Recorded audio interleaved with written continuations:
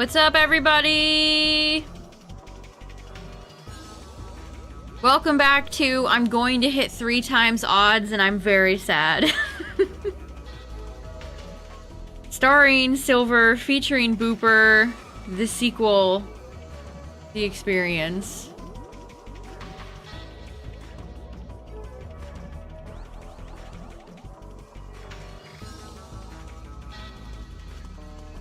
I should actually update my odds command to have all the different levels of odds now that I'm doing FireRed, LeafGreen, which this is never anything I had to think about before.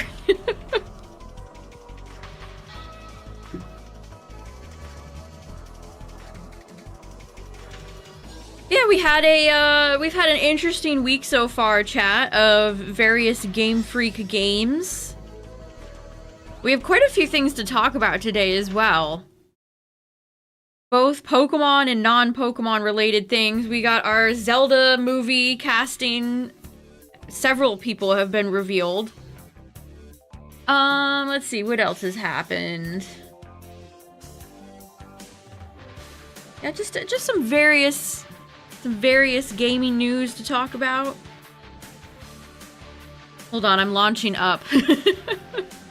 I'm gonna have Up going while I'm streaming. Multitasking.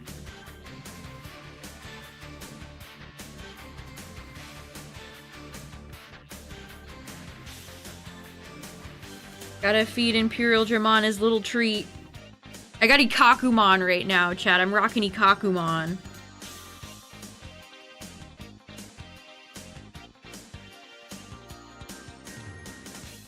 Okay. That should be good to go.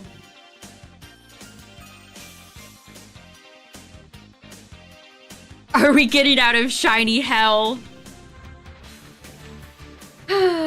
Surely it has to happen one of these days, right, chat?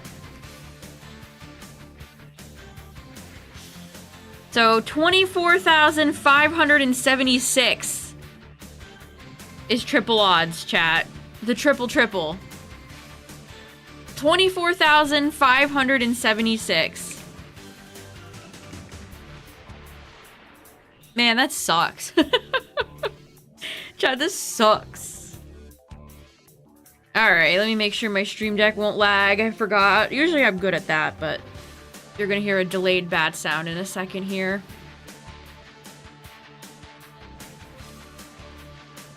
Any day now, stream deck. How do people not get their stream decks to lag? What's the secret?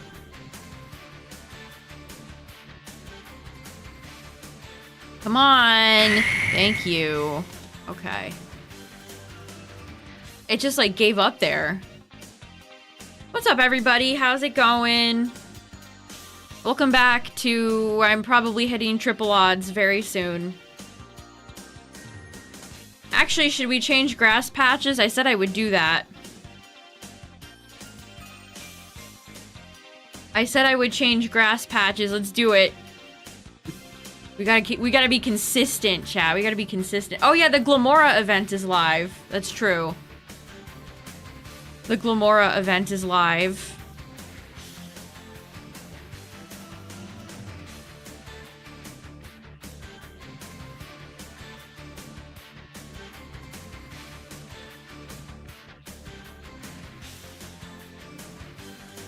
So Glamora, it's weird the way they're doing it. So Glamora is increased odds for shiny. But then the rest of the Outbreak events after this will just be increased mark, not shiny. I don't know why, but I mean, okay.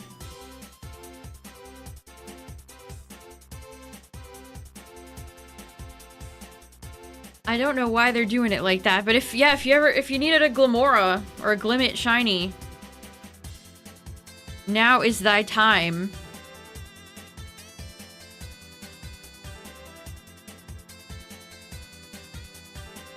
Shiny Chimchar. I feel like every Gen 4, like specifically like Diamond, Pearl, Platinum, Shiny Hunt, or even like, I feel like that extends to BDSP too.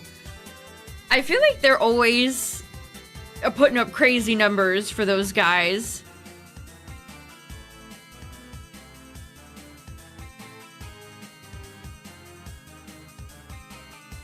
I'll never forget when BDSP first came out and everybody was doing the briefcase simulator and everybody was so miserable. I just remember how many people would come into chat and just be in despair. The briefcase simulator does not treat people well, chat. As just an observer, it doesn't seem to treat folks very well.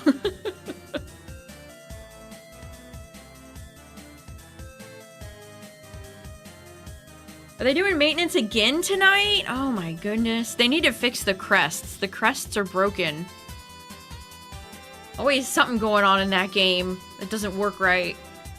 Walk to Zapdos.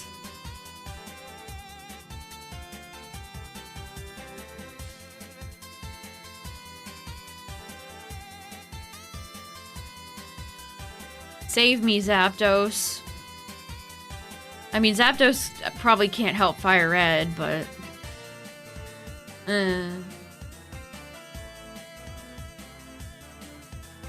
Oh no, is tonight maintenance night? What's up, Cacturn? Being so excited for the trailer and seeing the chibi style. I don't even remember the BDSP reveal trailer. It's like a faded memory.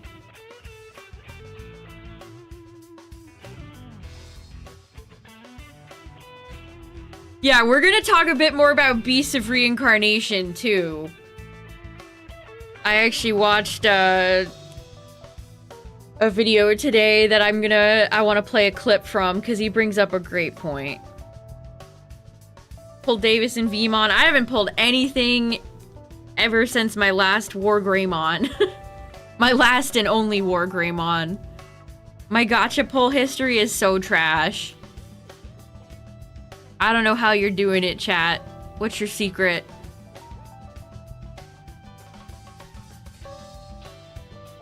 Yeah, why don't I just play it? So this is from Skill Up. I was very curious to see what he had to say. Okay, where's YouTube? So he does this series where it's basically titled, I either recommend, I strongly recommend, I recommend if it's okay, and he said, I do not recommend for Beast of Reincarnation. Let me just play you the beginning of this video real quick. I had one question in my head the whole time I was playing Beast of Reincarnation. All the money that Game Freak makes off Pokemon, where does it go? Pokemon is the single most profitable IP in the history of the human species. Literally, nothing makes more money than Pokemon, so where does it all go? We know it's not going into the Pokemon games, we can tell that just by looking at them, and now having played Beast of Reincarnation, it's pretty clear that money wasn't flowing into this either, because this unfortunately is a big disappointment. Yeah, that's a great question. Where does the money go, chat?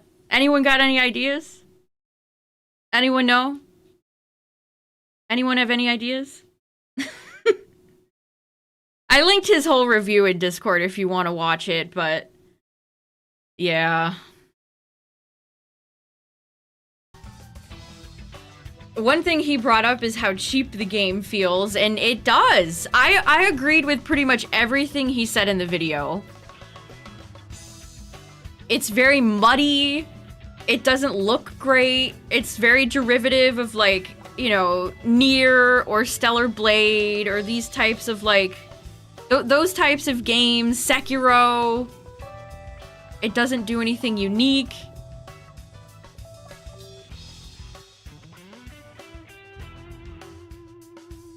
Some of the comments were cracking me up. We should look at some of the comments. We should look at some of the comments. The funniest thing is about this game is the voice acting. It feels like they are written and directed by a company that has never hired voice actors before. Oh wait. They spared no expense in that they did not spend much at all. I don't know why people keep saying lawyers. Like, that's just... That comment is on here like 3 different times. Like, I'm sorry, lawyers are expensive, yes, but they don't constantly eat like millions of dollars a day. What are you talking about? 10 years of stagnancy does to a studio. I understand why they didn't share actual gameplay footage before release. Yeah, he talked about the blur, and I noticed that too. The game has like an odd blur effect in it. No influence from Nintendo. Yes, of course. That goes without saying.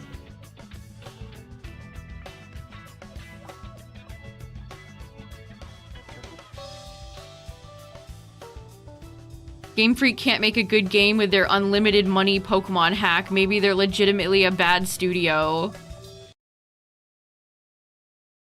God, it's just, this comment is insane. Ball shaving device commercial? Oh my god, that's brutal. Bethesda, I don't... Okay, this song got me copyright claimed. I gotta take this out. We'll just play this instead.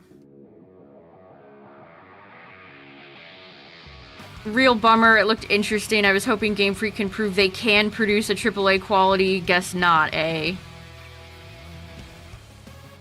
Terrible pacing, ugly blurry graphics, unfinished areas with invisible walls. Underwhelming story. Brother, this is secretly Pokemon.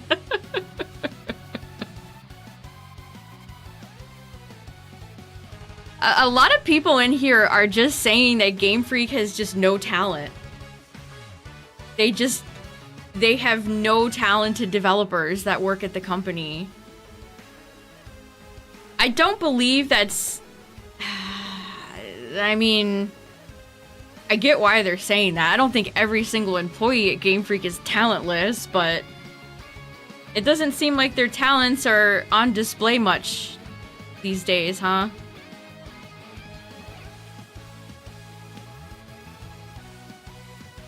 What's up, everybody? So yeah, if you missed it, chat, the whole VOD is up on both YouTube and Twitch. We played Beast of Reincarnation, which is Game Freak's new non-Pokemon game. And what an experience it was.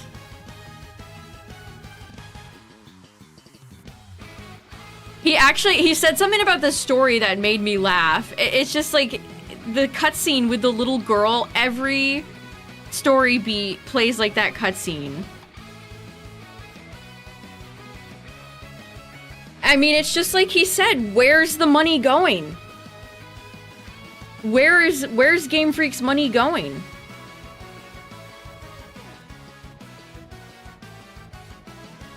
Because they're not reinvesting it in the games. So where's it going? People in the comments were saying that it just feels cheap.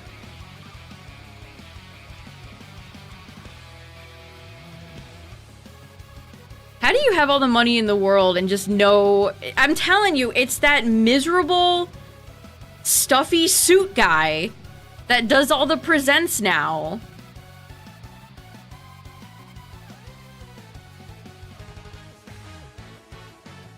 Where he gave that, like, super dystopian quote that's like, we need the Pokemon brand to be going for, like, 900 years in the future. So I'm paraphrasing. It's like, maybe you should worry about the now instead of the future.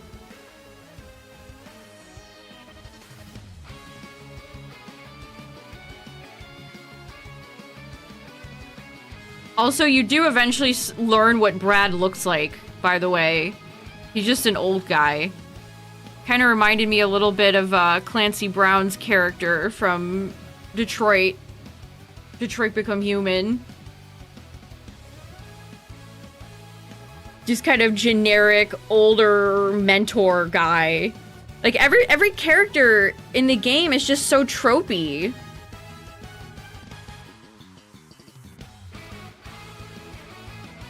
And apparently that awful deer boss, they recycle the bosses again and again and again. One thing that he kept saying in his review is that if the game was maybe just 10 hours, it would be okay. but it's like there was a company mandate to extend the time of the game, and they just recycle the same bosses over and over again. What's up, Cam?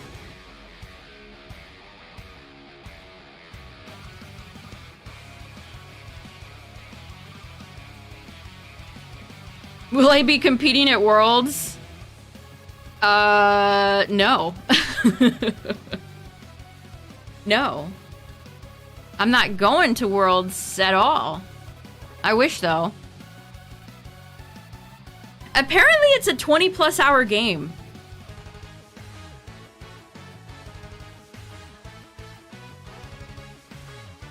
I also noticed, apparently it doesn't even get that much better either. But it's the same 2 enemies again and again. Hi, Zapdos. What's up, Zapdos? Mind if we join you for this evening? Mind if we hang out?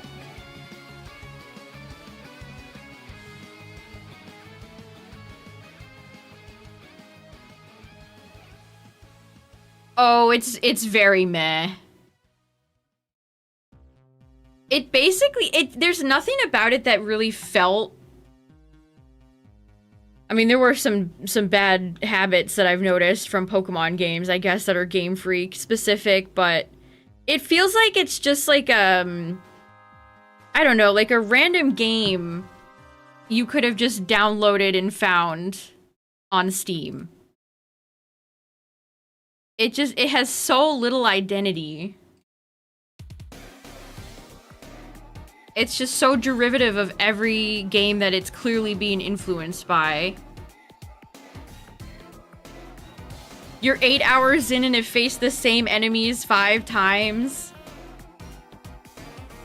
I've also seen a lot of people try to blame the South Korean studio that they outsourced a lot of work to. Which, first of all, that's funny. Even on non-Pokemon games, Game Freak has shooters. But all the guys at Game Freak, like, they've done behind-the-scenes looks and videos and interviews with these guys. They clearly care about the project.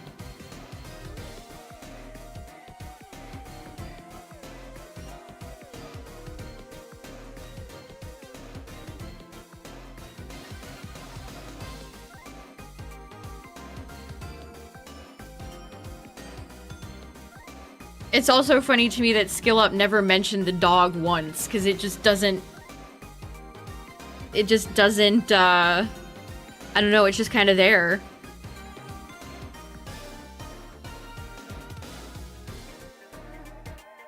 Yeah, you want to talk about some interesting numbers, chat?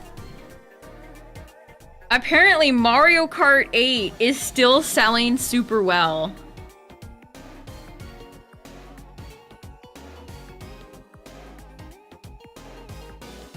Here's the, will I be watching Worlds? Yeah, I always stream the final day. So Mario Kart 8 Deluxe, man, 71.53 million units. That is truly insane. Increase from last quarter. So almost 500,000 people are still buying Mario Kart 8 Deluxe. Which is just behind Mario Kart World at 690K.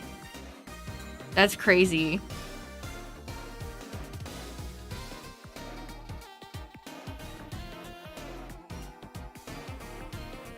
I mean, what Mario Kart 8 gives you so much content.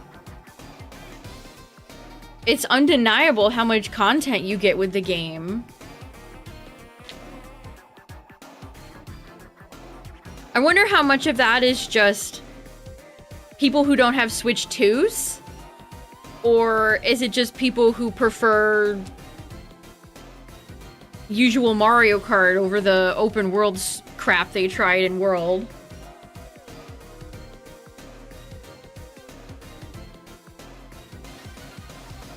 But yeah, speaking of Nintendo, we got our Ganondorf. They revealed the casting for Ganondorf today, chat. What do we think? Did I bring the tweet up? Okay, there's actually a few people that they cast that we gotta talk about.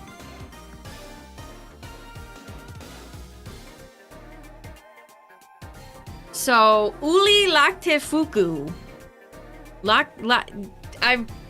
I tried my best.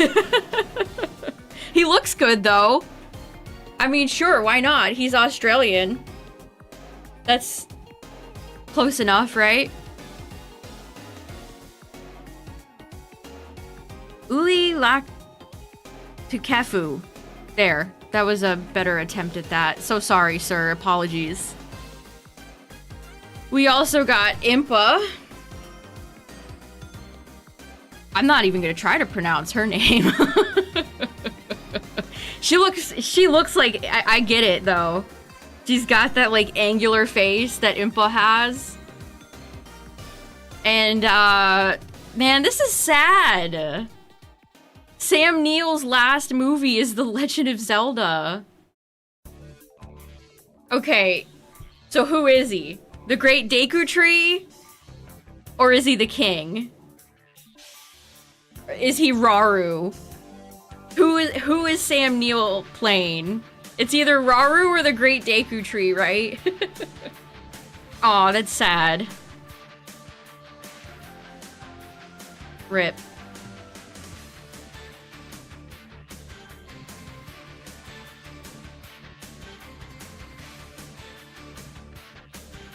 But yeah, that's I've never heard of this guy before, so they've continued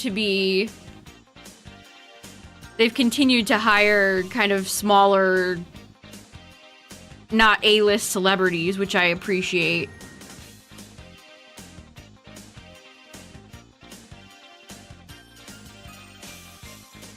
Most of the cast are not heavy hitters.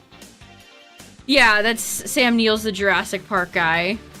He's either playing the Great Deku Tree or Rauru.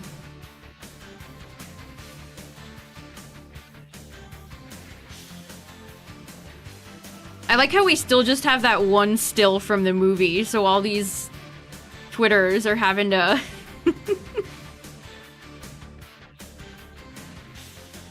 Yeah, that lady's got a serious face card. She absolutely could be Impa. She's got a serious face card.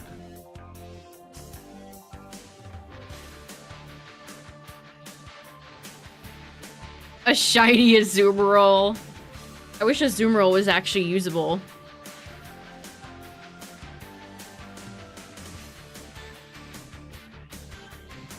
Yeah, we've got Ganondorf, Impa. Also, speaking of Zelda... Where'd that article go? This made me laugh out loud when I read it today. Nintendo reconfirms Zelda Ocarina of Time remake is still set for late 2026. Thanks for reminding us, guys. Like... Hey, just a little idea for you guys. What if you, release a trailer? Also, the worst part about every single one of these Zelda articles is that, oh, they're really gonna compete with GTA. I cannot wait for that game to come out so we can just collectively, as a society, move on. Yeah, truly, I don't think Nintendo gaff.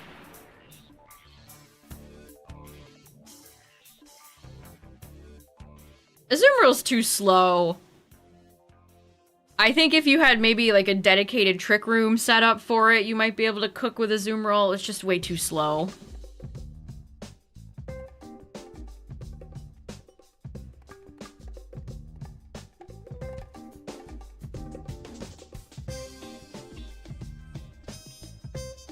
Aren't September and October really jam-packed too? Like, we've got a lot. It isn't just GTA 6. We've got a lot of games coming down the pipeline before this year is over.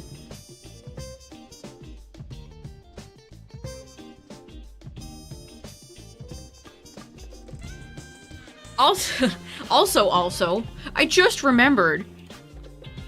Speaking of GTA, look at this. They're doing an extended look for GTA on Netflix. What? Okay. This is just this is not real, but Nintendo Direct hosted by Peacock.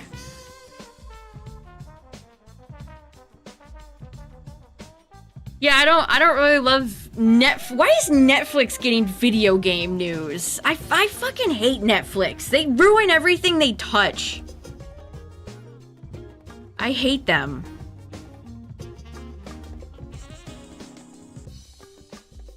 Also, this comment's funny.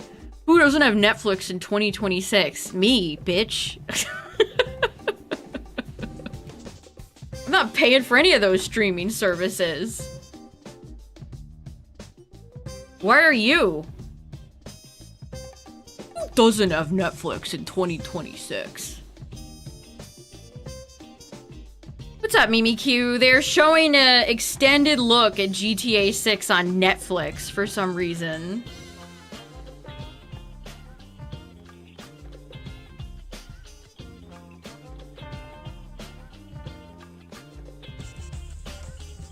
Yeah, I mean, same, Justin. I'm not paying for any of those. Paramount Plus, Peacock, NBC. Well, Peacock is NBC.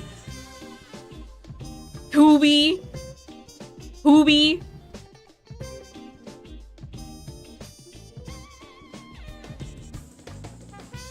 Hey, the 160 stream streak.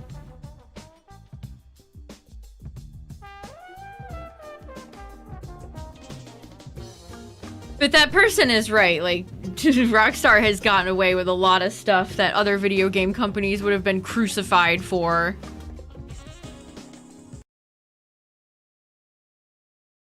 By Sony hosting live viewings. That wasn't even a good presents. Or presents. What state of play. Whatever. Everybody's gotta have their own little quirky name. We can't just call it video game news. It wasn't even that good of a state of play to have a theater, to go to a theater and see it. Sony is on a tear this year. I don't know what they're doing. I don't know what they're up to.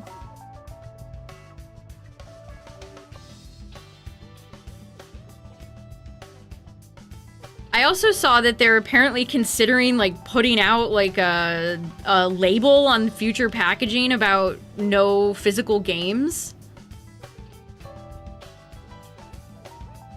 Surprised they would advertise that at all. You'd think they would just keep it quiet.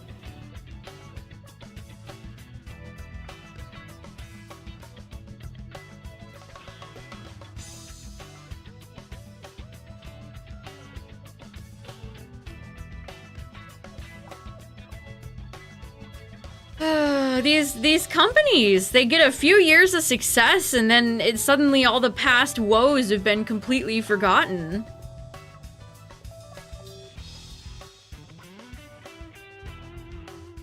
When do I think they'll add other mechanics like Z moves into champions? I think we'll be stuck with megas for probably the rest of the year. Maybe next year. Yeah, it's like, where'd this arrogance come from?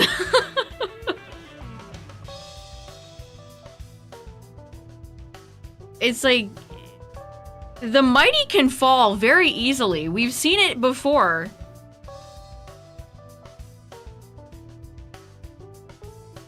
I think Nintendo actually revealed... Yeah, I saved it. Nintendo says 38.5% of its sales are still physical editions.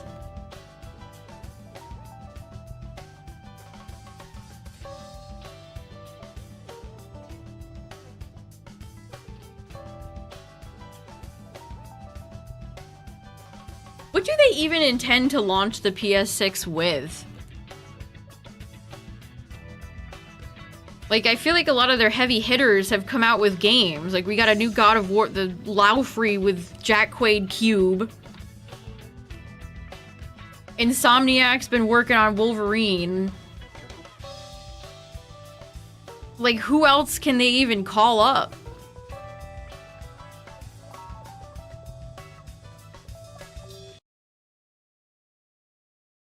Yeah, I have a lot of... For Nintendo, I definitely have some digital games and I have some physical games. It really just depends. Usually I go digital for things I stream just for ease. But I do like buying physical games. Because that means if I don't like the game, I can sell it.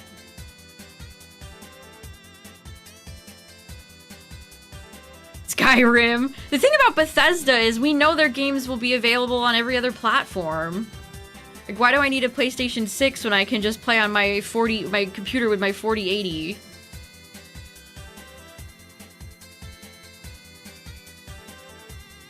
Yeah, maybe the Naughty Dog space game, but that seems like it's still years off. I mean, I guess we're years off from the PlayStation 6. Maybe by the time it's ready, that'll be one of their big launch games. Maybe they'll make another Astrobot. I could see another Astrobot.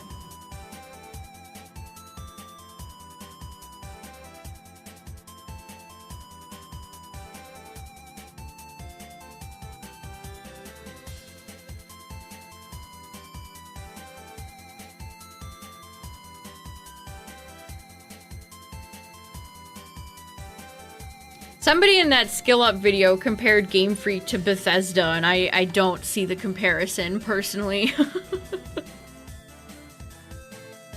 Like, could you imagine a world in which Pokemon came out with, I don't know, Sun and Moon, and then just had no Pokemon game for like 20 years?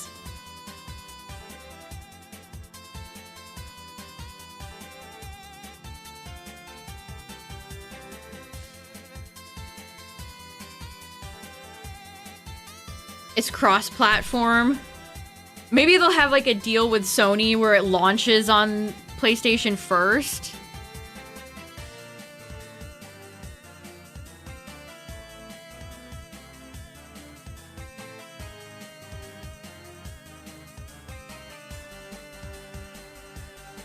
Five years is pretty standard between video game sequels or continuations for the rest of the industry.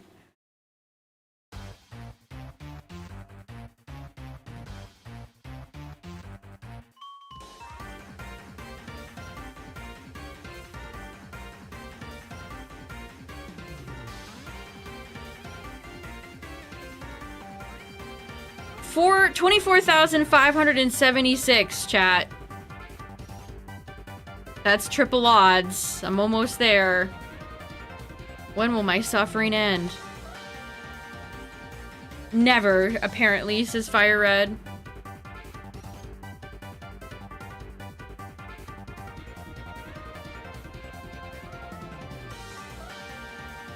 It feels, to me, I think a lot of it is just Game Freak felt so woefully unprepared for the shift to 3D. It really, I don't know, it's like a management issue. Who's ever managing their games is just not... Like, that's when you bring in other studios and stuff. Like, they started doing that with BDSP, and they outsourced a lot of stuff for Beast of Reincarnation. But I feel like they should have been on top of this from day one. Like, you know your studio, you know your budgets and your limitations. Why were you not prepared?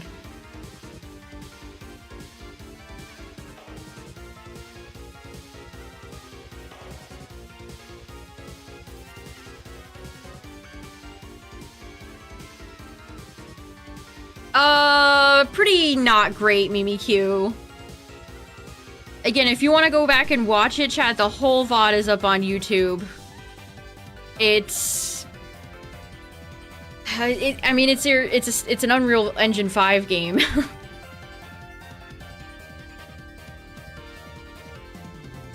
And a lower one end at that.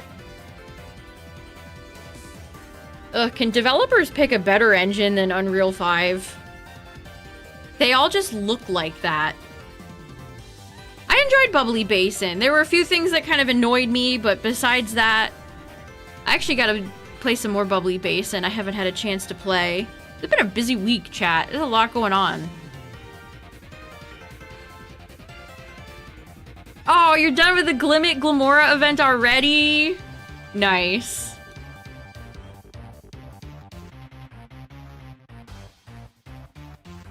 Yup, if you want to play through Sinnoh and you haven't, Platinum's the way to go, 100%. Shabubbles, shabubbles, shabubbles, shabubbles, shabubbles.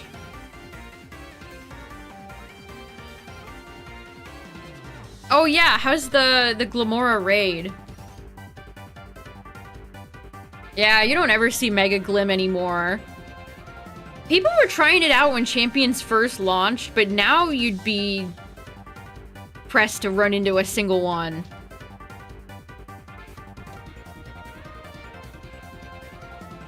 Ran support.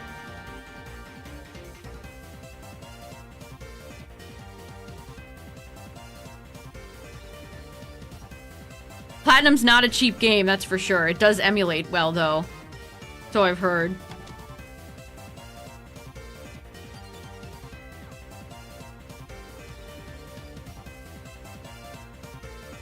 Oh yeah, speaking of Game Freak and Pokemon woes. Let me read this one out, chat.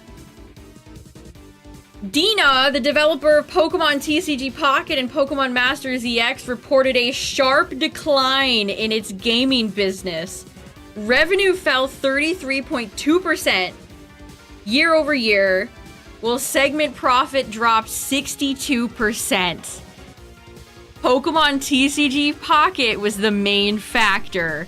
Its average monthly active users fell from 39 million to 23. They plan on running more events and promotions to increase login frequency, player activity, and user retention. Pocket is dying. That is like the least surprising article I've ever read in my entire life. Pocket is one of the most soulless experiences Game Freak has ever put their names on.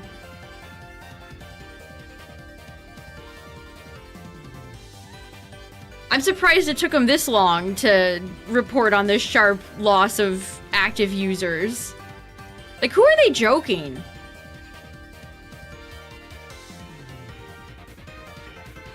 Yeah, it's just not a mobile game with a long shelf life. They've just recycled the same boring events since the game started.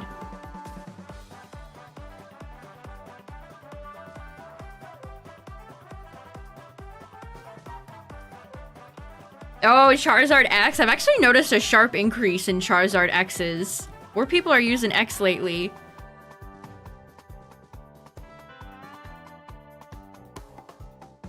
I don't know. Did they have their, like, heads in the sand, chat?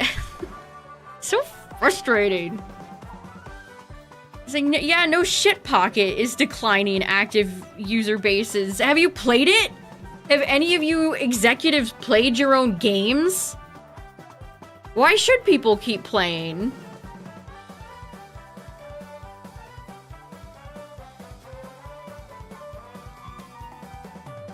Listen, I'll give Konami that.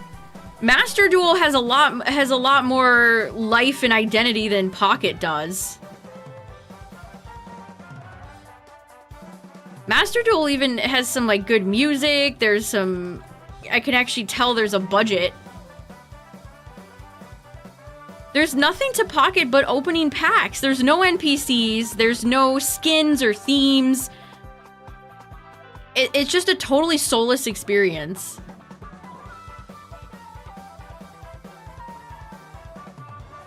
Yeah, the UI is awful and slow. The menus are terrible. It's taken an embarrassingly long time for them to come out with basic, like, quality of life updates.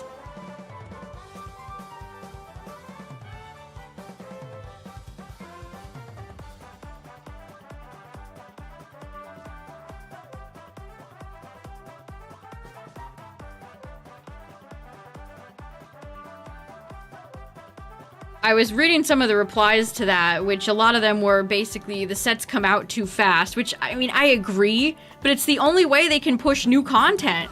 The game is just so empty and devoid of anything else. That's the only way they can get people to come back, is to be like, hey, we got a new set. Come open packs. Yeah, they've never added a dark mode, even though people have been asking for that since day one. It's clearly there. It's clear as Pokemon Crystal to me that they're just not listening. It's a very stingy game too. I've played quite a few mobile games in my day. And even if you paid money, even if you paid for the premium, the season pass, it's just not worth the money. It's $10 for one extra pack a day. Or was it 2? I can't even remember. And then you get a crappy promo you'll never use at the beginning of each month. It's just not worth your money.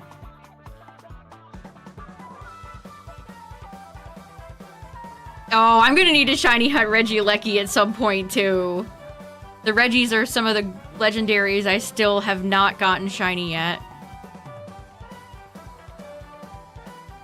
Don't do it. Yeah, the pack points are not universal. So if you want a specific card, God forbid a gold or a rainbow card or like a full art shiny, you're gonna need to open the same set for months. How did they think this is sustainable? Or they're gonna have people who want to keep playing the game?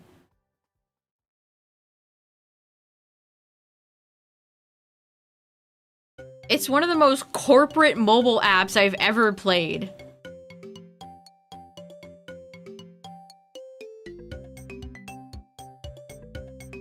On my way.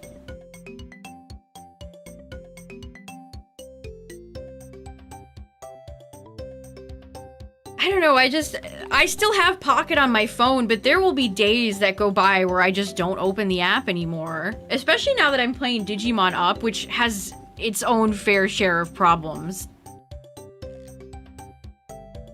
But again, just no identity. It's so boring.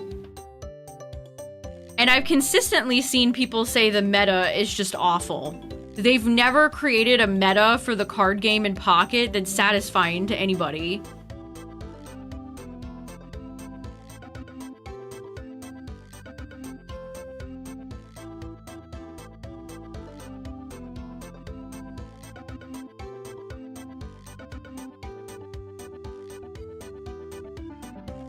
I just don't think there's enough systems in the game to... There's not enough, like, gacha pulls or enough of your mobile trappings to keep people coming back.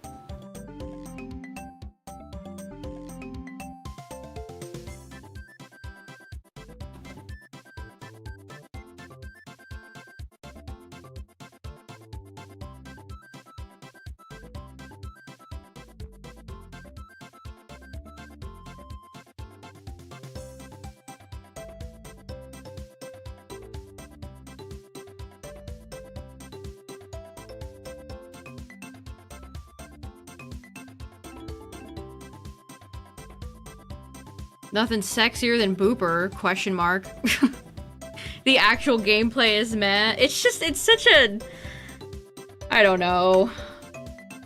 Pocket is just such a frustrating... Just a frustrating product. The fact that that article specifically called out Pocket, too.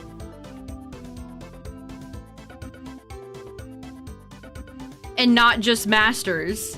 Because they also make Masters EX.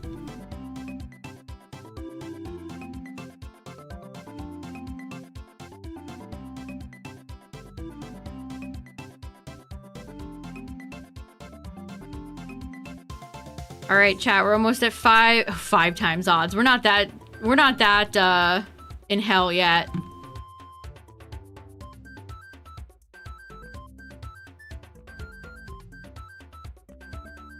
Anyway, 24,576.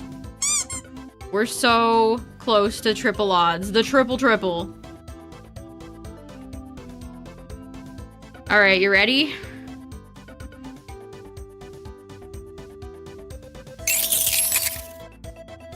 Oh, everyone should know that one.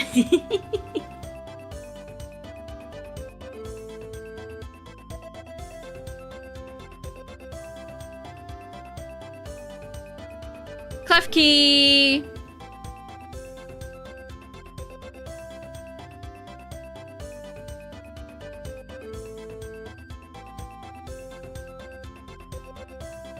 Why do I use the beta design? I don't know. Because I like it.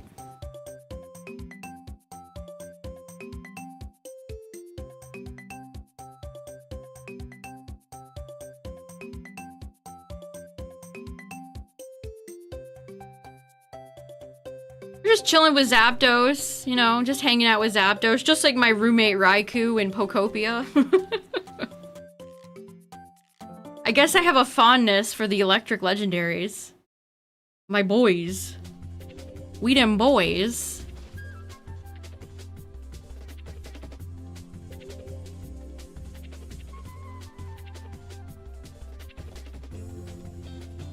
How does the mouth move up and down? I have a software, a PNG software that does it. I animated it myself. Favorite NPC boss battle in a Pokemon game? I don't know if I have a definitive favorite, but I don't know, Giovanni, Maxie, Archie, maybe. I guess Red would be the all-timer in Gen 2.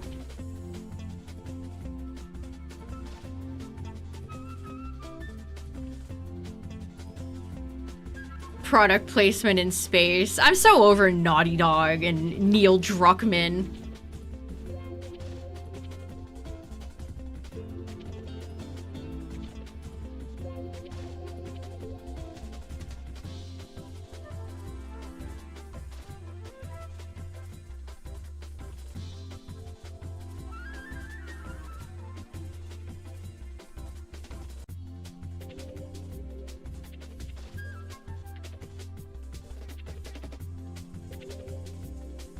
Whitney. Yeah, Gen 2's got a lot of good ones.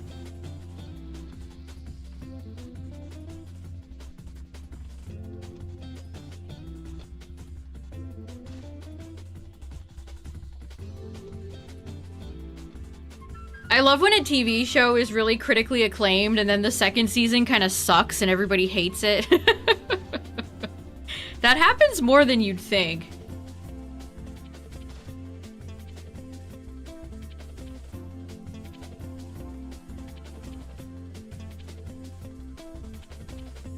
The Spider-Man movie features a scene that hangs on a car billboard aggressively for 15 seconds. Oh, does it have a... what are the... all the, like, Sony products it tries to push?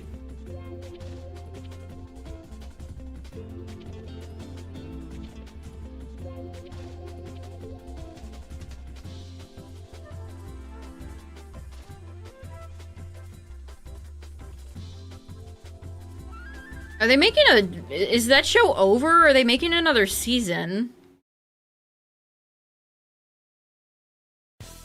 Yeah, no one's ass is using a Sony laptop.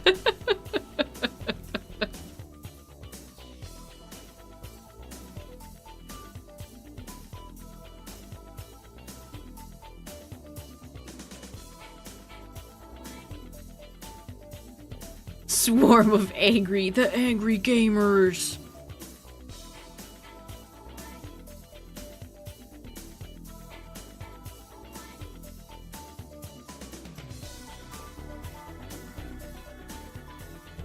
They push Samsung phones. Oh, right, of course. Peter Parker, famous for having loads of money with his folding phone. Get out of here. Why would he have a folding phone? That's so goofy.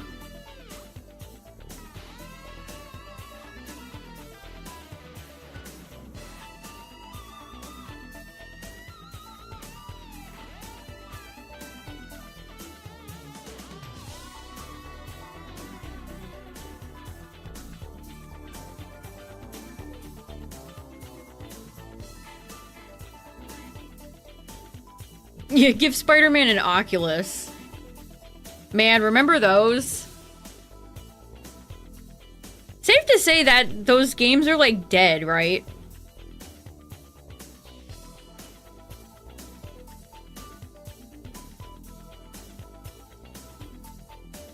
I can't think of the last time they've announced a game for one of those types of thing. I can't even think of what they're called right now. Virtual reality headset. Right, yes, right.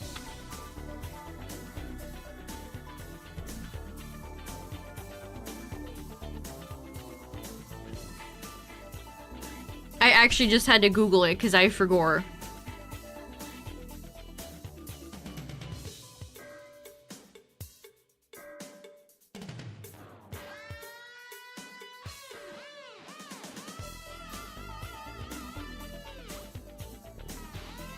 People on VR chat.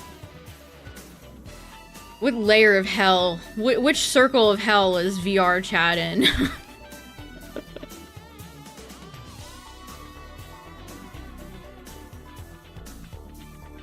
The deepest one.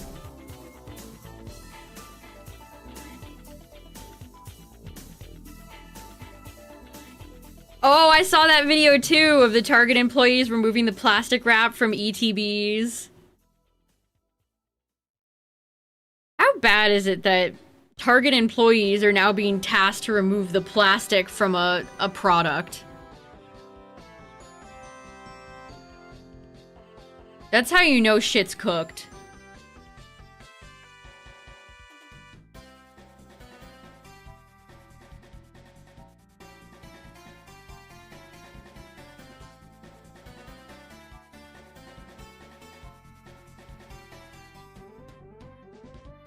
I have not phased.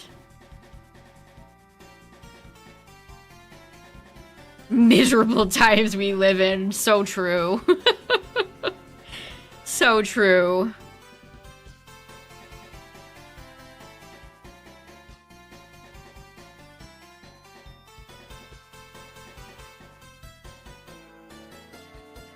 I'm still thinking about Beast of Reincarnation. What a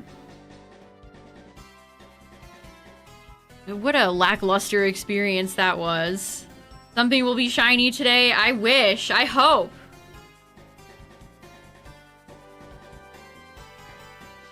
$24,576, chat, is triple odds.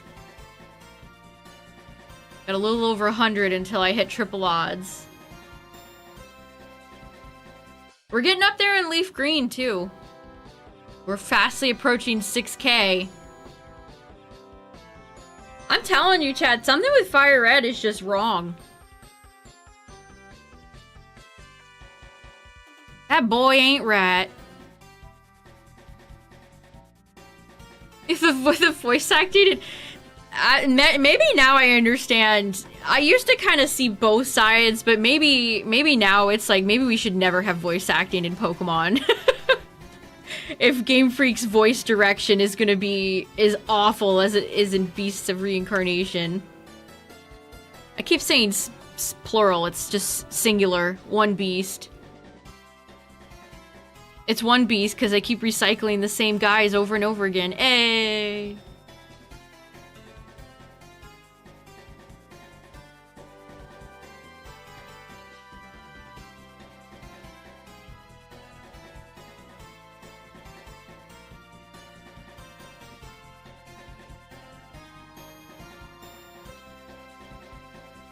I said this yesterday before I picked the English voices. I said, I know this is probably a superior experience listening to the Japanese voices, but for science, we're gonna hear the English voice acting, and boy, was it something. If you weren't there, chat, basically think about like Breath of the Wild. Everybody is British for some reason, and they sound like this. Everybody's really quiet and subdued and sometimes barely audible. Everybody in the game talks like this. Except they're British. What's up, Galaxy? Building Lego Arcanine. Nice!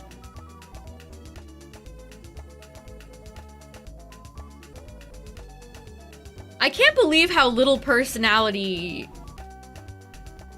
2B, I mean, Stellar Blade Lady, I mean, Emma has.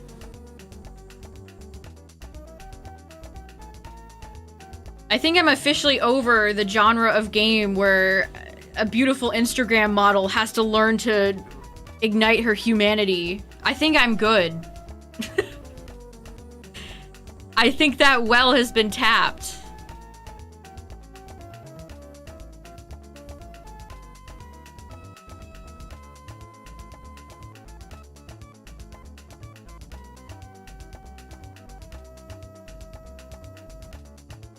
Oh, the Eevee kits for 30 bucks. That's not too bad. So chat, I still have my Garchomp Umbreon Lego set that I want to put together on stream. I think we'll get to that next week. I could do it this weekend. We'll see. I need to get Droid OBS set up again. I miss doing Pokemon card streams, chat. I used to do those pretty consistently where I would open cards and we would just big chill and it'd be great, but... well, you know.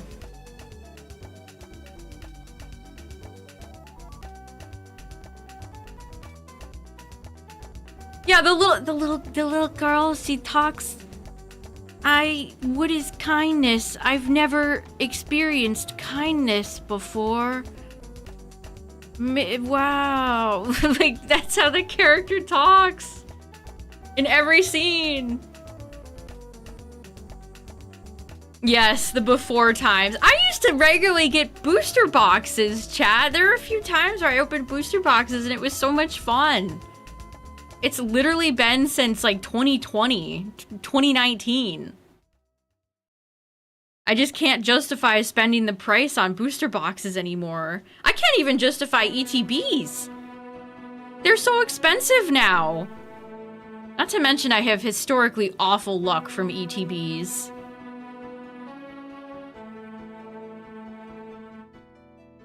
Yeah, that too, Justin. Step 1. Can you even find product? Step 2. Have money.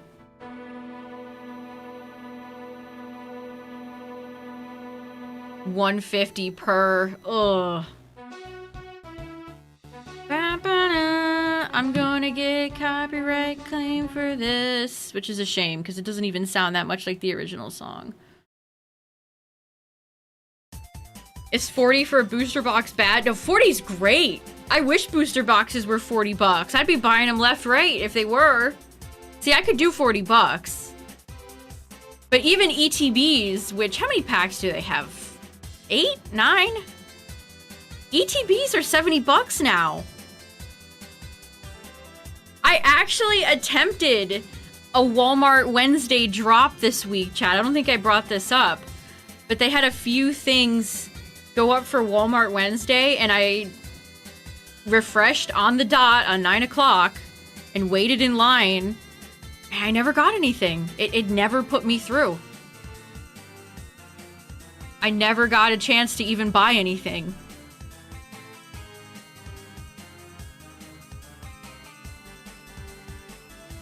It was the pack with like the starter promos, because I wouldn't mind picking those up. I do like the starter promos, but I haven't had any success.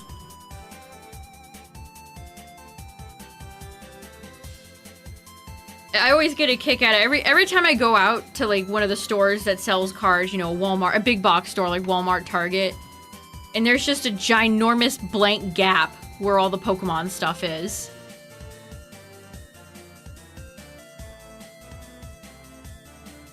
It's been like that for years now.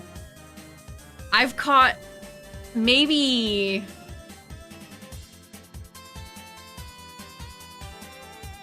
I'm seriously thinking about this. How many times have I actually caught like decent Pokemon stock?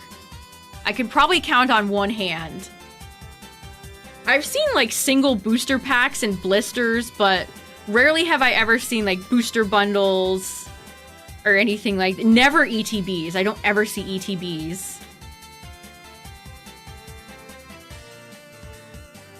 Yeah, I actually have a vending machine close by too, but I swear every time I'm over there, there's just like scalpers hovering around. They're like, it's on site with them.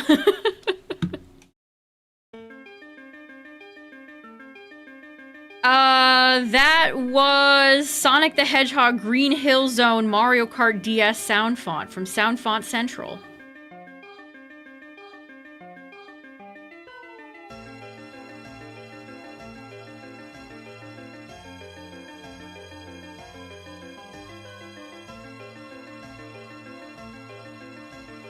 I was actually looking at GameStop's website the other day because they have these... There's these new... Listen, don't judge immediately because I didn't actually buy any, so... But they have these Sonic... There's like a Tails. Tails is a cute little wizard. He almost has like a Sorcerer Mickey hat. It's a cute little Funko Pop. But they're apparently GameStop exclusive and in-store only. And I looked on eBay to see how much. People were selling them for like 50 bucks. Dude. I don't have a local GameStop anymore. If I was to go to GameStop, I'd have to drive a considerable distance. So that's not happening. No Wizard Tales for me.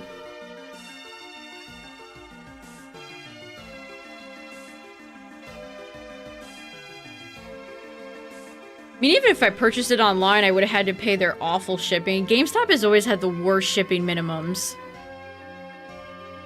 You can't even buy like a Switch 2 or a current PS5 game without having to pay for shipping. But yeah, that was one of the few instances where it's like, oh, no local GameStop. Oh well. I mean, I didn't really need to buy it anyway, but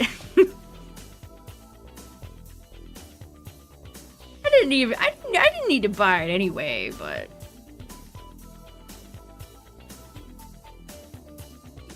I hate exclusive stuff. It's like when they did exclusive amiibos all the time back in the day. That stuff stinks. Yeah, would you like to add pro? No.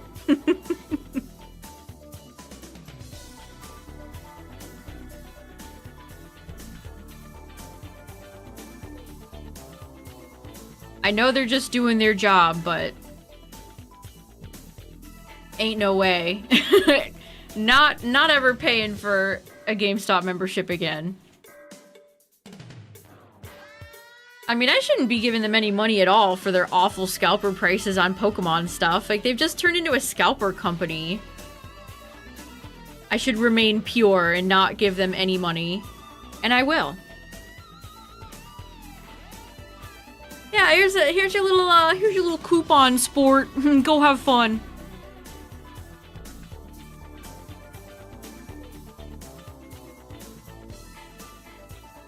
They have done exclusive card boxes. They have. I think there was like was it a Lugia box that GameStop had exclusive? Didn't they also have that Arceus Premium Collection? Which I did buy that. And let me tell you, chat, it wasn't even worth it. Those metal cards were kind of crap. Speaking of not worth it, chat, on the Twitch side, ads are gonna play, but you won't miss anything, probably. We all know this game. Yeah, the exclusive Greninja box. They have done exclusive boxes. Doing a Shiny Dream Team full odds for on Pokemon Moon. Nice, good luck.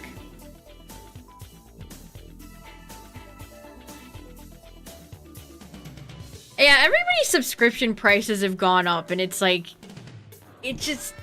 The subscription price has gone up, but the benefits you get as a member have not. It's just total garbaggio.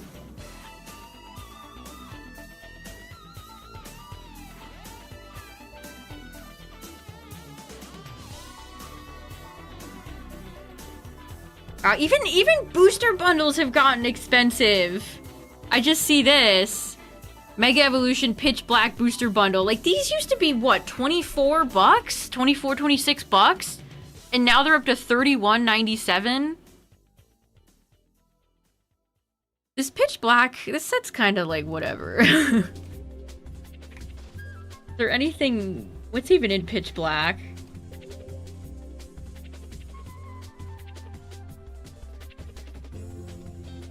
Okay, you couldn't have told me one of the highest value cards in here was going to be more Pico EX. Oh, that Slowbro is cute. Wow, this set has no value. Look at this, chat. A lot of these cards, especially compared to... What was the last set called? Like, Ascending Sky. So the most valuable card in this set... Actually, hold on. It's still clipped. Is Darkrai. I mean, 257 bucks is nothing to sneeze at.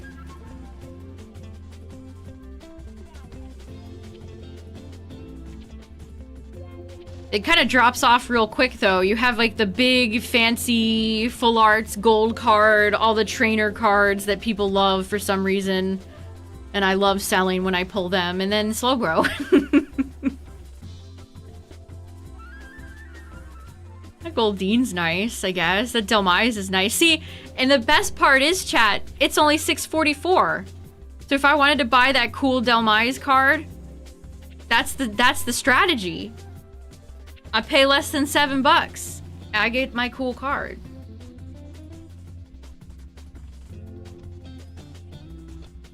They are unaffordable. They've all gotten expensive. They've all done price increases.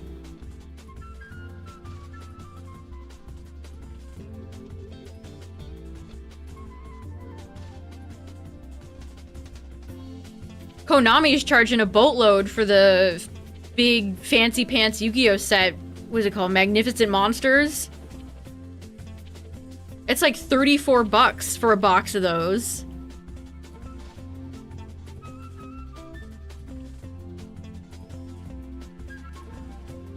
Entire pack of those gold cards. I feel like that sounds fake.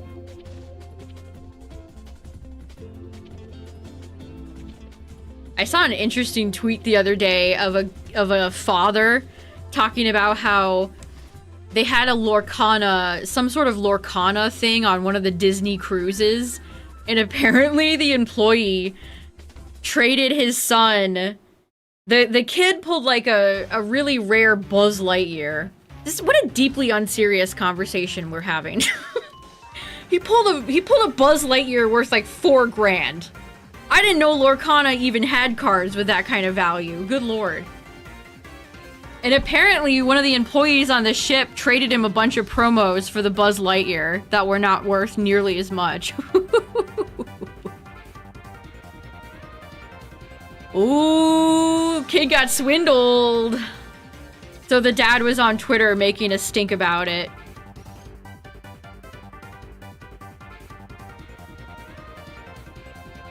If you don't get ripped off trading an older kid or an adult a trading card, are you really a trading card fan? There was this older kid in the neighborhood that I traded my Hollow Raichu to for a Jigglypuff. I'll find you someday, dude. But yeah, apparently, how do you pull... A kid should not know this type of stuff. Like, I knew the value of some of my cards as a kid, especially after doing that awful trade.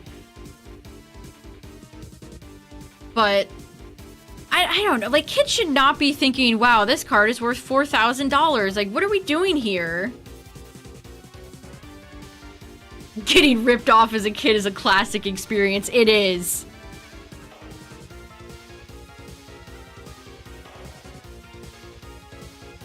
Telling me people are paying 4,000 bucks for just a Buzz Lightyear?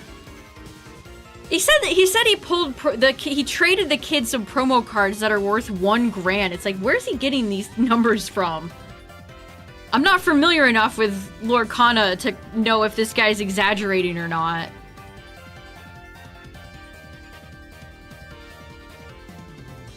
Oh, a special needs kid? Oh, Jesus. That's... oh my god. Okay, I'm gonna look up Buzz Lightyear. Buzz. Oh, I guess he was right. It's this one right here. Buzz Lightyear Jungle Ranger, parentheses, iconic. I guess he's really iconic, chat. Market price, 3,632 bucks. Damn. I guess he wasn't lying. Holy shit.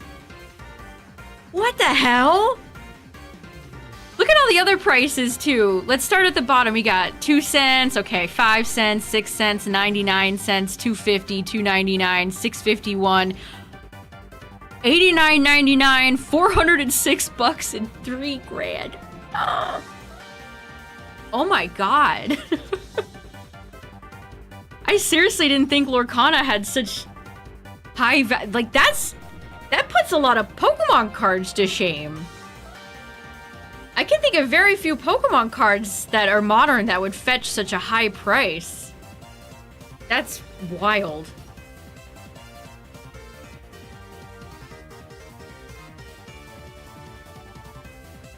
You like how simple it is to play? That makes sense. Especially if it's really popular with kids, if it's easy to play. I mean, kids love Disney. It ended up dying locally. That's a shame. Yeah, to me, Lorcana, again, is just an observer. Lorcana's had a lot of ups and downs. When it first came out during, like, the pandemic years, it was super popular. It was getting scalped left and right. And then it cooled off. And now I've been hearing stories about how it's getting scalped. Although, all the stories I've heard have been, like, limited events. Like, you have to actually go to, like, Disney Paris or Epcot or, like, that kid on the cruise. Maybe that's why that card is so expensive, because you have to be on Disney property to get it.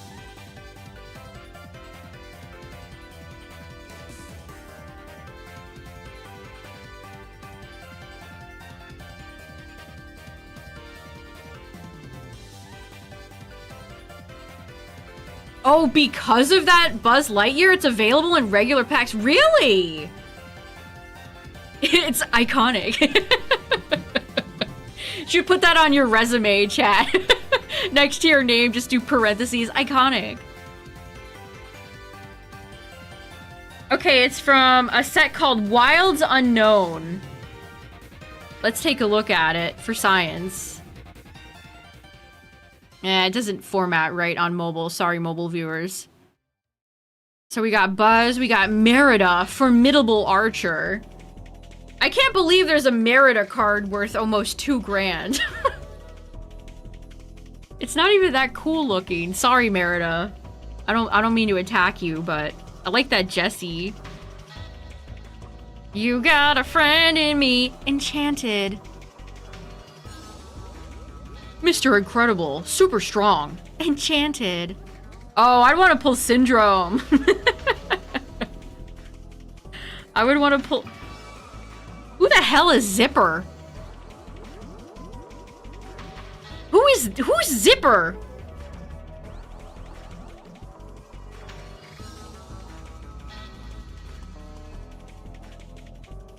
You can get a Jack card for 100 bucks. Yeah, who is Zipper? I think Jessie's my favorite. I like Jessie the most. Yeah, look at the market price on the booster box. 229 bucks. Wow. Today I've learned. Chip and Dale? Oh, that's why I don't know who he is. I never watched.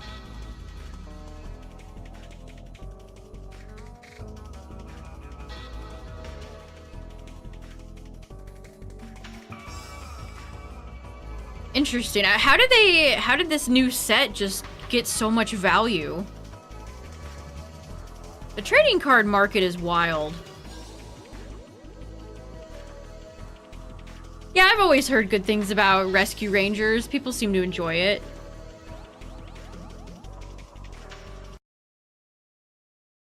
I saw, I should have saved this tweet because it was one of those tweets that hurt me. But it was a Legendary Collection PSA 10 Gengar, which the Legendary Collection set are those like really sparkly reverse hollows. And it was like, you could either buy your PSA 10 Legendary Collection Gengar or a house because the card sold for $700,000. Why didn't I buy more Legendary Collection, chat? Frick. I could have had a house. I could have had a house if I had Gengar, damn it. Why didn't child me buy more cards? Oh, Tyler's working tonight.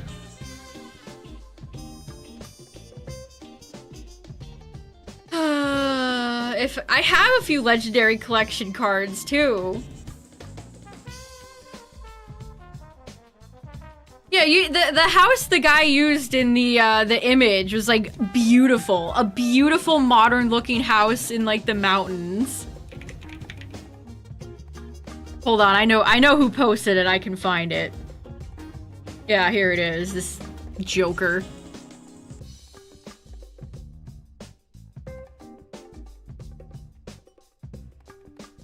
I mean, I don't know where this is. You certainly can't get a house that nice where I live for $700,000. This would be many millions. Many, many millions. Oh, man. If you had Legendary Collection Gengar or Charizard, you could make so much money. It could be AI, knowing this guy.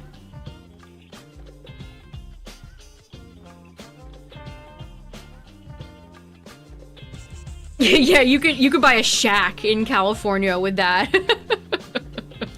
In certain places, you could buy a lovely shack.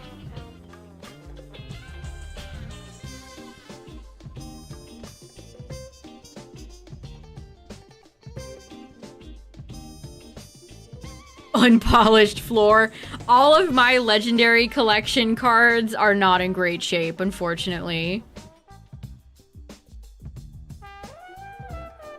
700 grand though. Oh my god. Can you imagine making $700,000 from a Pokemon card?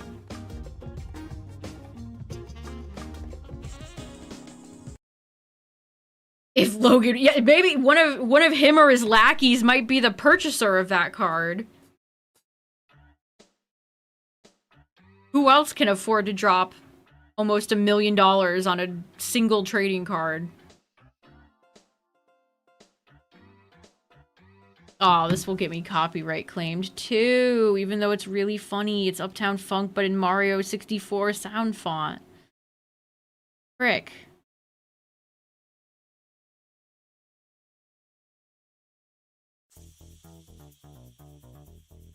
Mountains suck to live in. Mountains are awesome. I wouldn't know. I've never lived in the mountains.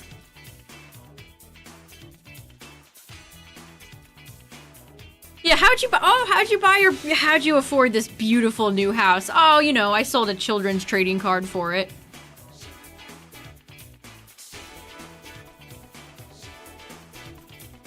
I sold a piece of cardboard behind a plastic slab. No big deal. Yeah, think of how much money you could make if you even just had it sit in an account or if you decided to invest it. Like, think of the interest. Ugh.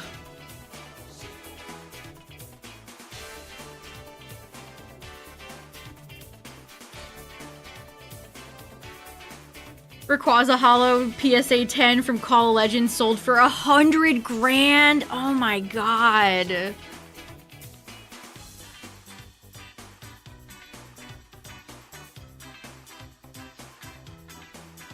Yeah, I wonder how many real estate agents have to deal with people who got like it. I feel like that's got to be somewhat common, like inheritance or lottery or coming into money.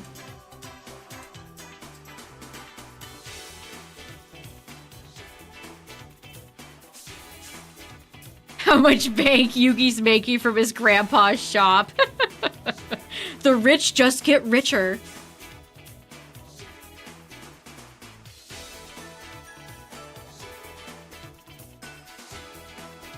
One of my holy grails for Pokemon cards that I wanted this card so bad as a kid, and I should have bought it as a kid because now it is completely unobtainable. Shining Rayquaza, Rayquaza Star. That is one of the coolest Pokemon cards ever printed, and I'll never own it. I'll never own it. I'll never have it. No. Buying Bitcoin in 2009. Sometimes I think about that guy that bought like millions of dollars worth of Bitcoin but lost the hard drive. He threw it away.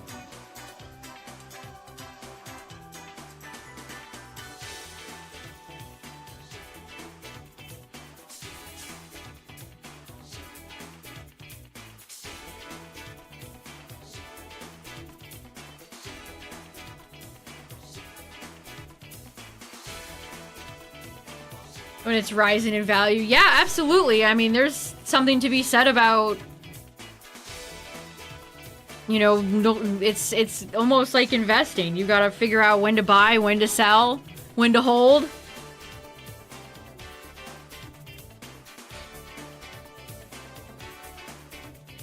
Yeah, the guy who bought it with a pizza with Bitcoin.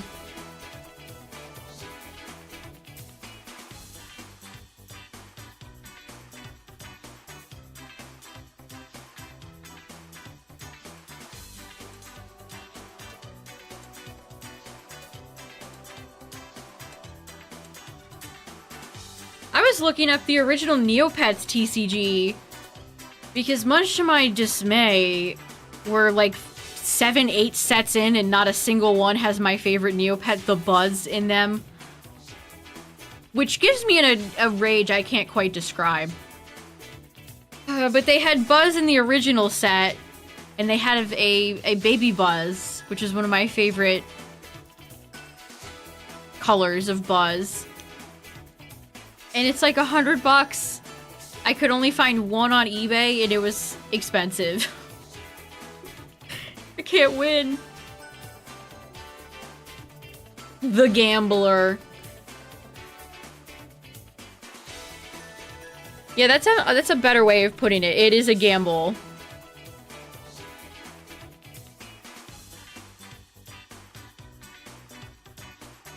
What's the last, how much does Pikachu Star sell for?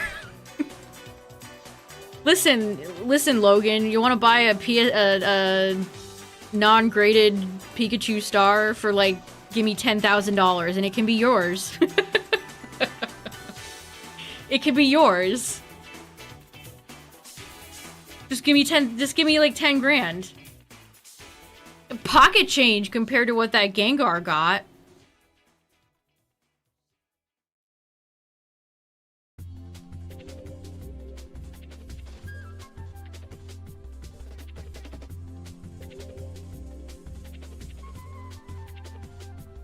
Oh, it hurts, doesn't it, chat? It hurts.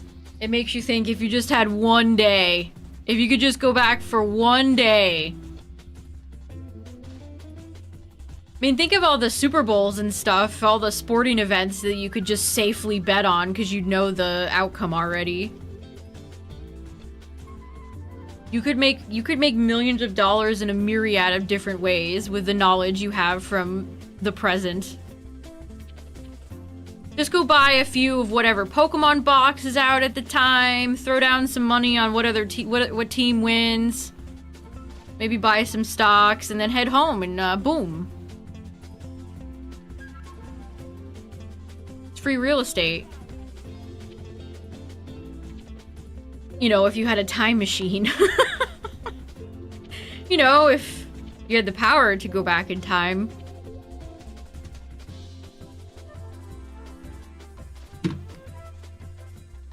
Oh. My bot got you, WDayday, for posting Doge. That's funny. Just automatically assumed the worst.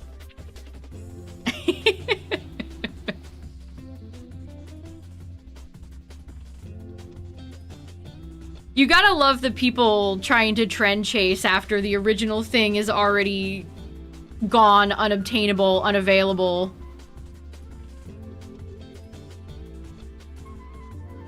What's up, Yeti? The grind. We be grinding. I'm very quickly approaching triple odds. 24,576. As long as Pokemon remains popular, those older cards will keep getting more expensive. People keep talking about like a bubble, but it sure doesn't seem like anything's bursting anytime soon, except my hopes and dreams.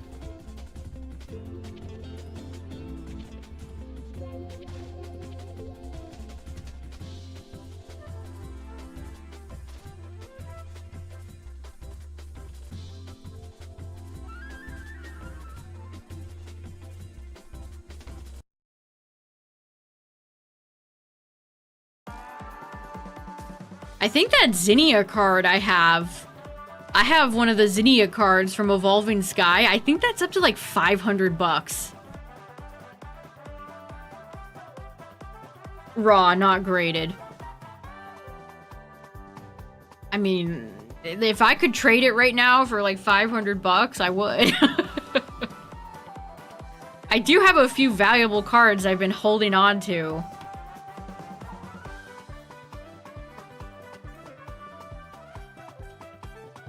But that's a gamble in within itself. Do you keep it, just sell it raw, or do you get it graded and then risk potentially a shitty grade?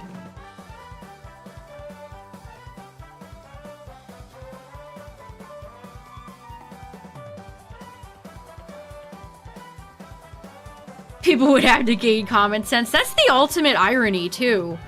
Scalpers wouldn't be in business if nobody bought.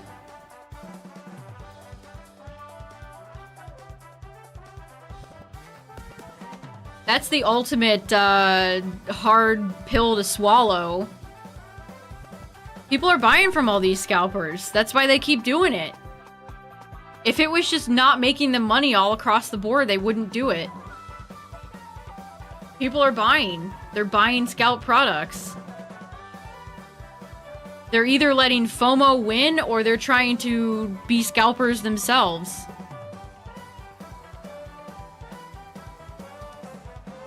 Scams continue to exist as long as fools do. So true.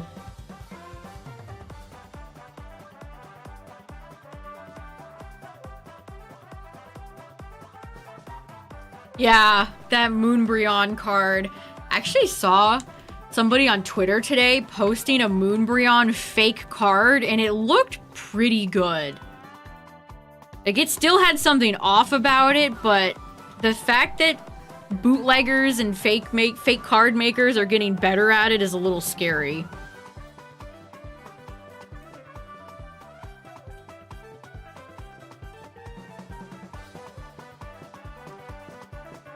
"11-year-old scalper." It's disgusting how many parents are starting their kids out on the scalper track. Well, their brains aren't even developed yet.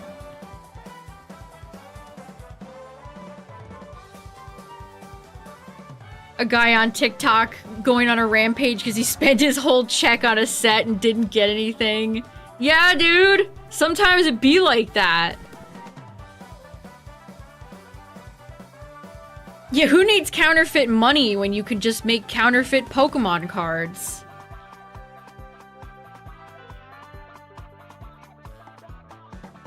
Stealing an expensive card at a card show. Oh man, it just brings out such ugliness in people.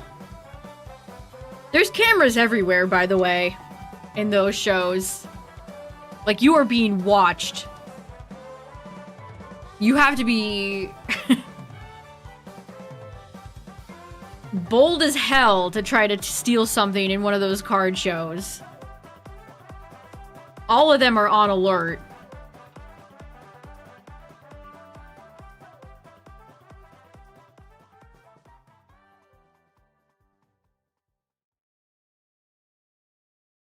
how dare parents teach their kids about money investing. At that age, kids should be outside on the playground having fun. There's also ways to teach things like that that don't involve sucking the fun out of hobbies.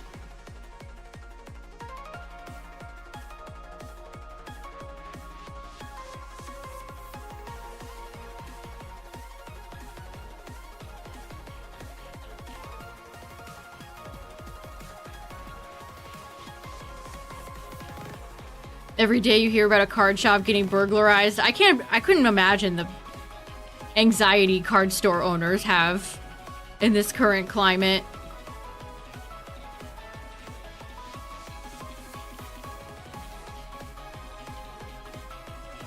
Teaching your kid how to become a scalper cannot be construed as positive activity.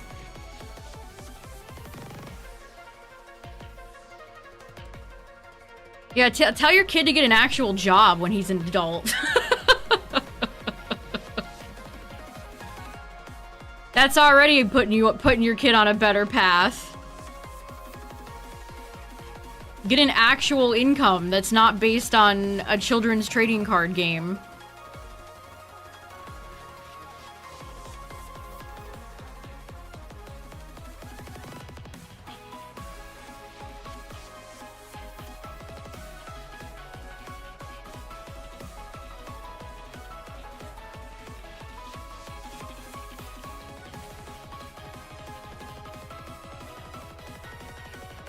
Weevil Underwood. Say goodbye to Exodia!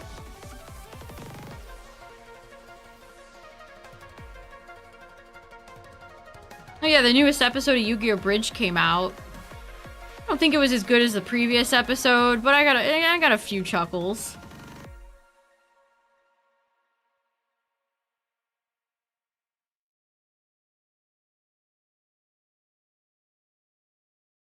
There was one card store where, like, active gunmen came in and robbed, like, a local TCG night. Sometimes they don't even wait until the store is closed.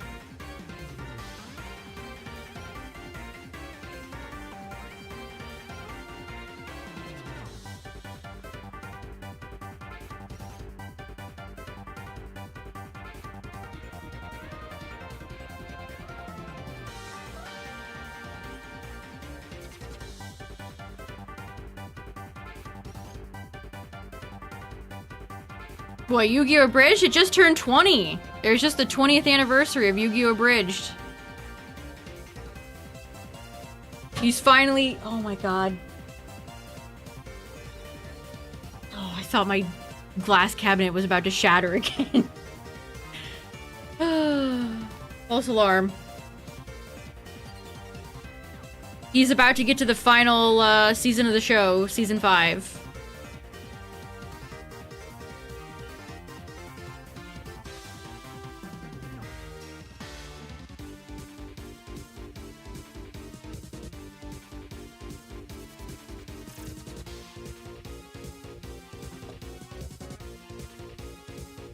Stole entire file cabinet of rare cards. There's this one guy I follow on a few socials, and he has like a general, like a game store. It's what's his name? Cake? Maybe some of you guys have seen this guy. He posts a lot of like new finds and stuff, which is cool. But I always, every time I see his shop, I'm just like, I hope nothing I hope nobody does anything, dude.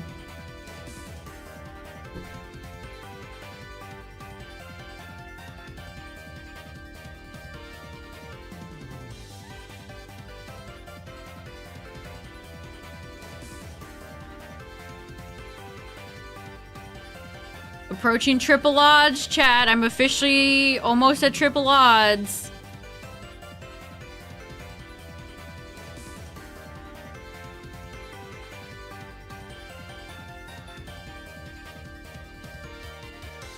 Yeah, there was a lot of periods of time where Little Karibo would only have like one episode a year, if that.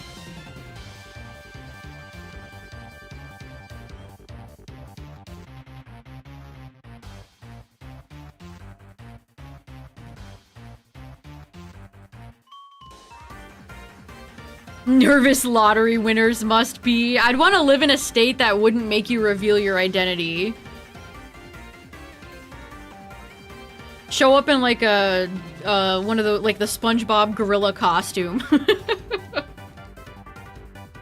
They'll never know.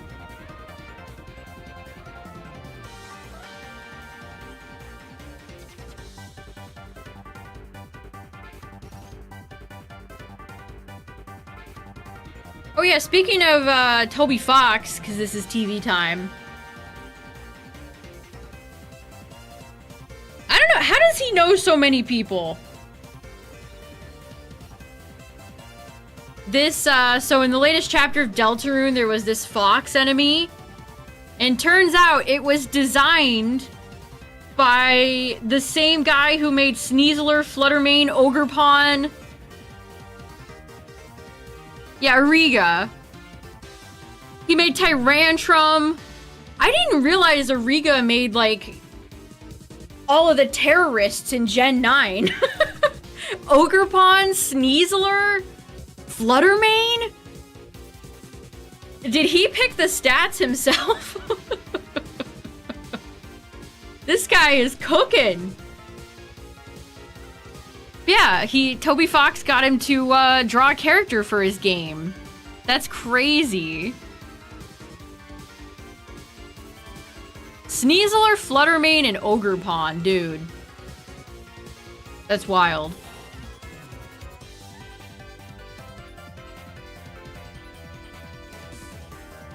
Florida makes you hire a lawyer. I feel like that would make sense if you're winning like an absolute boatload of money, but if you're winning just like a little money, that probably sucks.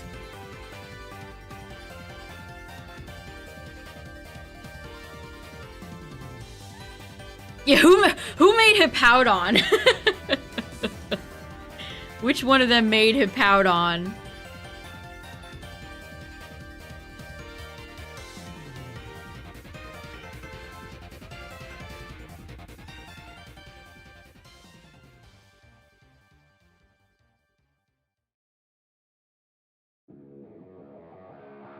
Just to claim the prize. I don't ever play the lottery to win the lottery, chat. I don't ever play. Oh hey, we'll hear this theme in Champions at Worlds later this month.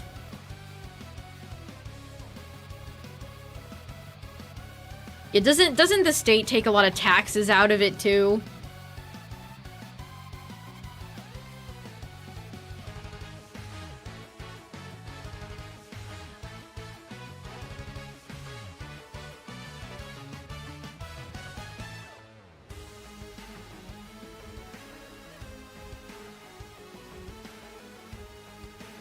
Who allowed Yawn to exist?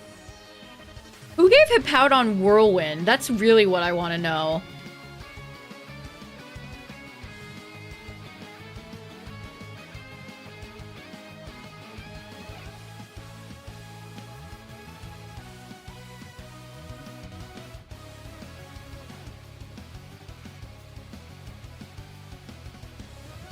What sound effect do I play when I hit triple odds? I don't know if I have anything that truly conveys my utter despair.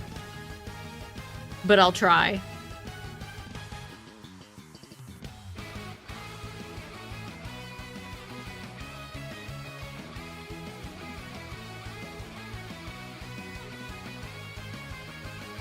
Whirlwinding with rocks up. That's such an... ugh. You tilt... I get tilted even reading about that. How annoying. That's so annoying. No strategy, boring ass. Freaking Hippowdon. What happens if I'm done with LeafGreen? I guess we'll cross that bridge when I get there.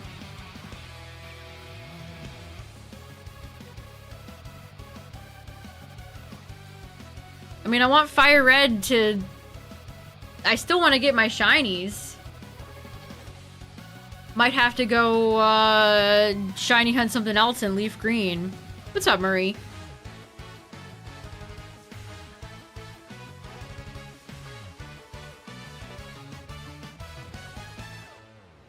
Roar is also very evil, yes.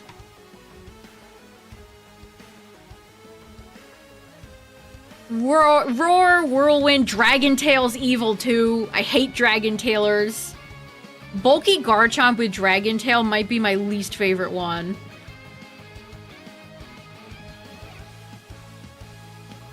Start another run, that would be so funny. We just lap FireRed.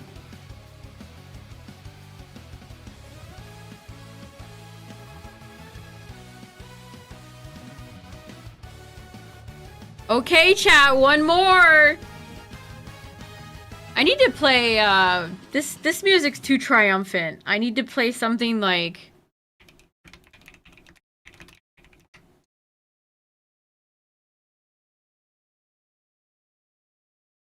We need something silly.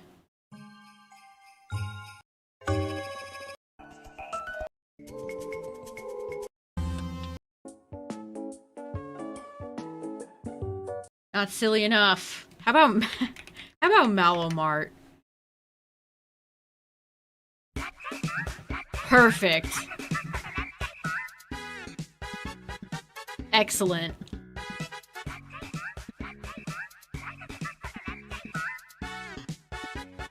There we go! Triple odds! I've officially hit triple odds in FireRed.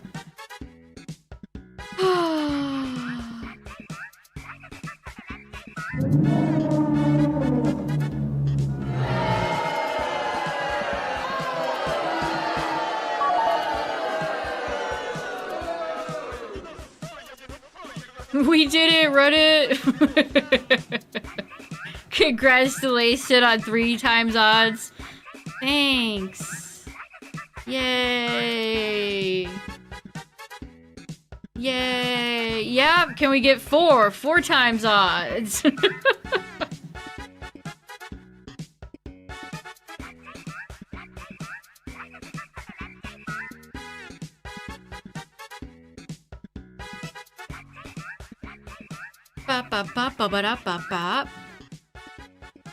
Yeah, maybe I have a better chance at winning a real lottery than I have getting a shiny in FireRed, apparently. Aw, this is so sad. This is so sad. So sad. I'm so sad.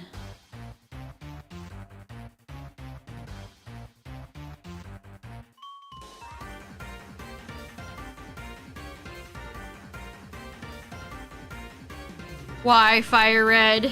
Why?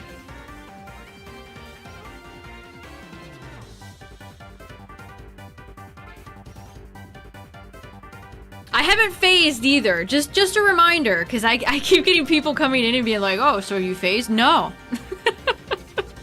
No, I have not. Surely you phased by now. Okay, so 4 times odds is 32,768.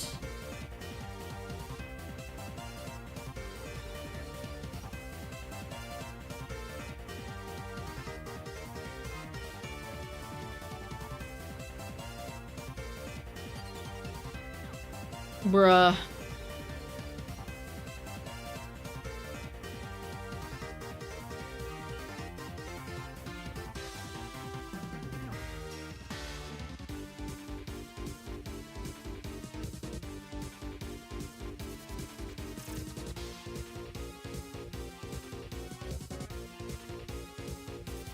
What can I even say to that?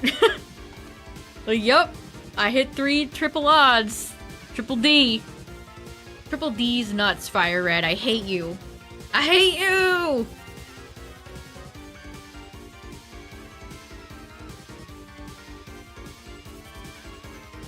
Sad.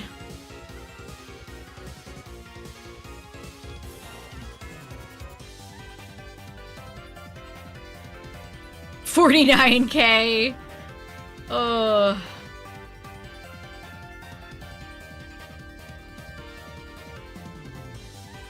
A million bogeys. It does. I'm hitting nothing but back-to-back bogeys. Whoever coined the term bogey, bravo. Why is RNG so evil? I'll be asking myself that whenever I play Champions again soon as well.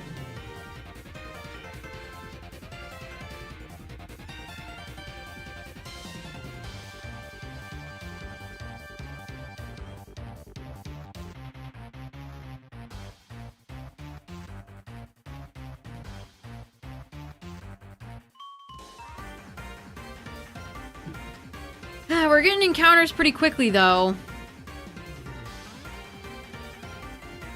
Any day now, FireRed. Listen, any day.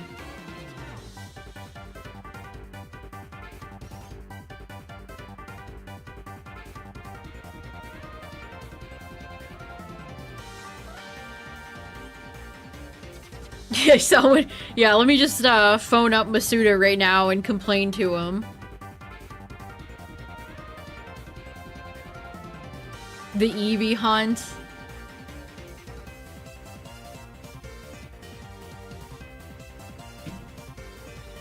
At one point, I definitely want to do... Seriously, FireRed is ruining my plans. I'd like to do one game does Hitmonchan, one game does Hitmonlee, one game does Amistar, the other one does Kabutops.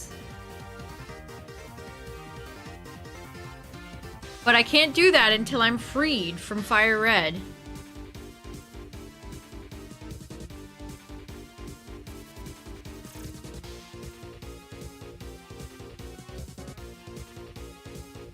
FireRed is ruining my plans.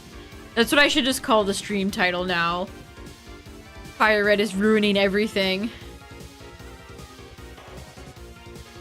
I even have the easy setup for FireRed. After this shiny, you know, whenever the hell that's gonna be, I'm gonna go do Abra in the game corner, which is probably the easiest shiny hunt in the game. I'm trying to help FireRed out, but they don't. FireRed doesn't seem to get it, chat. It doesn't get the memo.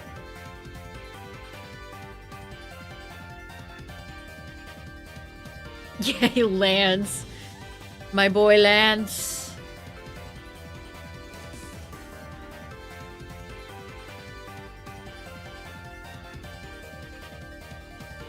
$2 per recent Eevee hunt. Wow, is it really like that long? That's crazy.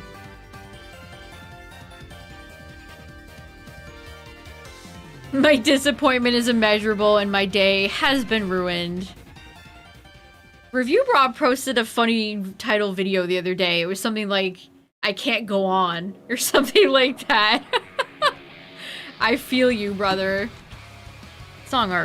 This song already played. I do in fact feel you, brother.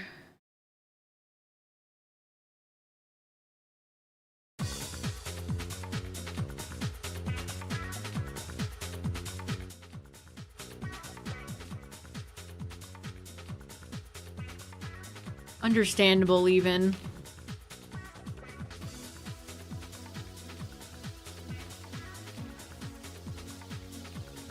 That's right. The intro cutscene is quite long.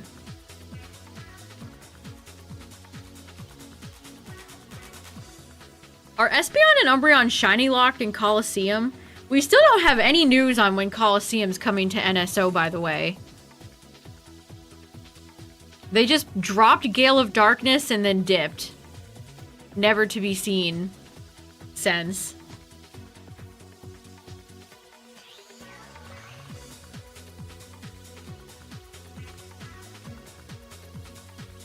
That's kind of a shame. Imagine if they weren't shiny locked. Would you get both of them shiny or just one?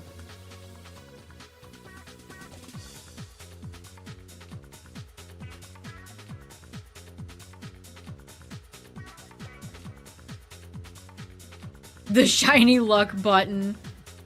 If I had a shiny luck button, I'd be hitting it every second if I could. All right, 24,601 and we just hit 5,601 for LeafGreen.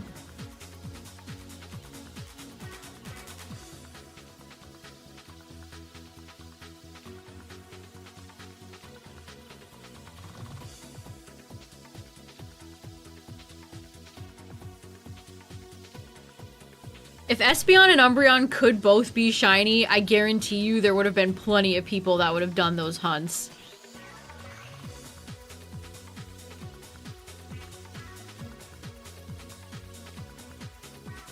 Coliseum and Ruby Sapphire Emerald will drop on Pokemon Day. I really hope they don't make us wait till February. In fact, I kind of want Pokemon Day next year to just all be winds and waves. If they're gonna make us wait... I mean, I don't know if they'll show anything at Pokemon XP or Worlds at the end of the month, but if they don't...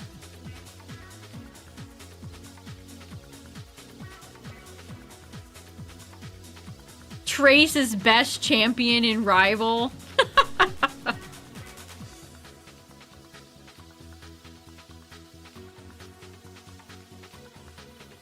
I refuse to believe that's a take anyone holds sincerely.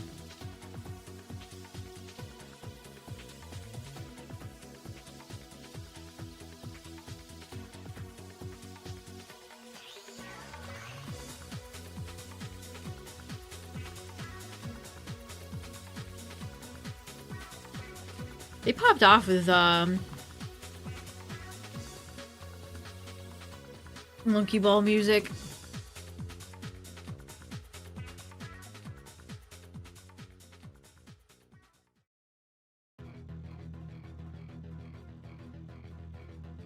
Cause he's nice. What Pokemon characters aren't nice? Everyone's nice.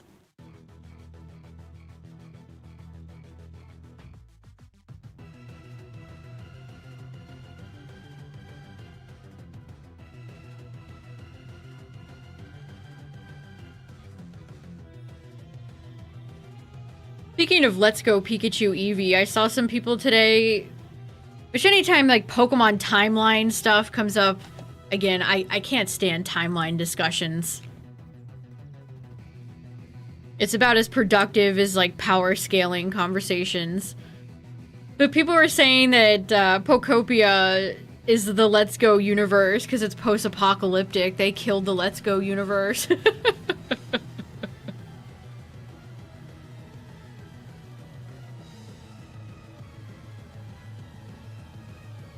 Okay, chat named like 3 Pokemon characters who are mean out of like 1,000 of them.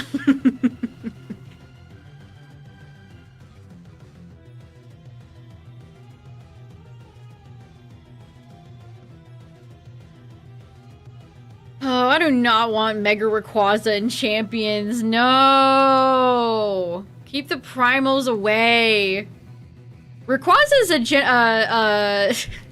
Rayquaza is a honorary Gen 1 Pokemon at this point, with how much that thing gets glazed.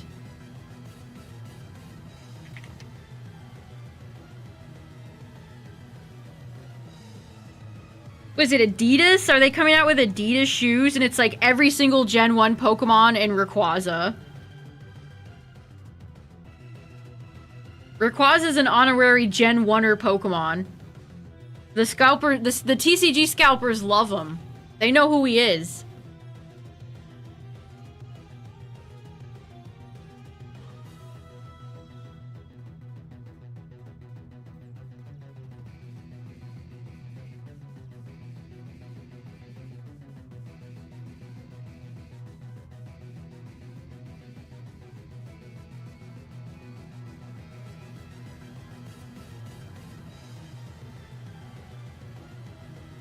Lance Hyper Beams 2 Rocket Grunts. Yeah, I'd say that counts because that's awesome.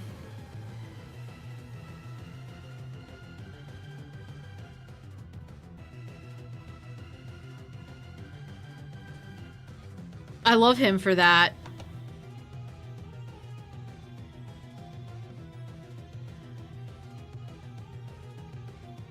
Sludge Bomb Metagross for the Glamora raid and got cooked. Oh no, does it have Earth Power?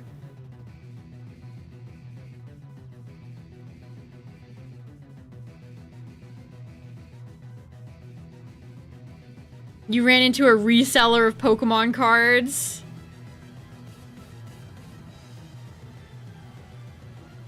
I'm just gonna resell them. Oh. I'm just gonna resell them. Scalpers don't even have the decency to lie and save face.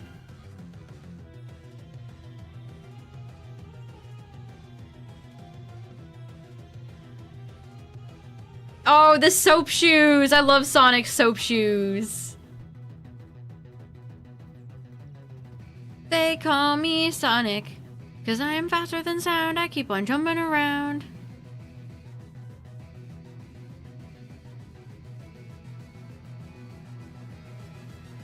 You resisted everything, but you did no damage. Ah.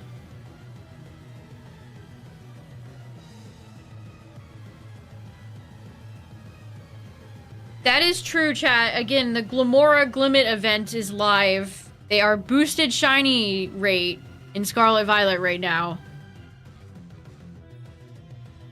We'll probably tackle that next week. I'm still so mad about the Dondozo thing. I'm genuinely salty that I caught like 20 Dondozos and not a single one had the Rowdy mark.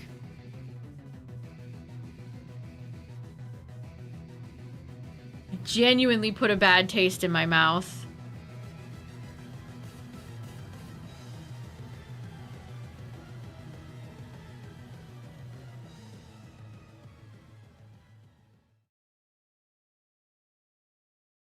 Oh, is it Terra Grass?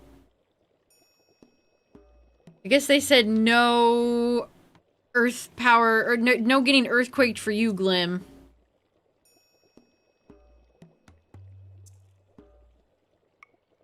Oh, you're gonna try for the Destiny mark in Violet? Good luck.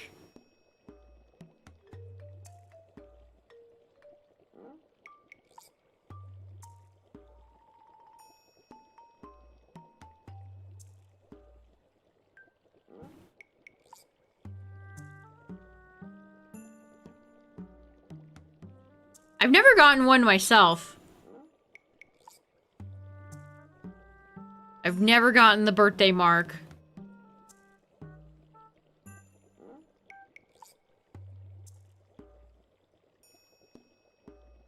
Delabird's evolution. What, Big Santa Bird that they took from us from Gen 4? Or are you talking Iron Bundle? The Ironist Bundle.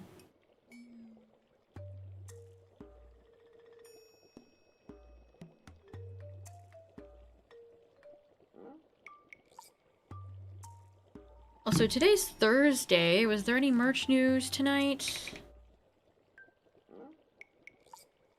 No. Oh! Wait a minute. There's something we didn't talk about tonight yet, chat. Something kind of crazy, too. A massive 1,500-page 30th anniversary special art book will be released in December. It's going to be released in 3 volumes, 500 pages each. It will include art for every single mainline game series. So it's approximately 35 bucks. Is this actually going to have concept art, or is it just going to be like a regurgitation of Sugimori art? That's very interesting. I've talked about wanting this type of thing from Game Freak forever. We're actually getting a 30th anniversary art book. It's on their website too. So book 1, 5,500 yen. So they're all the same price. So it goes all the way up to ZA, it says. Yeah, is this gonna get localized? They gave us that Pokemon, like, environmental ecology book. So hopefully they'll bring that over here.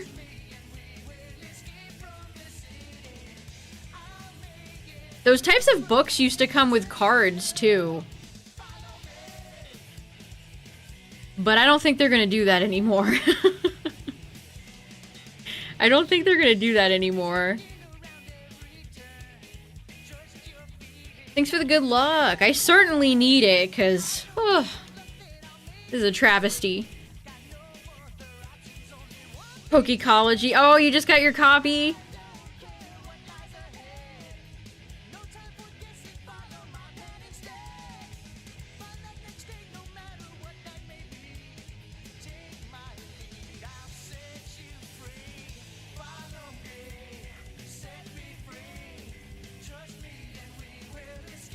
I would love to see. Is there gonna be like developer? I want to know what's inside the books. Please talk to us about the DLC for ZA. Let us know what happened. We're gonna get Ansha donut concept art. I'm so very curious.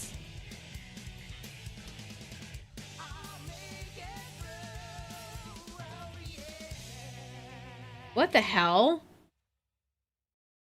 What is this? Prototype footage of Pocopia built shortly after the release of Scarlet and Violet? How did Luchu get this? Oh my god, look at the floating D-pad. It's just Tangela. Look at that tent. Did they not decide that Tangela... Was this such an early build that they haven't even decided to do Tangrowth yet? Was he originally supposed to just be a Tangela?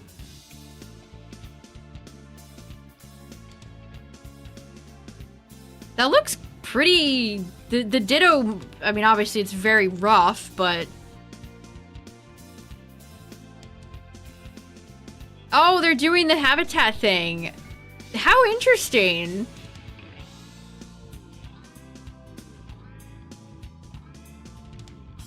Yeah, where... that's what I'm asking. Where'd this come from? Oh. There's voices. Oh, interesting. There's multiple Oddish. Did they originally plan for there to be multiple of one Pokemon? Because that's why there's no shinies in Pocopia, because every Pokemon is an individual.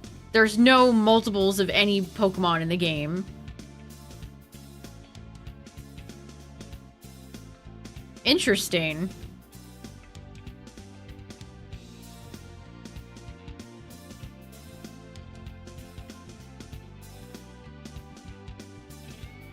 Just a regular Tangela.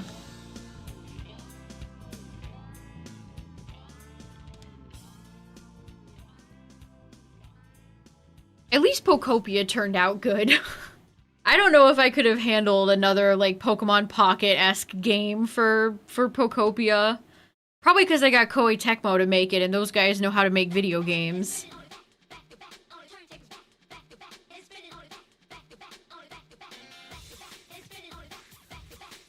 "50% Zap, 50% Dose, 50% C, 50% Weed."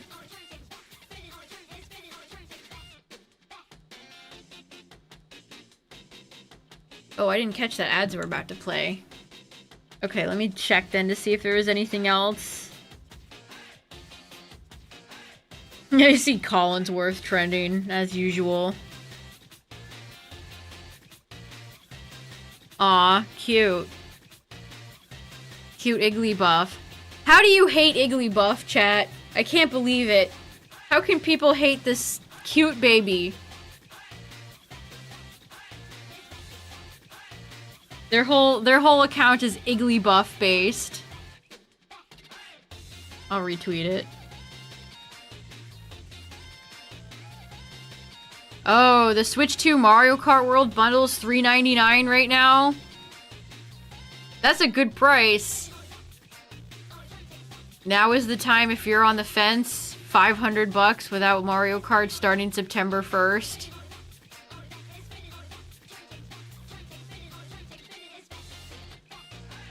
And then I scroll down and I see this. They turned Miyamoto into Gaster. How has this happened? I can't believe Tony's done this.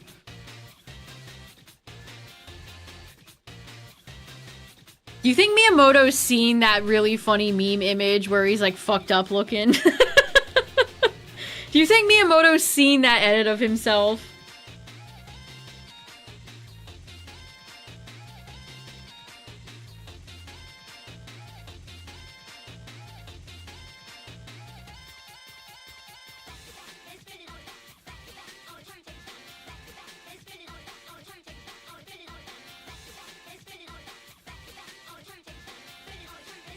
It's like all the edits of Todd Howard. Has Todd Howard seen those edits of his face?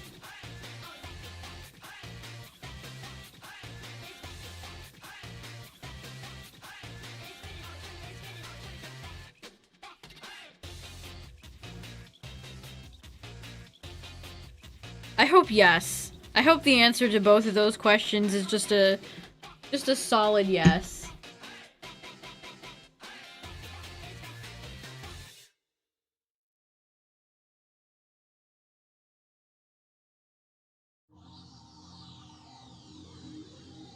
Also, oh my god.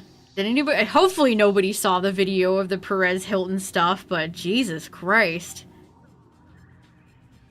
That was crazy. TikTok just allowed that to be on their platform for as long as it was. Okay. Sure. That's why Todd gives us caves with bugs in them.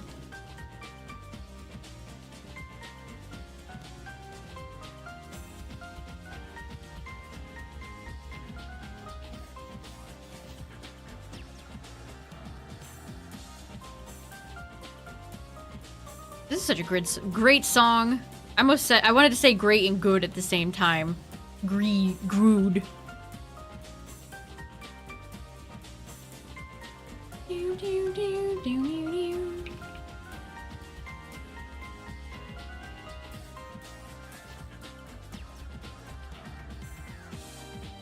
A guy who did a lot of I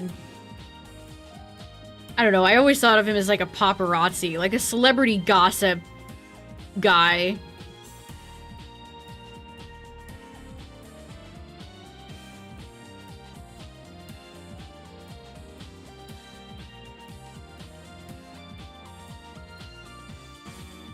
The prices of the Pal World cards. I would have considered getting some if they weren't being scalped. I saw one of the Kativa cards went for like 2K.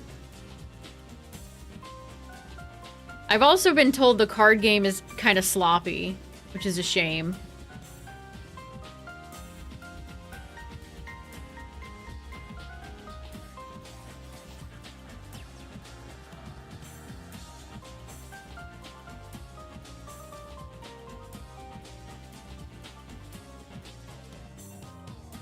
Yeah, what card game is not being scalped these days?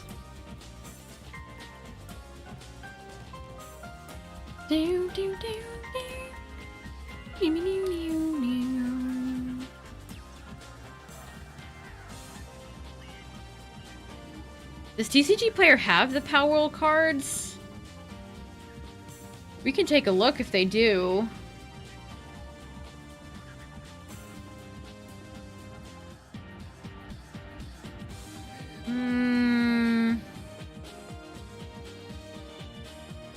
TCG Player kind of sucks. I don't like TCG. Ever since they were purchased by eBay, things have gone downhill. Like, they don't even have like, the Neopets card game listed there. Annoying.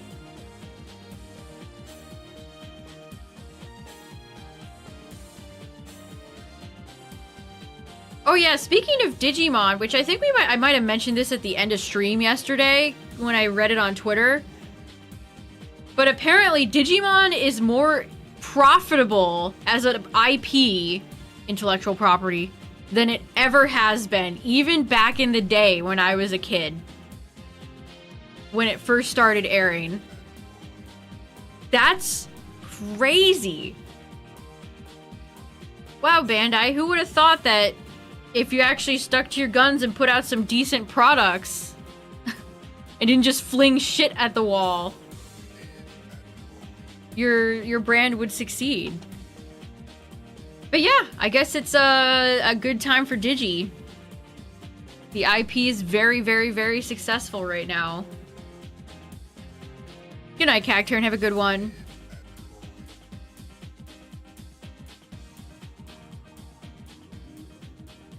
You just got into Digimon V-Pets?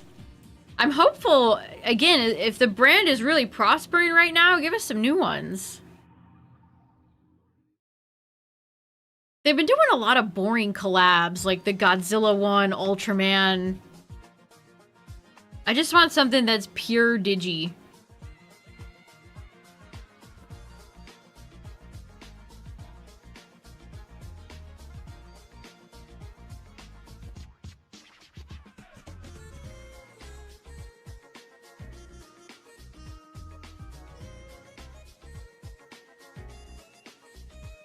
I can't believe it's been more successful than it was when it first came out. Like, when I was a kid, Digimon was quite popular. Like, it never reached the heights of Pokemon, but it was definitely popular. You'd find merchandise for it everywhere. I remember seeing the movie in theaters. Okay, Bandai, now stop messing around and give us a new Digimon World game. What's up, everybody? If you're just joining, I have officially hit over triple odds. And I'm very sad about it. Very sad. Oh, you beat Time Stranger? Nice!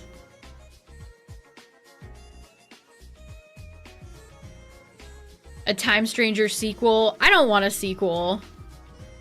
What could they add to the story? Like, Inori and her brother are back alive. Her brother's back. It's fine. The story's over. It's like wanting another Detective Pikachu movie. What, are they gonna turn Ryan Reynolds into a Pikachu again? Digimon died out in 2005. I think that's not coincidentally when Frontier started airing.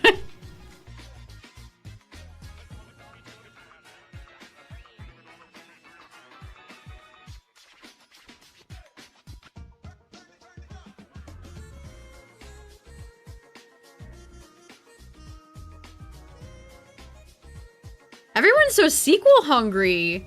Sometimes just a good game can be just a standalone good game. It doesn't need anything else. I mean, it's getting another DLC. I'm pretty sure it's got another big DLC coming down the pipeline. So it's not like content for the game is completely done.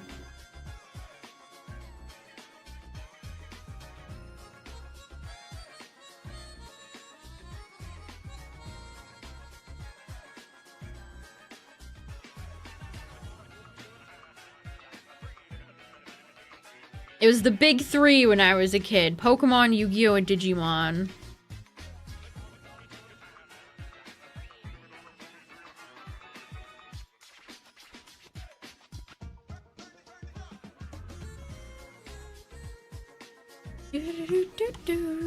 I wish we'd get another Sonic Mania just so I could have new music. Yeah, we talked about that earlier, Galaxy. Not surprising. Pocket is not a very good game.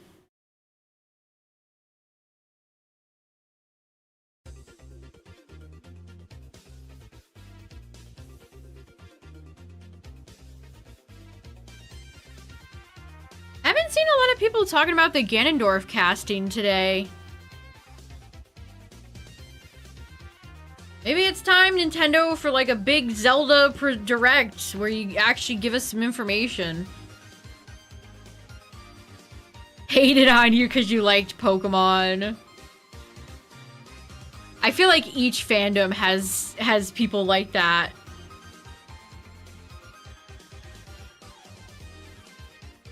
Especially amongst Digimon, Pokemon, Yu-Gi-Oh fans. You always have your purists, your elitists.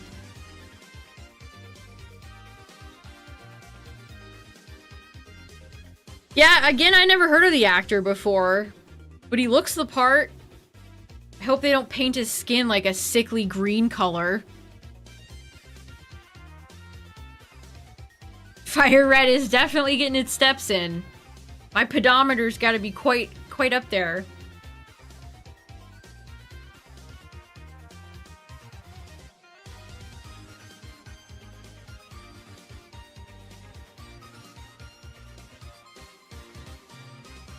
CGI Ganondorf. Oh no.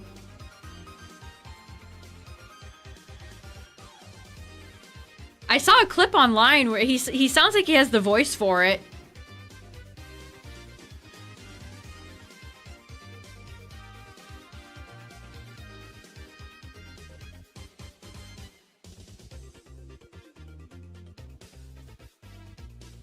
I can't believe Sam Neill's last movie is going to be The Legend of Zelda. Damn.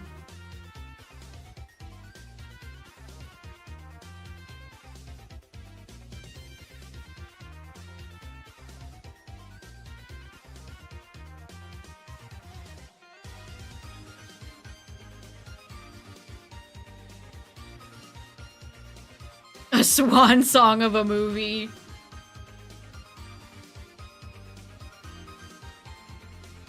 He's either gonna be the Great Deku Tree or he's gonna be King Raru.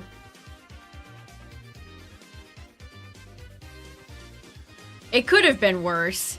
It could have been one of those god-awful Jurassic World sequels that there's too many for me to even count at this point. Well, let's hope the Legend of Zelda movie isn't a massive piece of crap. No telling.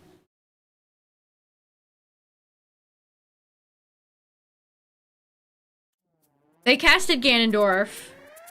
It's an Australian actor I've never heard of before.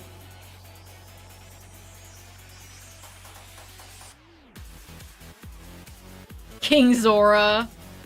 Moeep. Moeep. Moeep.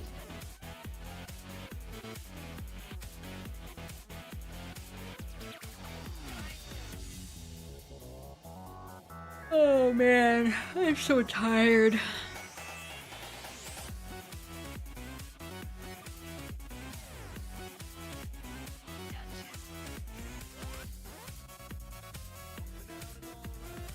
I just hope it has more soul than the Mario movies. The Mario movies are always just giving you the barest minimum of everything. Character development, plot.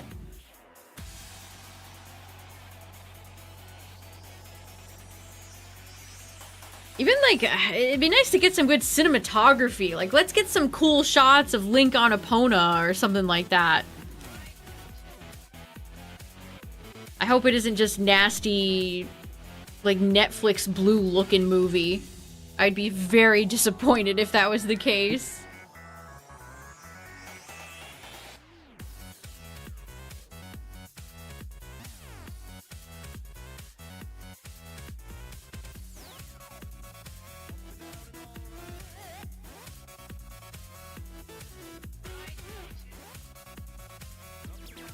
There's no way it's not Ocarina. I mean, they might have elements of other Zelda games in there, but I'd be fairly confident betting that it's going to just be Ocarina.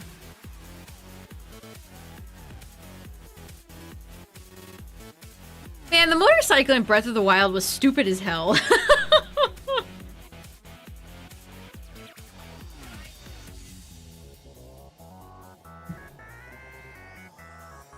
Lugia Mansion. They should give Lugia a mansion.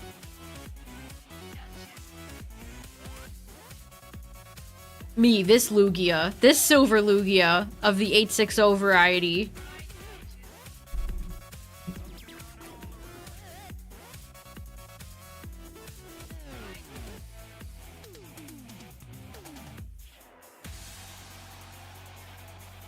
Alright, I guess I'll do my pulls. No Inori, no Davis. No Aegea Chusmon. Oh. Nothing. No Phantom Nova either. Give me like a fancy little animation. I thought I got lucky. No. No.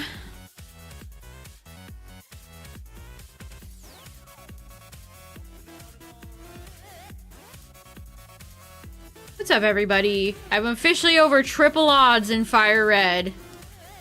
I'm very sad.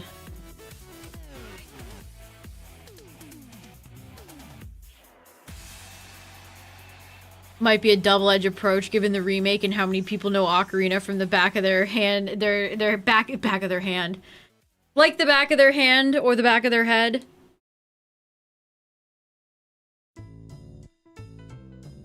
Lugia's mansion. We're at Pumpkin Hill. You ready?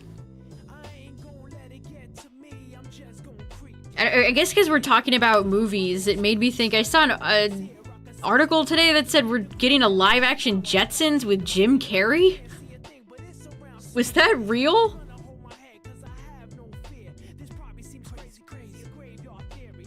Was that actually real?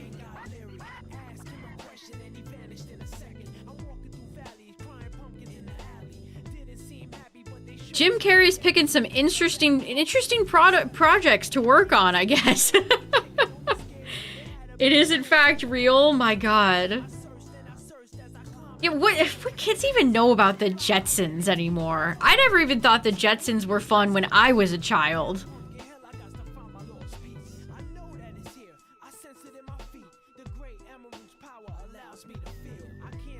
What a choice. The Jetsons is another boomer show. Yes, it is. Old Hanna-Barbera show. I love all those old school interpretations of the future. Like, wow, you guys couldn't have been any more wrong, huh? Getting older sucks. Yeah.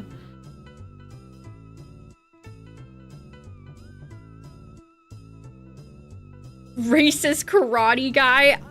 You couldn't. The only thing I remember about the Flintstones is John Goodman and Halle Berry. I don't remember anything else about it. Not a single thing. The only Flintstones thing I'm loyal to is Fruity Pebbles cereal. That's the only thing I'm gonna ride or die for with the Flintstones.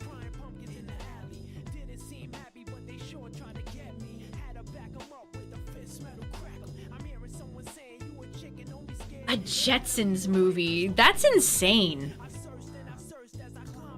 How is that not gonna look terrible? I feel like CGI is at a low point.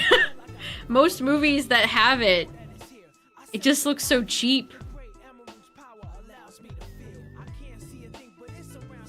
How are the Smurfs bad? I don't know, do you like the Smurfs? I don't.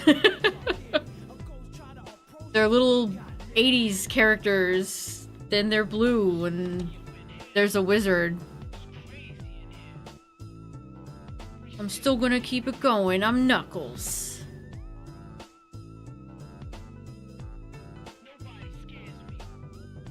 Was kicked out of Hollywood. It sure seems like that. I watched both Big Joel and Drew Gooden's Netflix Avatar Season 2 reviews, and every time they showed Appa, which he's not on the screen often because he's a giant CGI creature, and they clearly don't have the budget, but every time he is, it's like, ew.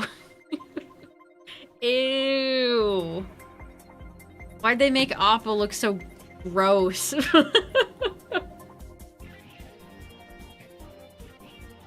What happened?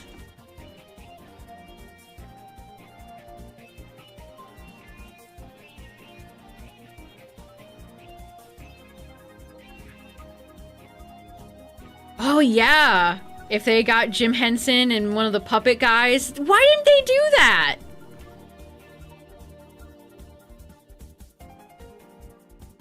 Odds are 8,192. I'm officially over triple odds in FireRed. We're not at full odds yet in LeafGreen.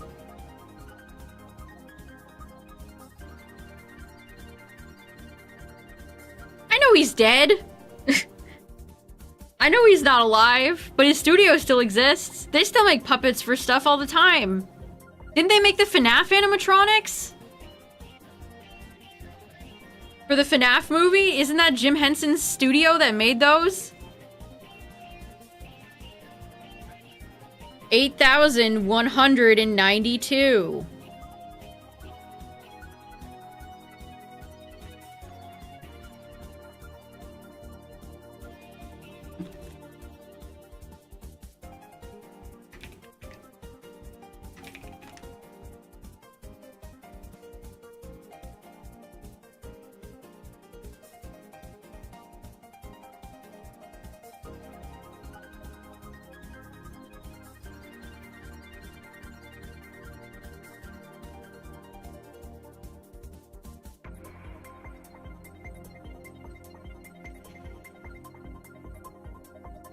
West Virginia. Country roads, take me home.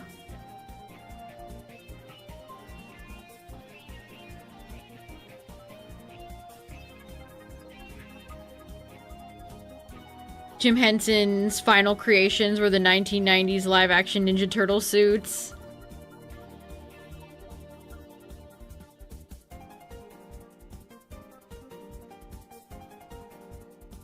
I remember, didn't those suits get auctioned off? They were like decaying and they were auctioned off and they looked really horrifying as they were decaying.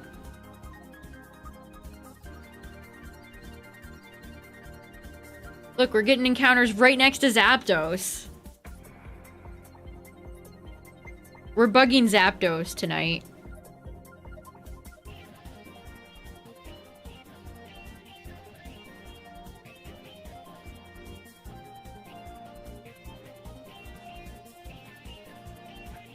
Scooby-Doo's the best marketed WB show. Man, there was this website that I came across the other day that had this really sick the Scooby-Doo movie, the James Gunn Scooby-Doo movie.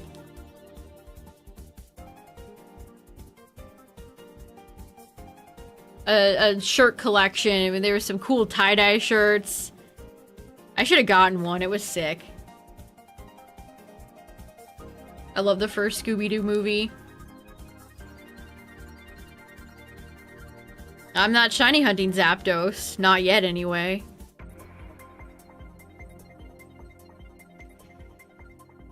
I think Coolsville sucks.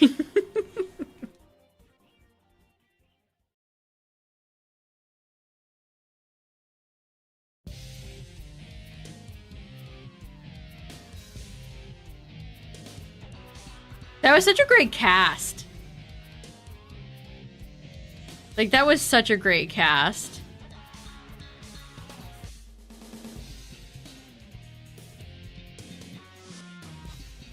They're making a live-action Scooby-Doo Netflix. Ugh. I'm sure it'll be awful, just like everything else Netflix makes.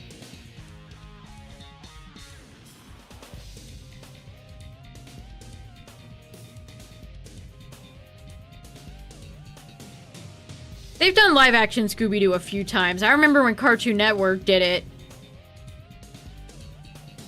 And it had,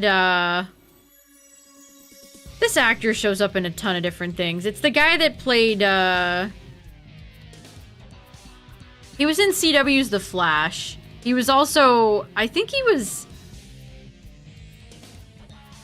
Casey's main crush in, My Life with Derek.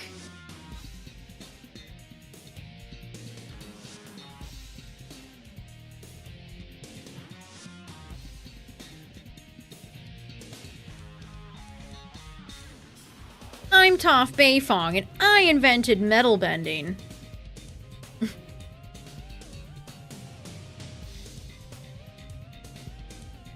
You know that show, the season 2 of live action Netflix turns Iroh into a complete loser?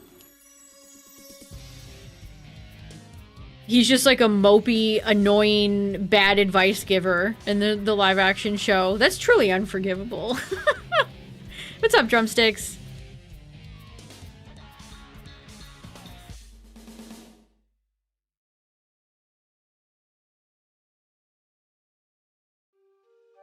He didn't sing Leaves from the Vine either. I guess that was too silly for them because it's live action, so it's got to be serious and bleak and devoid of color and fun.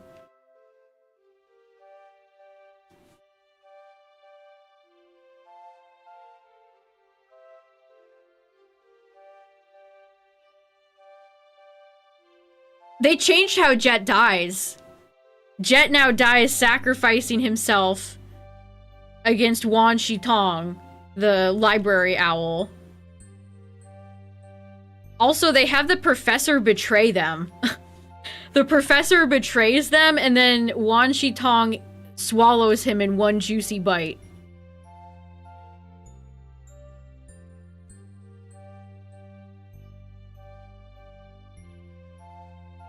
I'm being 100% serious.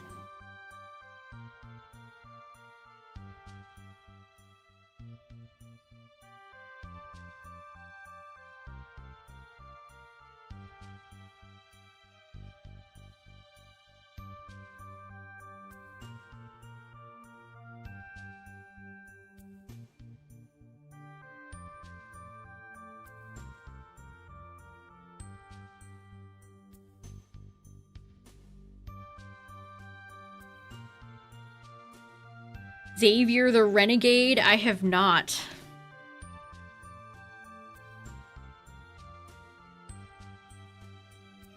The Badger Mole Cub. The original show is great. Highly recommend watching the original show.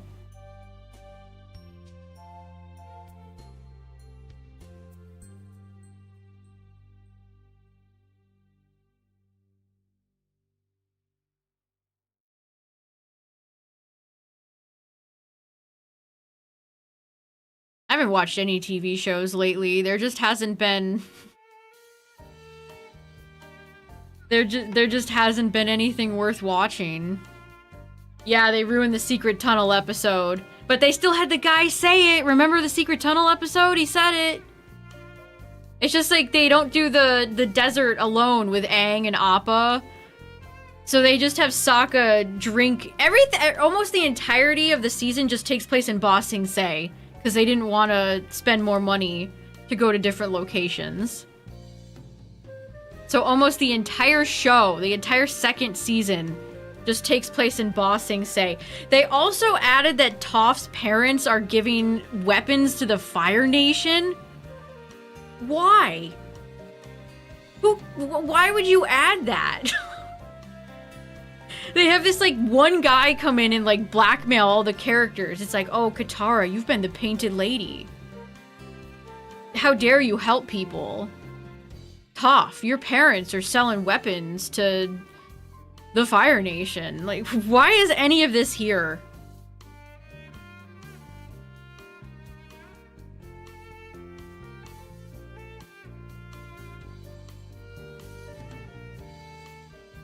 Aang is a miserable, nasty, like he snaps at his friends. It's just so bleak.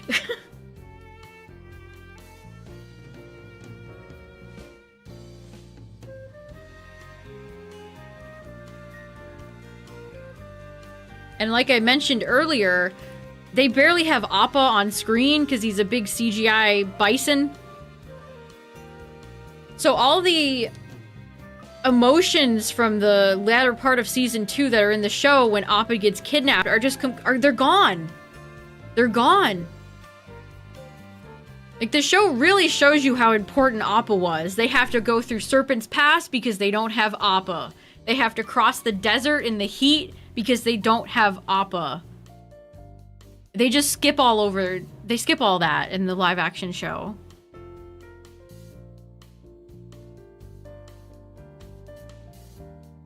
I've never seen a Barbie movie, although I do know Bibble. That little blue creature. I am familiar with them.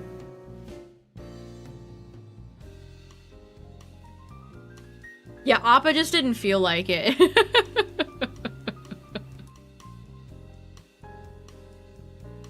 Where I wish I could play the scene where they're going through Serpent's Pass and one of the child actors looks at Aang and says, "I can't get through. I'm scared. I'm just a little kid, you know." And Aang just kind of looks at him with like this pissed expression because again, Aang is angry and brooding because that's what adults do in our very serious live action remake.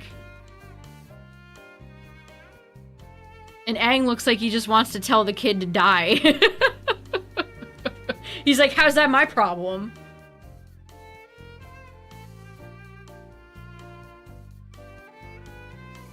One of the scenes they changed as well that I think is kind of insane. Do you know when Zuko goes off alone? He and Iroh are on the run, and Zuko decides to go separate ways. And in the Netflix show, they have him stealing food from a pregnant woman.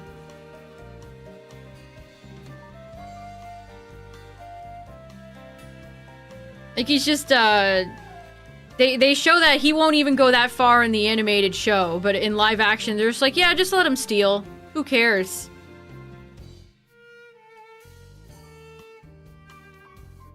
Just let him... I don't know. Do you care? I don't care. Just let him steal from the pregnant lady. Our hero.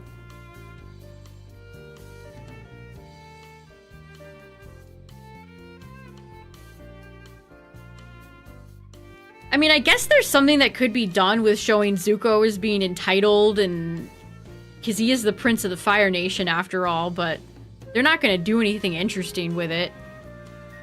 It's not like this plot point is ever going to go anywhere. Also, whoever is dressing Azula in the live-action version, she's got, like, giant, goofy shoulder pads. It's so bad. Why are they doing this?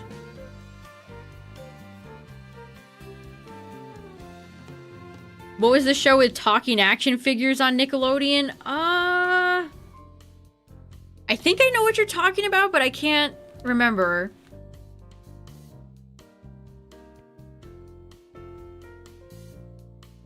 Oh, and a shiny Pichu, nice, congrats.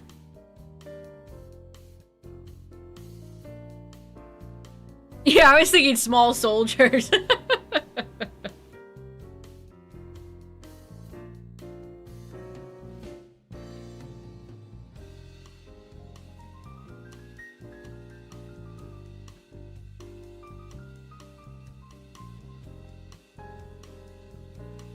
Yeah, I've heard good things about the fighting game. Is it really fun?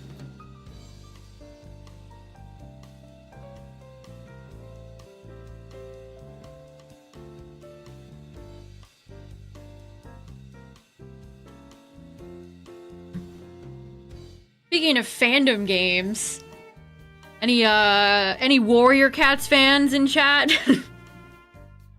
This was a hell of a surprise to wake up to. A turn-based RPG Warrior Cats Clans of the Forest announced for PS5, Xbox Series, Switch 2, Switch, and PC.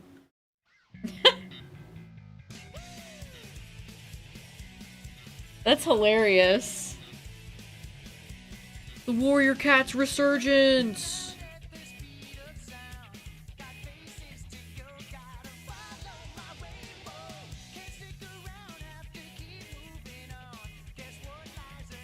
I still have so many of my Warriors Cats books.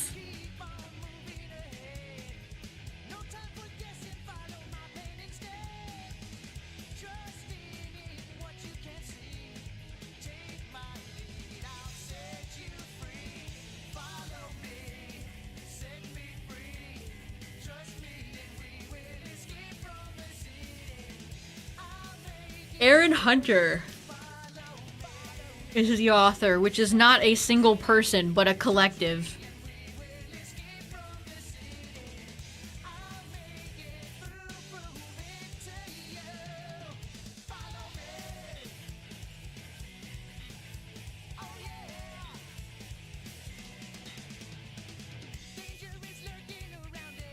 The song, listening to the Sonic music just makes me wish Sega didn't also dip during an anniversary year.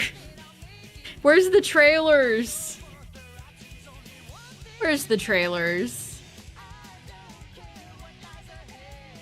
Thundercats. There is the Thunder Clan in Warrior Cats.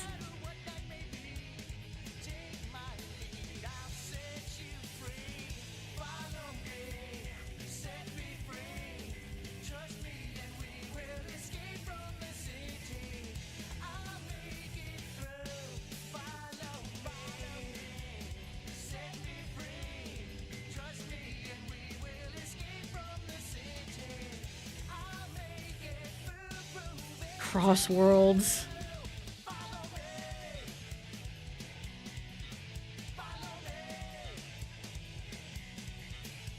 Poker Us? Oh, I miss Poker Us. Frontiers Definitive. Ugh. I should have saved that. I saw a really funny meme of Sonic Frontiers the other day, or it's like, this is what Sonic Frontiers looks like. And it was very true. Yeah, I found it. This is genuinely what Sonic Frontiers looks like to me. You're just missing like a bunch of random shit in the sky, and you've nailed it.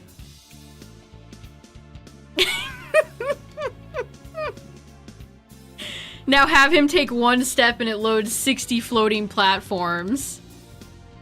Looks like the Mario and Unreal Engine video.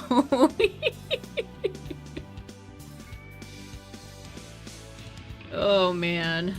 What a weird game it is.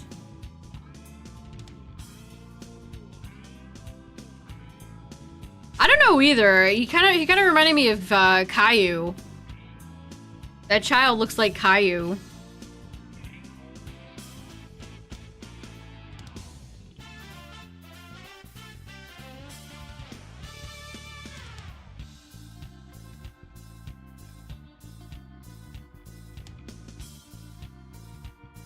Adult Caillou. It's just they're just like Pokemon fans, Justin. Again, as somebody that's been in these fandoms for far too long, I can recognize patterns. I'm very good at recognizing patterns, and Pokemon fans and Sonic fans have a lot in common.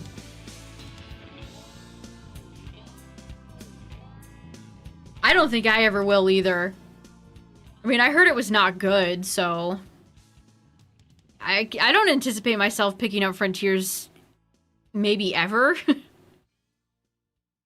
again. The best part about Frontiers was the music, and I can listen to that from my phone at any time.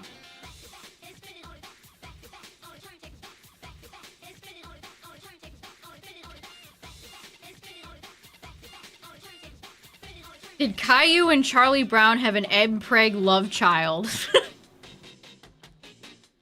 Is that the first time that sentence has ever been said by a human being? You know what? Probably not.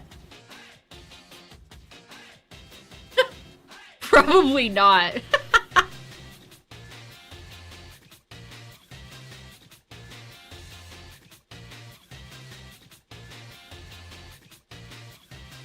Forces was so bad. It's so incredible to watch these companies just completely not understand the assignment. Like the Sonic Boom stuff, the Sonic Forces stuff, it's like, what the hell are you thinking? People do hate Caillou. It's funny. Yeah, it's so moody, Hatman. Why? Why was that? Why was that something they felt the need to portray? And I like somber and moody settings in games, absolutely. But there was nothing. They didn't do anything with it. And then they had Sonic, Roger Craig Smith doing that weird deep voice. Remember that? Why was he talking like that?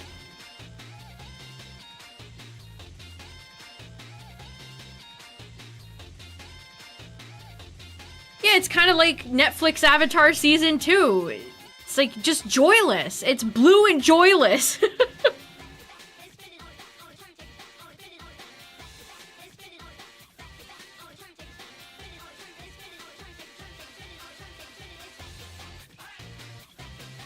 I never played Sonic Boom. That was probably one of the times I've been most disconnected with Sonic.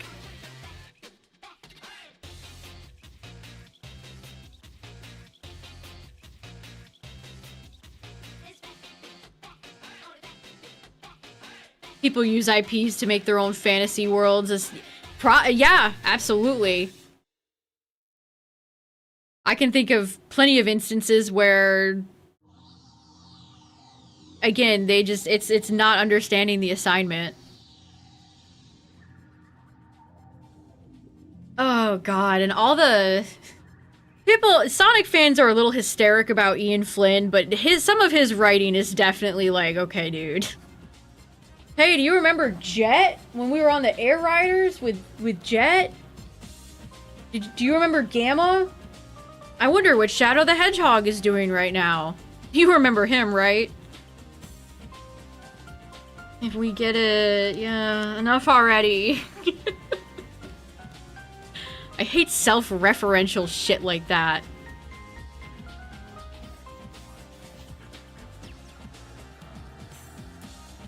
Crown? Like, queen?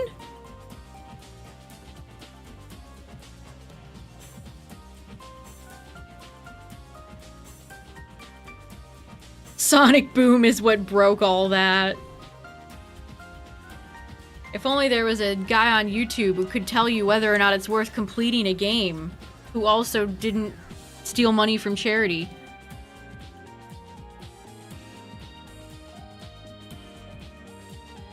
Get some, like, Mystic Ruins in here. Didn't I see that Mania was, like, pitched to Azuka and he was immediately like, yeah. So that wasn't even, like, his or Sonic Team's idea. He was pitched on it.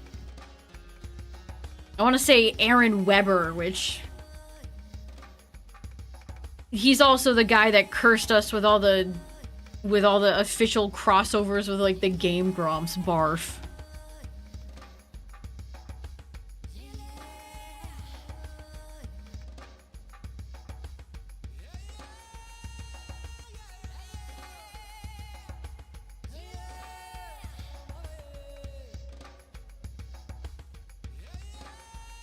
Didn't he also have, isn't there also something with that Emmy Jones lady?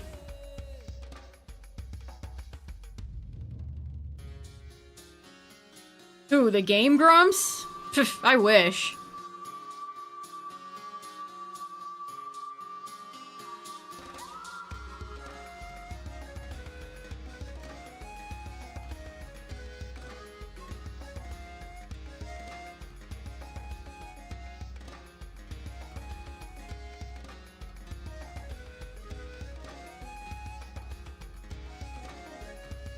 Oh, I agree with you, Justin. I'm just not that much of a 2D Sonic fan.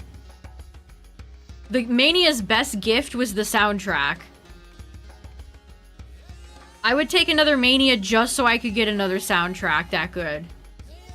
I'm not a big 2D Sonic fan. Just like I'm not a big 2D Zelda fan.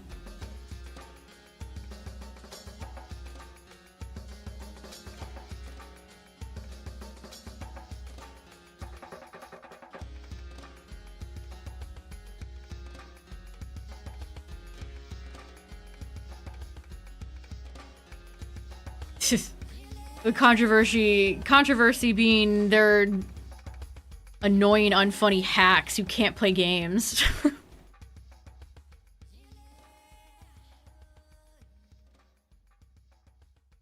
Sonic 3 and Knuckles. Sonic 3 and Knuckles is such a good time.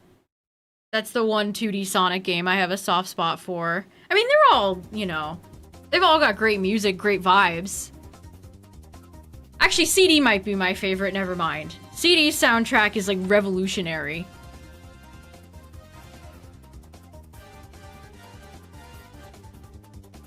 FireRed is gonna win, you still believe.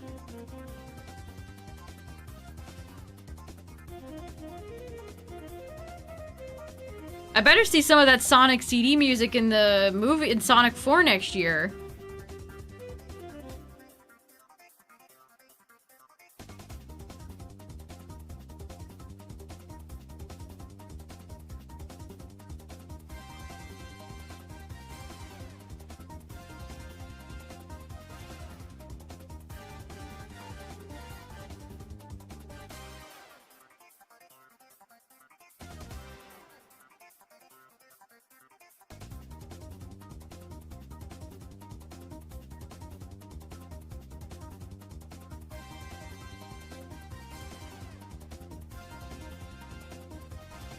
Peak Gen 3 experience right now.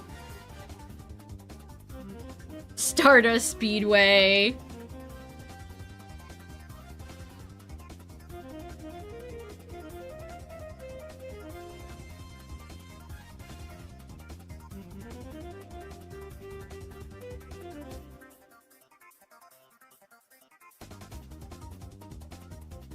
When's Sonic 4 coming out? Will Doomsday still be in theaters? We'll have 2 James Marsden movies at the same time? Just like 2 Tom Holland movies in theaters right now?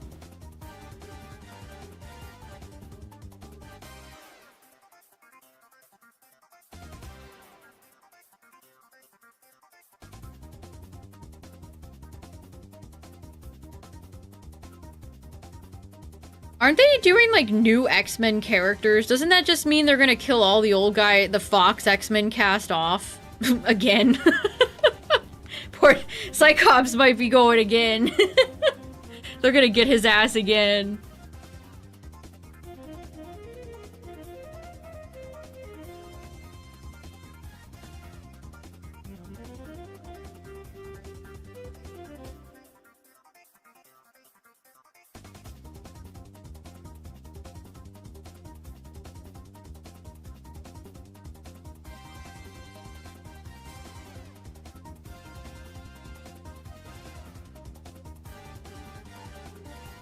But what will Sonic 4's popcorn bucket be, chat? Let's ask some important questions. What would Detective Pikachu's popcorn bucket have been? Would it just been Pikachu? Or a Pokeball?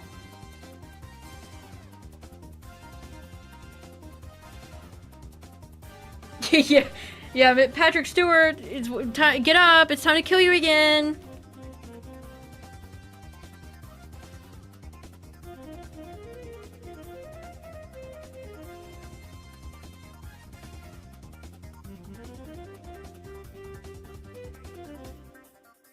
Nightmares over the Sonic EXE games.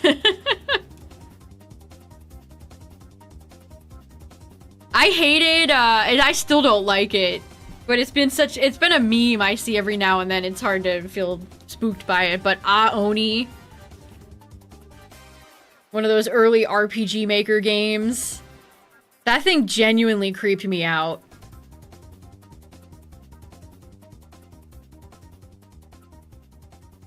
Am I playing both? Yes.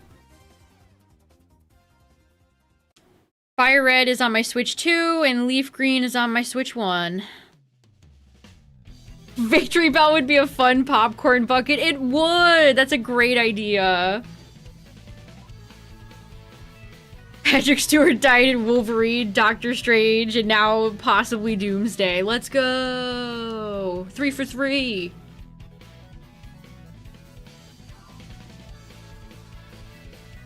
They did! After Marvel was bought by Disney, the X-Men vanished off the face of the earth.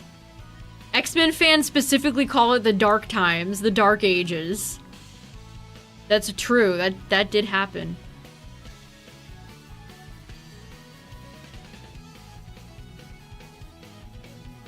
I mean, it's really only now that they're rediscovering and using them again. And it's been how many years?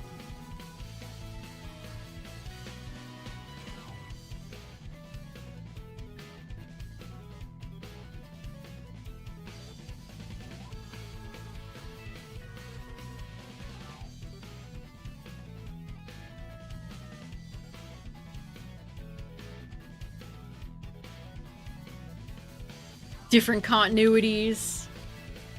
Great continuity.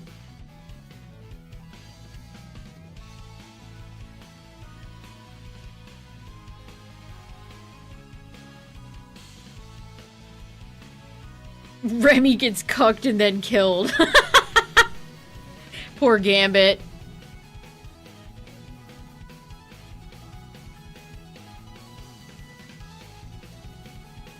Yeah, it was under Fox Limbo. Is Sony gonna be making any more, like, dog shit movies? I miss them.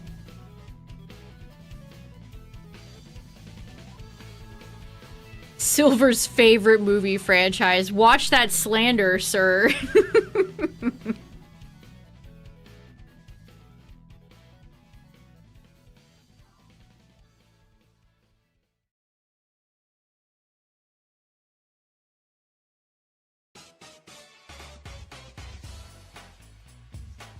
Morbin time.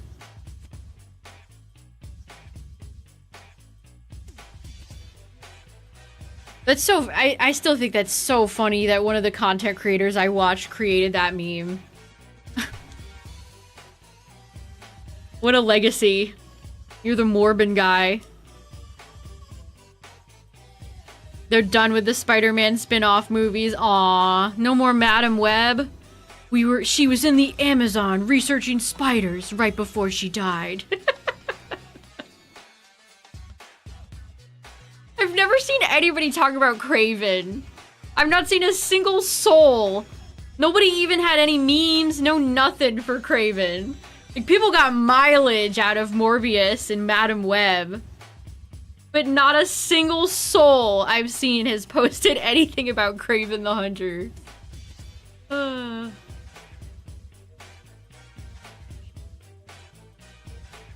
We were researching spiders in the Amazon. No one was Kraven. I mean, it's kind of an odd choice. I mean, Madam Web is a very weird choice too, but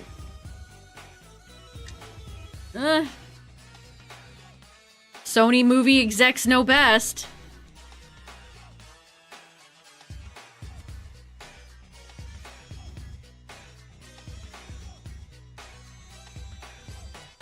We're 3 years away from the first Marvel hero to enter public domain, the Human Torch. Interesting.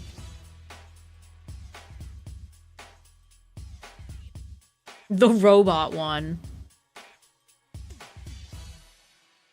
Yeah, but that would require somebody trying to make... Not even Disney. Nobody can make Fantastic Four work. Nobody's really had that much success getting people to care about Fantastic Four, so even if it entered public domain...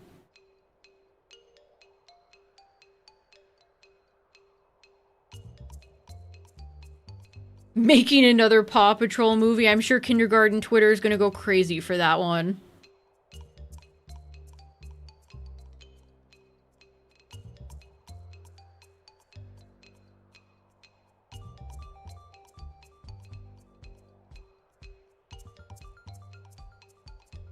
Carnage was in the second Venom movie, wasn't he? Wasn't Carnage Woody Harrelson? Or did I have a fever dream and I made all that up?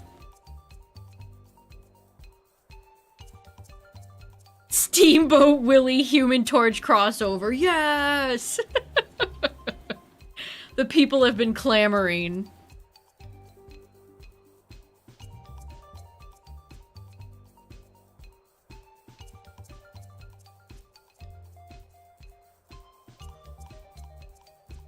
Didn't Carnage kill Jimmy Olsen recently?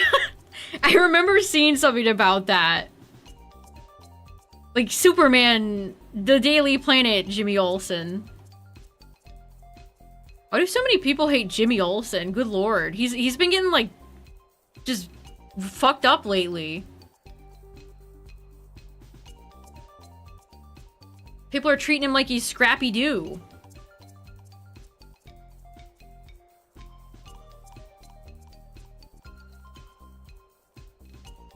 Scrappy-Doo being the villain in the first live-action Scooby-Doo movie, though, is genuinely funny.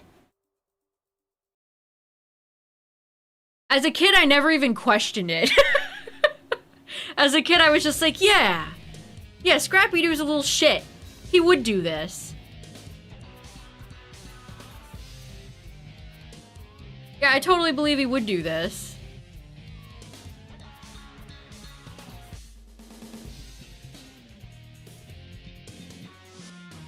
Yeah, we'll probably get to 25K, chat. Brutal.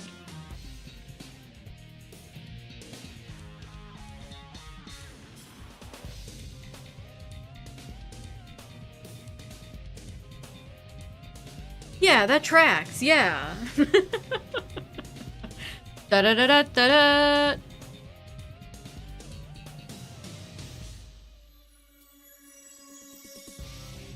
And he's also Robot Mr. Bean, like, just great stuff. Audiences hated Scrappy-Doo, yes.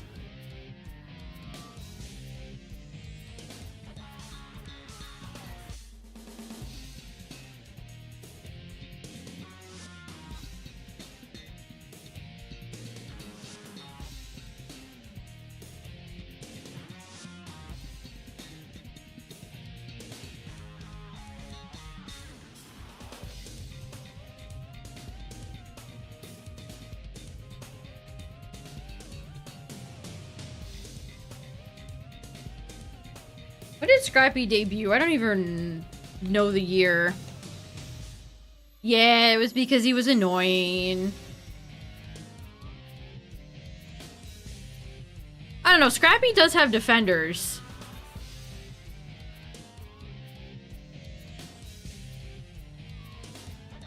$1972. Did you know that off the top of your head?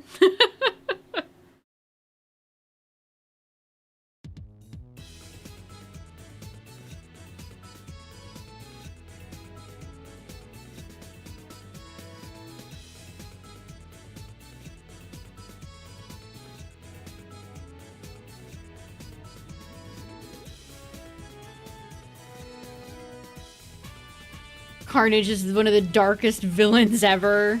Also, heads up, Twitch chat. Ads are gonna play, but you're probably not gonna miss much.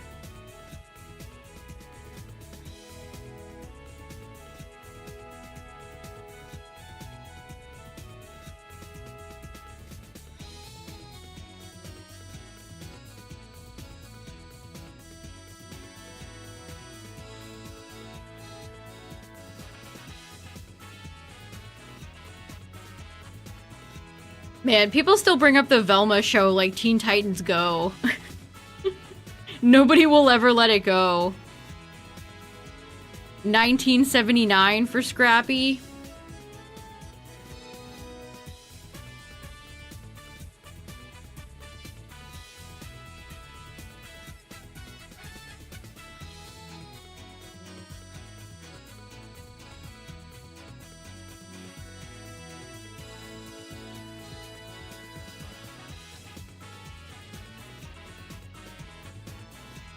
They're setting up Carnage for the next Insomniac Spider-Man game.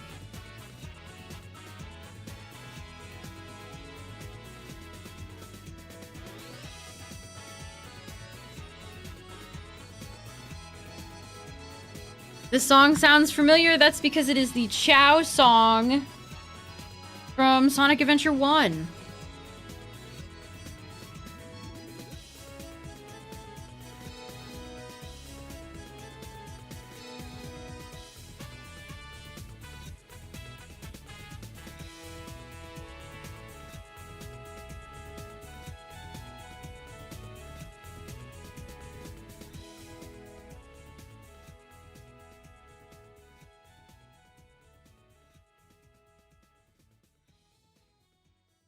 What were we saying earlier about Sega constantly fumbling stuff?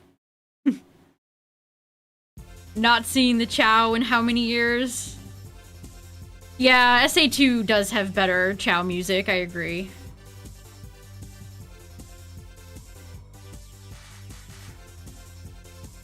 Buying a Dreamcast, it's like $250. Man, are Dreamcasts that expensive?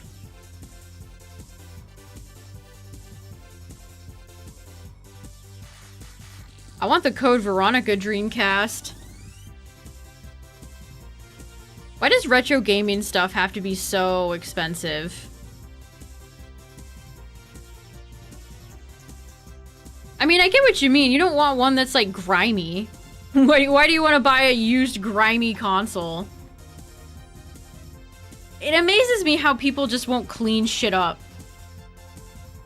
Like, you're listing something for possibly hundreds of dollars, you can't like wipe it off, get a wipe, polish it a little bit. GameCubes are like 200 now. I'm glad I kept my GameCube. One of these days I want to get a new shell for it.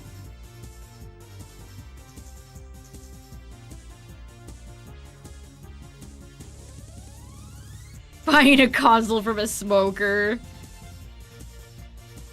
You open up the disc tray and just a puff of smoke comes out of it.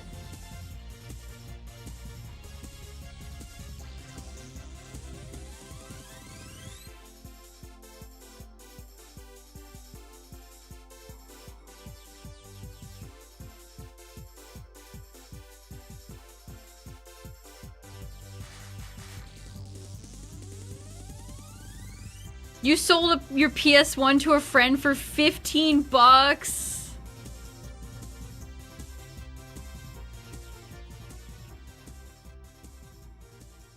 the going rate for PlayStation 1 or 2?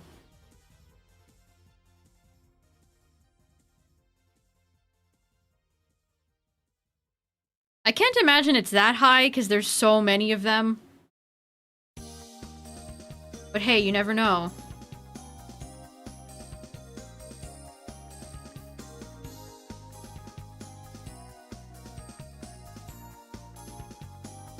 They're kind of high.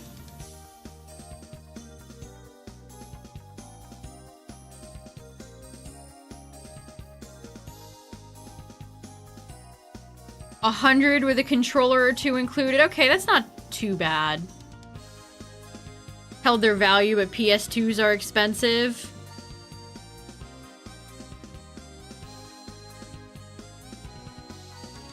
What's the most expensive PlayStation 2 game? I saw somebody play Kuon the other day, which is a early FromSoft game. I think that game is worth $2,000.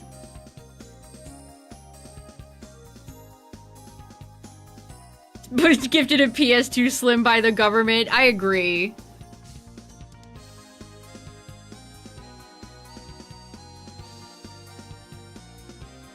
FIFA 2006. Now we're talking.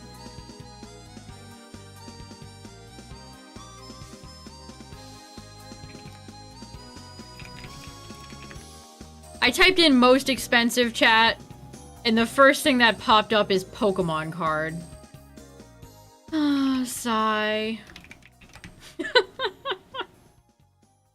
Top collector pieces include Kuon, Ruler of Rose, Haunting Ground, Obscure, and Silent Hill Shattered Memories. Wow, Kuon might be the most expensive game. Goes for about $1,500. Rule of Rose is about $1,000. Haunting Ground is $600. Oh, Silent Hill 3 can go for $331. Wow. Did the Silent Hill games get short printed? That's crazy. Such a popular series. I wouldn't have expected them to be so expensive.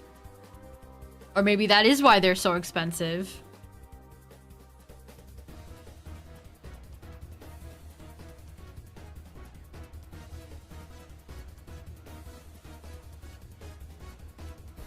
I watched a little bit of Kuon and it was kind of boring.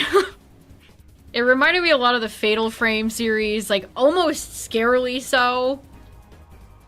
You got like two clueless Japanese twin girls that are just exploring spooky places and they're spooky dudes.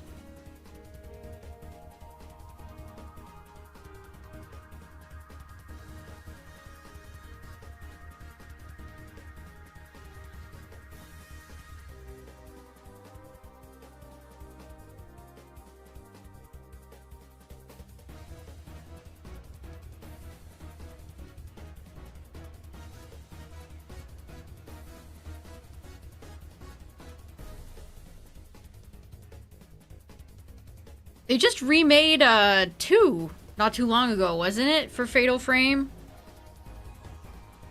Ooh, Clock Tower. The Scissorman. Yeah, Crimson Butterfly, that's right. I watched a little bit of that, the new one getting played, and it was kind of boring, so I stopped watching.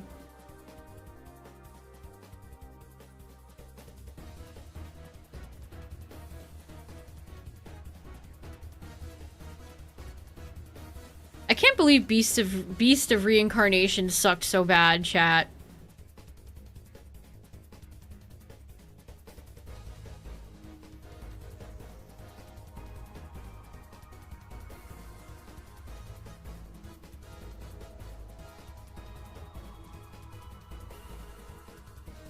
No, I'm not really shocked or surprised. And again, if you want to see me play about 4 hours of it, it's up on YouTube and on the Twitch VODs right now.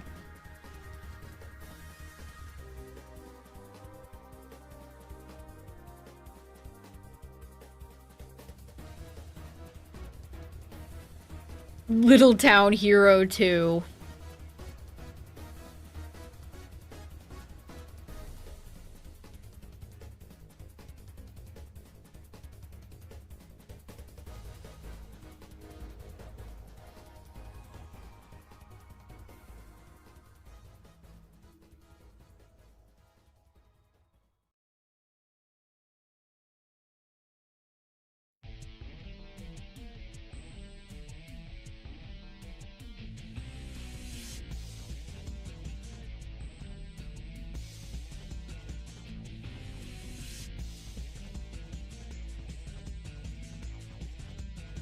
It's overpriced too.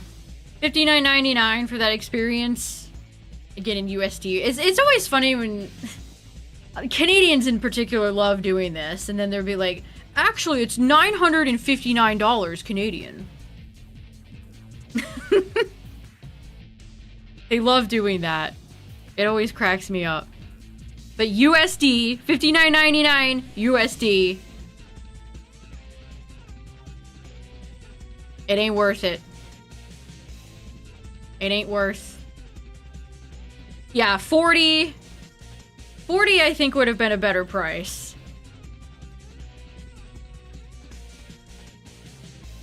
They artificially drag out the length of the game with a bunch of repeat bosses and stuff. I hate that.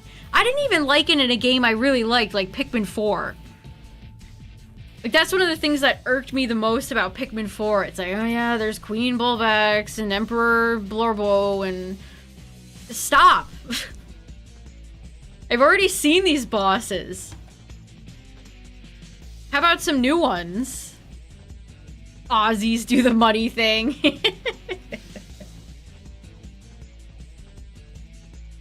I've noticed a lot of them are always surprised, too. Like, I saw somebody arguing over... I can't even remember what Pokemon game it was. And he showed a screenshot in euros, and the guy was like, oh, so you lied. Because the game is actually $89.99 for me. It's like, no, you fucking idiot. God, why do you people all do this?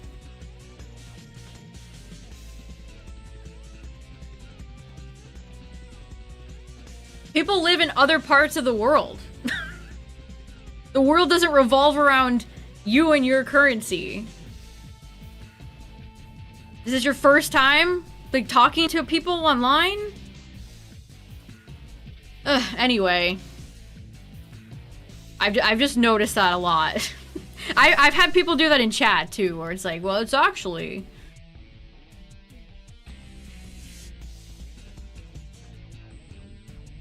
It's like, well, you know, that sucks, but... What do you want me to do about it? I can't fix your government's currency.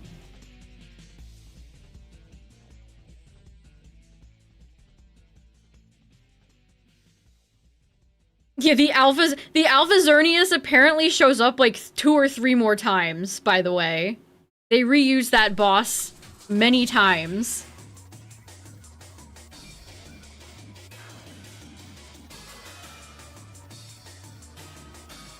It's just so lazy. It's just obvious padding.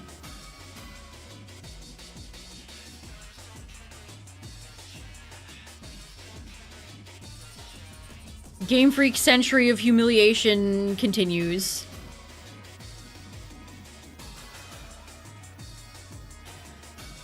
Again, just like Skill Up had asked at the beginning of his review.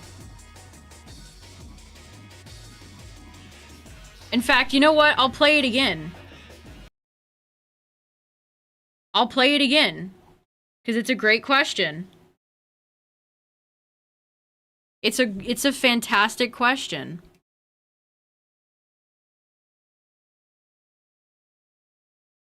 I should really have, like, ones for YouTube and ones for Twitter. I would save myself a lot of trouble if I did it that way.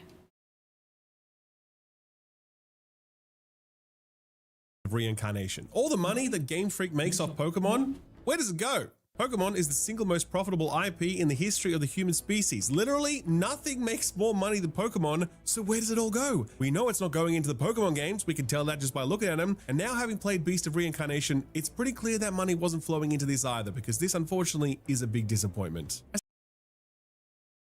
Like, yeah, where's the money going? Great question. Really fantastic question. Where does he talk about the cutscene? This cracked me up. Variety is pretty limited. That storyline, those characters, that music, game like this, it should be your combat. But failing that, you really ought to get your story right. Unfortunately, the story here is not great, but the way it's told is truly awful. To this point, I've described a game that feels like 10 hours of content stretched out over 20. The clearest example of that is the reused bosses. The second clearest example is this approach to storytelling. The main character, Emma, is this vacant girl who hasn't got a soul, and she seems to be some sort of synthetic, and the whole time she's kind of like, oh, kindness, what does kind mean? Friends, what does friend mean? The ocean, I've never heard of that. Like, this sort of shit over and over again at this point is so tropey, and it's been done better by all of the games that clearly inspire this one. All of the storytelling is in that same vein. You basically have a small group of companions around you, and one of them... That's what Brad looks like, by the way. Did you see him? I'm telling you, he looks just like in that same vein. You basically have Clancy Brown's... It looks just like Clancy Brown's character from Detroit Become Human. That's what Brad looks like. Spoilers. Spoilers for Brad. Of companions around you, and one of them is a small girl who cooks for you, and every conversation with her feels like this. She's strong, and her hair is long. Wow.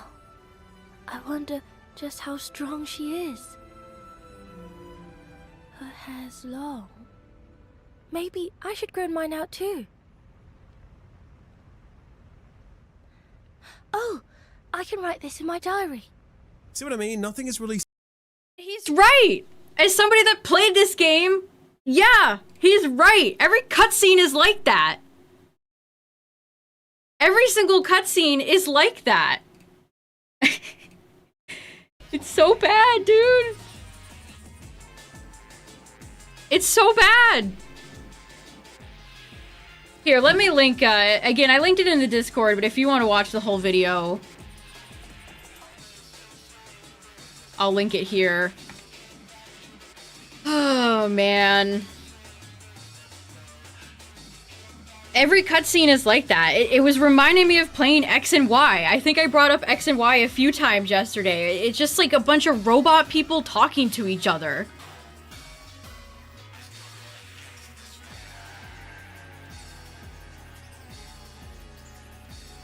Yeah, seriously, Hatman, if Game Freak's voice acting is gonna be like anything like that, keep it the hell away from Pokemon.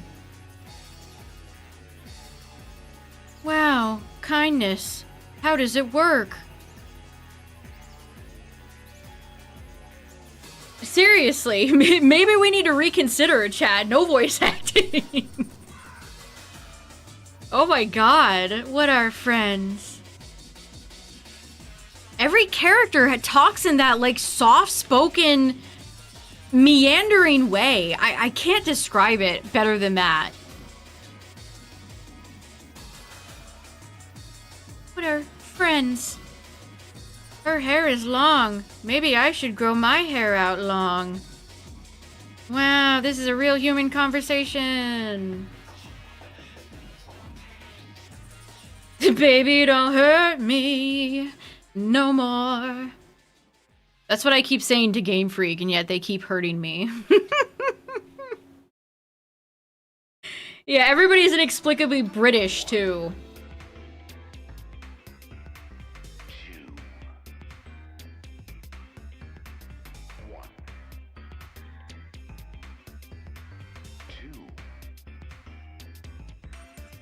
I couldn't believe that cutscene.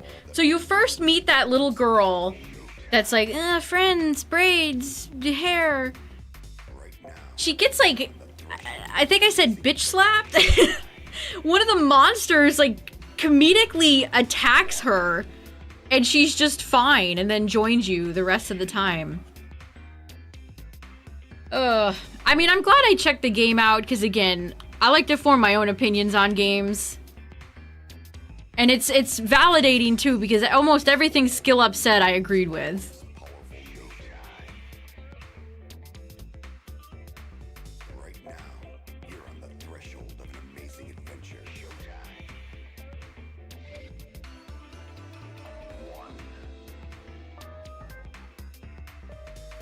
If you want to play that style of game, go play Nier or go play Sekiro or literally anything else and you'll probably have a better time.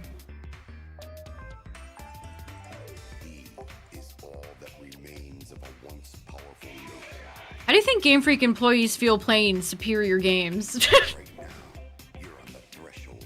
They're like, wow, Sekiro, look at this game. I sure wish I could do that.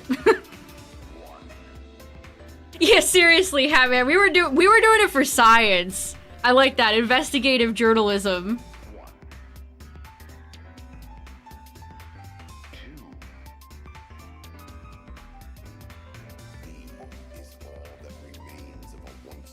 Yeah, she got attacked by this giant, like, Demogorgon dog. I'm not even kidding. It was like a big Demogorgon dog from Stranger Things.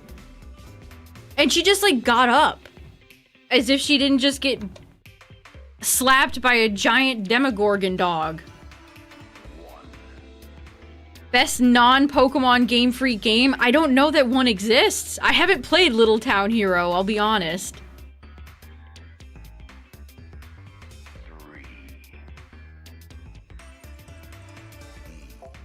Yeah, there's just like a kaiju demo dog. It's not even like a real animal like the deer or the bear.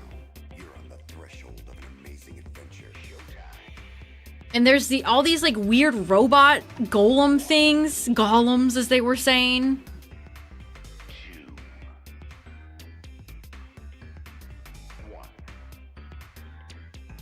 Yeah, I never played Harmonite either. I mean, listen, I'm committed to my investigative journalism. Any new Game Freak game we'll have to check out now. See ya, Yeti. Have a good one. Drill Dozer.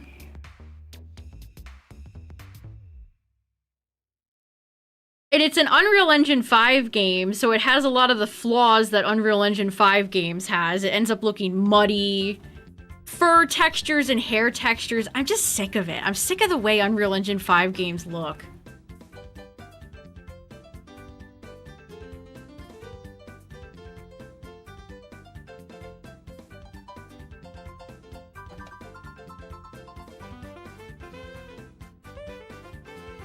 Yeah, Tyler and I were honestly talking about that earlier. Like, Game Freak should go back to 2D.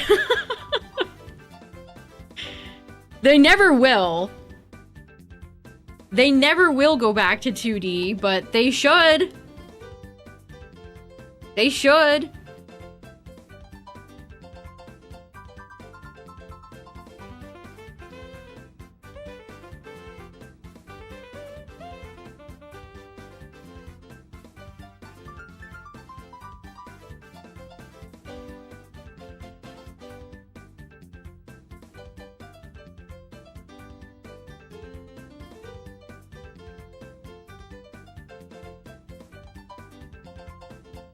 Everything about that first, so it's not an open world game, but it has big open sections.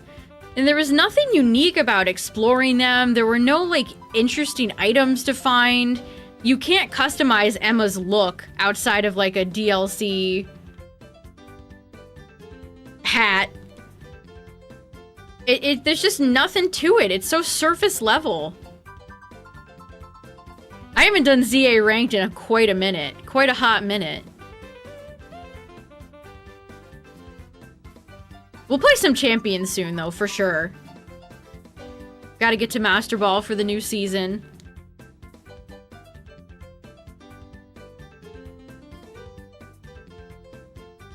Yeah, they just need to re-release Ruby Sapphire Emerald, dude.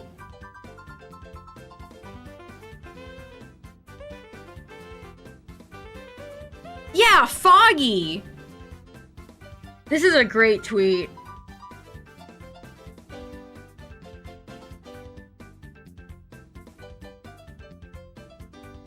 Anti-soul gas.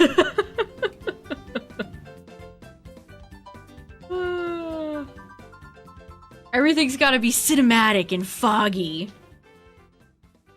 Cinematics.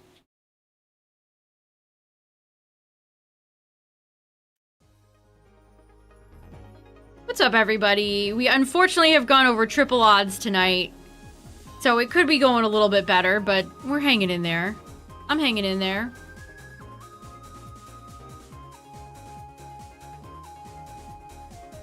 I would play more champions if we got a new regulation. I'm kind of bored of all the Pokemon in there right now, to be honest.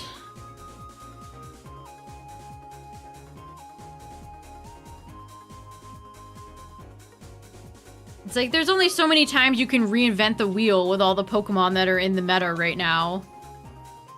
Yeah, there's too much stall, not enough things like Choice Band that would punish, not enough Pokemon in the game that could punish like a Alolan Muck. Say, okay, it's either Corviknight, or it's Bellibolt, or it's Hippowdon, or it's Umbreon, or something else. Clefable? Stored Power Clefable is such garbage. I hate Stored Power Clefable. I hate his Pathra. Seriously, that Ogerpon creator, he made Ogerpon, Sneasler, Fluttermane, and his Pathra? I mean, if Garganacl didn't get nerfed, maybe he could have had Garganacl in there too, because he also made Garganacl.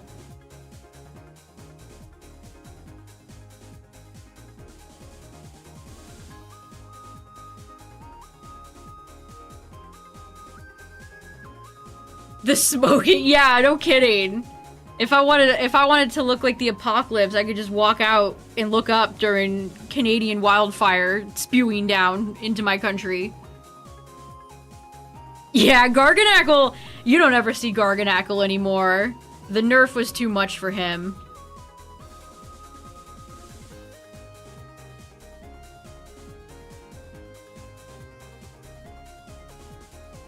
It's so hard to stop Baton Pass.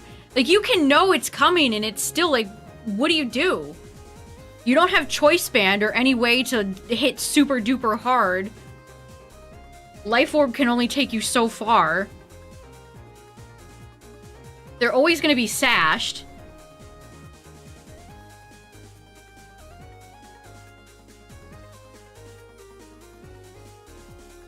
It's so frustrating. I hate Baton Passers. Who don't we see often? You have a Hazer.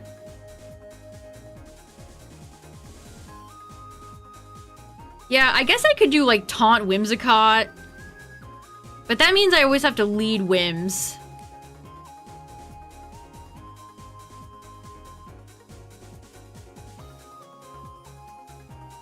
Golden Go? I know! That's because he got nerfed! The nerf was too much for him. My beautiful golden friend.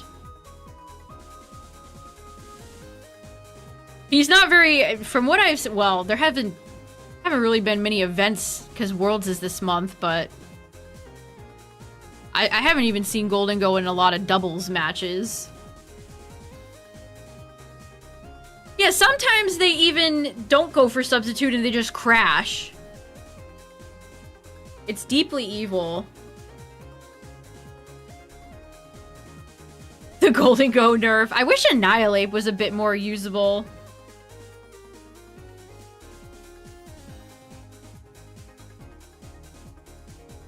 Golden Go's nerfs were his own fault, unlike Darkrai. How is that not Dark? How are these situations different? Golden Go didn't program Make It Rain.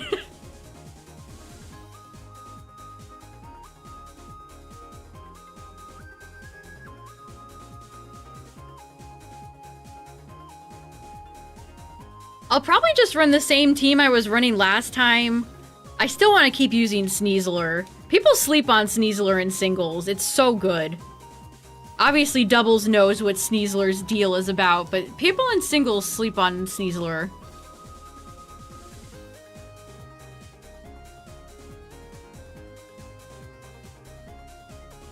Oh, I used to watch some competitive Scarlet Violet. Both singles and VGC. Man, singles in Scarlet Violet seemed like a miserable existence.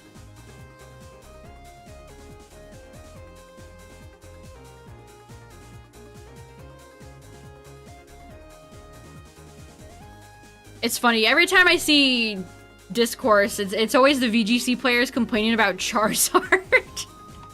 They hate Charizard Y. They're always calling it Zard Slop.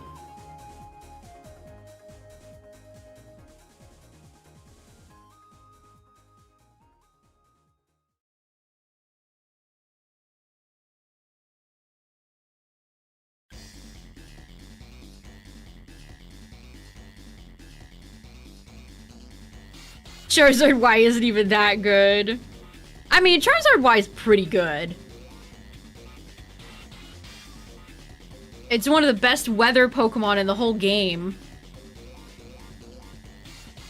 Yeah, it's funny that Charizard is so dominant, it got people to actually try Lycanroc.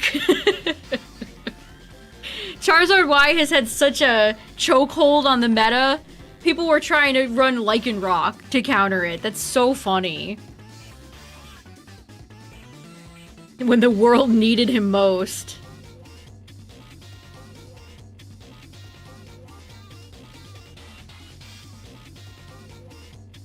I've used both Charizards before. Charizard X is a lot of fun. Although, I don't think it would really work in VGC. Usually you get... The bonus about Charizard X is that most people expect you to be running Y. So you can get some little cheeky surprises on people if you're running X.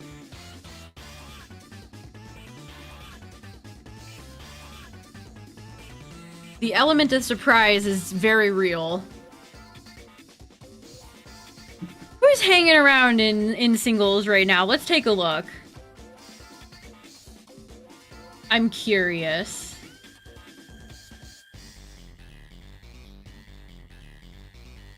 Okay, let's see. Wow, Primarina's in second? That's crazy. So this is singles. We're looking at singles right now. So top 30 right here. Yeah, Raichu's still top 30. Gambit is higher. Goldengo is hanging in there at 22. Corviknight's at 18. Wow, look at the rising Greninja. Gyarados is top 10. Dragonite's top 10. Delphox is scary. She's so fast. It's such a fast Pokemon. Hydreigon's top 20. No, Bellybolt's hanging around. No. Wow, look at how far Floette fell. 40.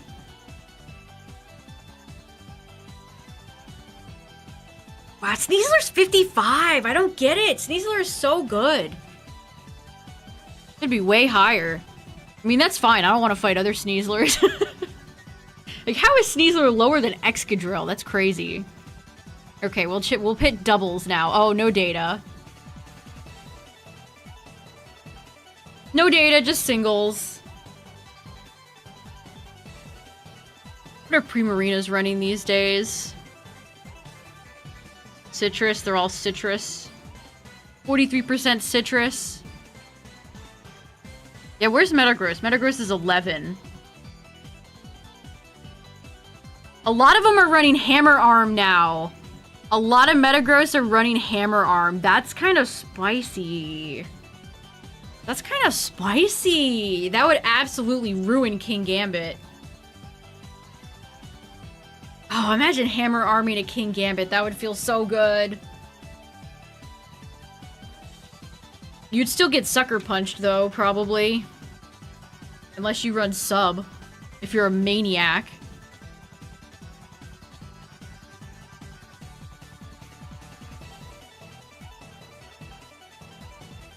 Low kicking other King Gambit, yes.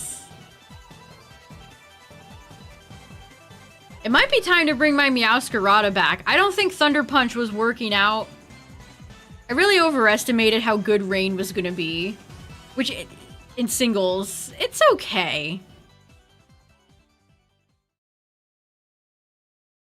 You could run Body Press too. There are a lot of body pressing Metagrosses out there.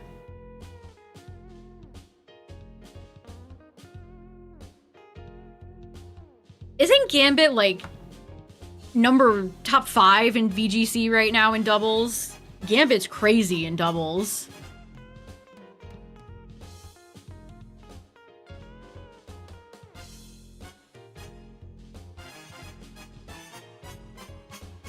I've watched somebody play with Mega Delphox running Substitute just to dodge sucker punches.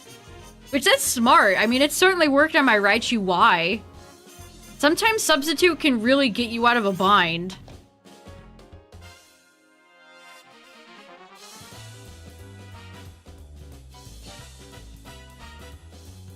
Yeah, Lopunny's a tough Pokemon to deal with, especially in singles. She's just so fast. Alright, I'm sick of standing, chat. Ugh, standing desk coming down.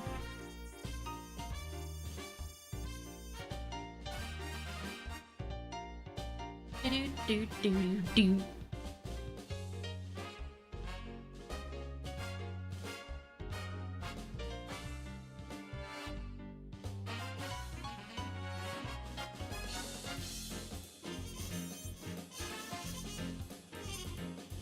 Alright. We're gonna get it to 25K and 6,000.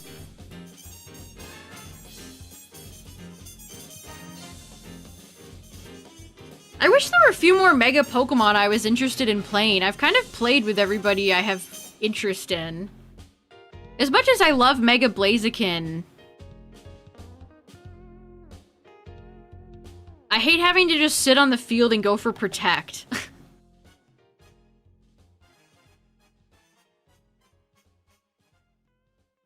I feel like that would leave so many opportunities where people would just hard switch on me. I have played with Mega Lopunny. My Lopunny's name was Lopmon.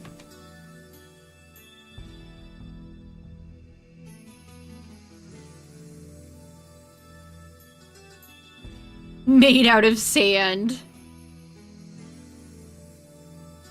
I still think Absol Z is gonna get sharpness. That's been my big prediction. I have no idea what Lucario Z and Garchomp Z are gonna get, but I think Absol Z is gonna get sharpness. Which I like sharpness, that's a cool ability. It's a shame Mega Gallade doesn't have access to it. Gallade gets it.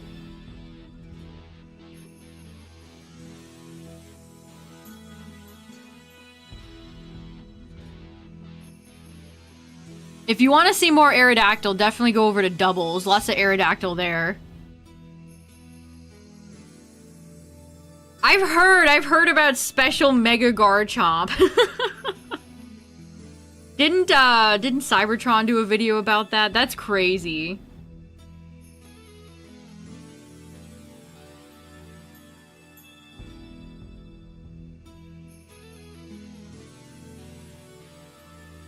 I feel like Absol Z could be just really, really, really good. I hope it's decent, at least, because original Mega Absol is not. To put it lightly.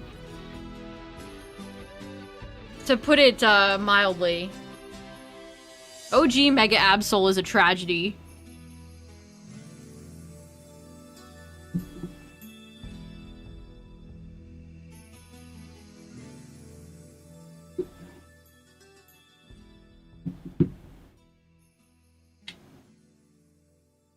I'm very curious for Tatsugiri. Mega Tatsugiri. What are they gonna give Mega Tatsu?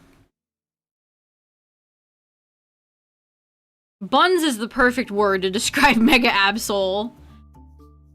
It's like Mega Houndoom. I wish Mega Houndoom was stronger every day. I shake my fist towards the sky, cursing whichever Game Freak employee gave it those stats.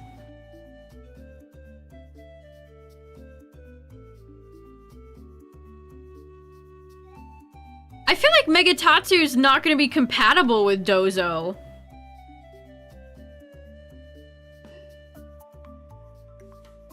I think we're going to get Dondozo, Ursaluna. We're going to get some of those big nasties in the next regulation.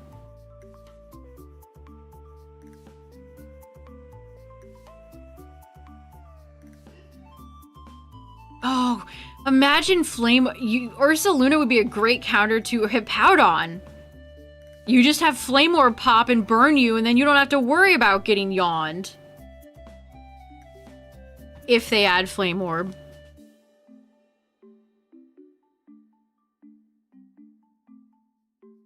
Oh, that's true! You could combo with Dozo and then just Mega Evolve when your Tatsu's exposed. I didn't even think about that, you're right.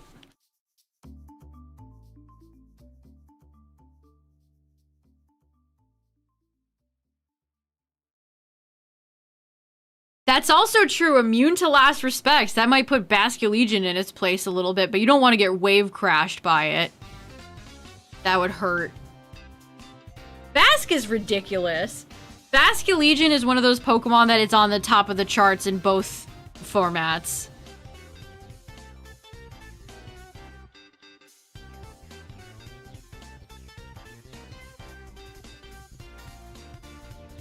That's how you know a Pokemon is truly good. That's how you know you're dealing with a superstar, when it's top 10 in both, like Garchomp.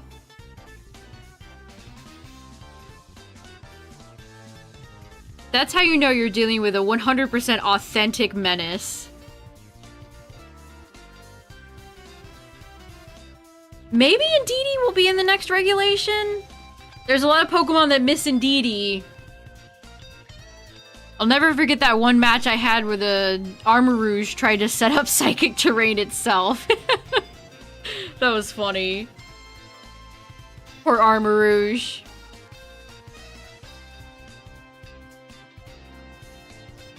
Oh no. The thought of dealing with Gliscor. I've fought a few Gliscors in singles and they don't even have the Toxic Orb and it's annoying.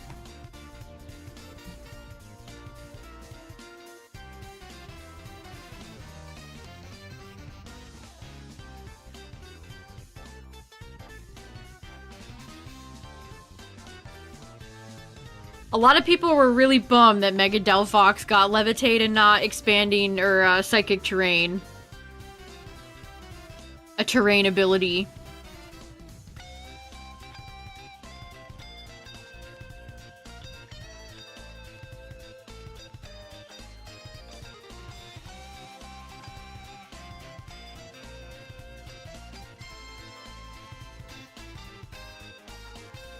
Might be the lowest power worlds we've ever had. I'm excited, mostly because I've just been bored with no VGC events. Like, Champions just came out and we had a few events and then it kind of came to a screeching halt.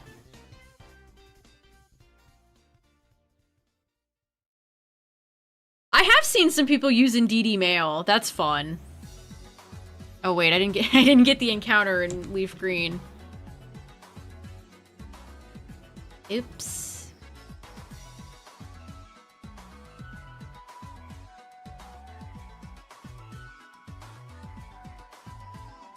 Mega Rayquaza? Oh, I hope not. I mean, it eventually will probably be in the game. It seems like they're really sticking to the ZA script right now. All the cosmetics have been ZA characters. They're doing the drip feed of new Megas from ZA. We'll get our last, well, actually, I don't know. I don't know if they'll add them all. They could drip feed us even longer. But we'll get the Z Megas soon, I would assume. Merry Christmas! It's Mega Rayquaza! Oh boy.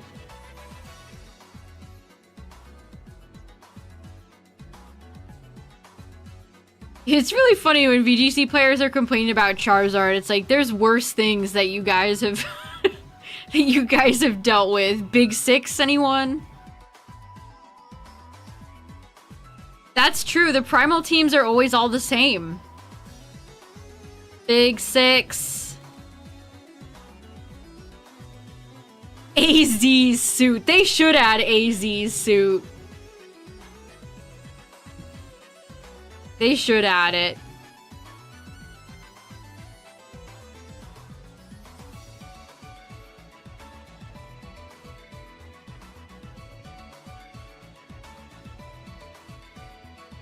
It's all fun and games until Primal Groudon pulls up with Precipice Blades.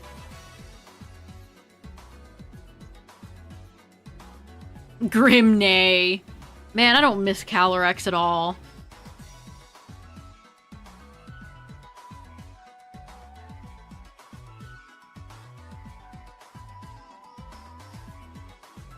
Somehow Xerneas returned.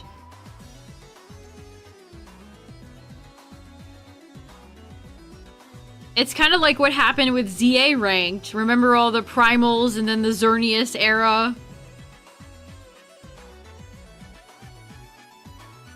Get ready for Geomancy!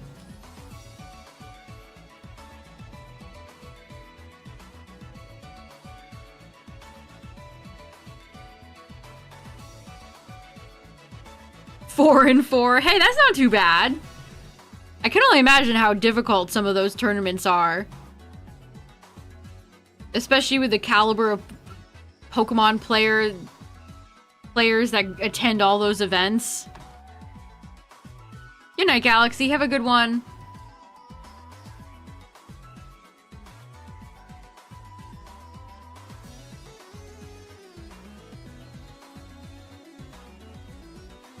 I still think Mega Darkrai is gonna get Dark Aura.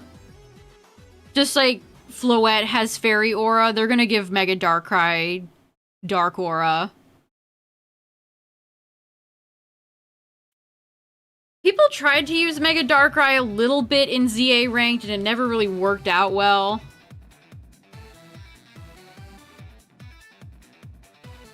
So I wonder if it'll have a bigger impact in actual VGC.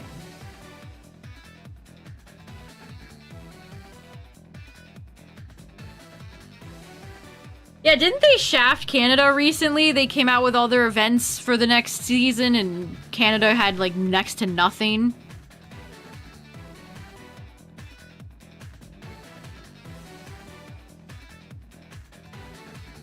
They have done mythical formats before. We've got to get Mega Magearna in here somewhere.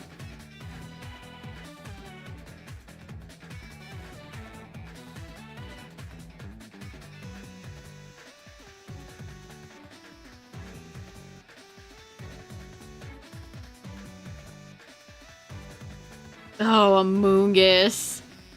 I really hope Amoonguss doesn't show its face yet. They've put Amoonguss in every Pokemon game. Can we have a break from it? Where's Ferrothorn?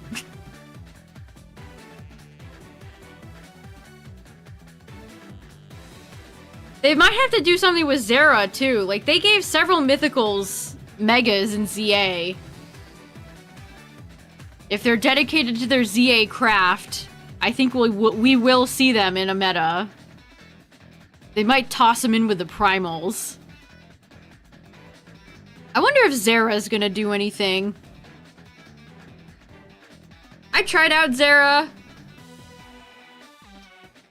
in ZA Ranked, and it was okay. It was okay.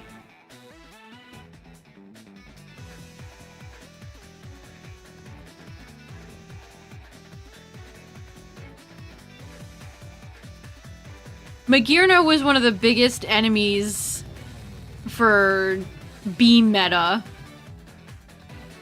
In ZA Ranked, basically if you had a Pokemon that had a big beam, you're probably gonna win. Or do well. Beam meta was crazy.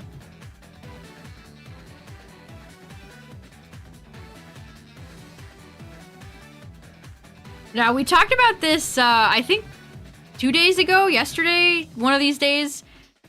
We got another interview from one of the guys at spearheading Champions, and he said we're supposedly going to get new stages, and they're going to add unevolved Pokemon. Don't let Porygon 2 in. Don't let Porygon 2 in, please. Don't give him the memo. He's not invited. Don't let him in.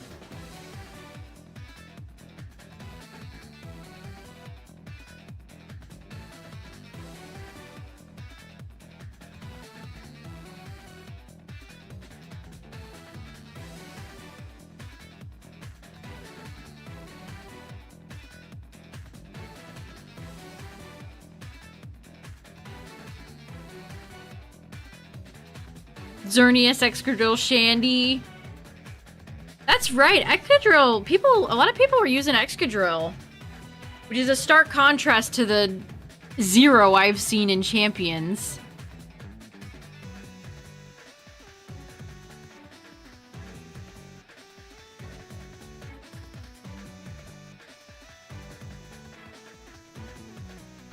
I guess that goes for Chandelure as well. I think I have fought a Shandy, but it wasn't Mega.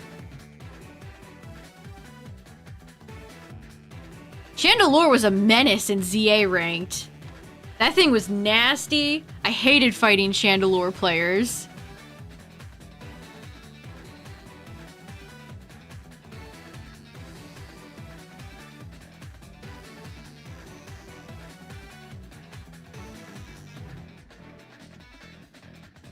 Hate.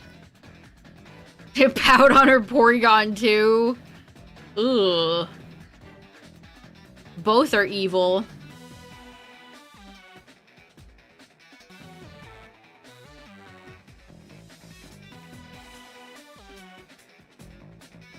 Excadrill wasn't that low. He's 49th in singles right now. Earthquake, Iron Head, Rock Slide, and 42% of players are running Horn Drill. Ay. It's like running into a Snorlax. If you run into a player playing with a Snorlax, you know you're probably gonna get fissured. It's a real Chuckles, I'm in danger kind of moment. Tarragon. Everyone's favorite ZA character.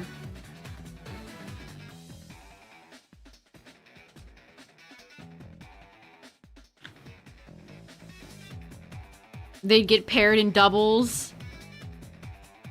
You wouldn't get a lot of damage off. Hippo's definitely not as popular in doubles as it is in singles.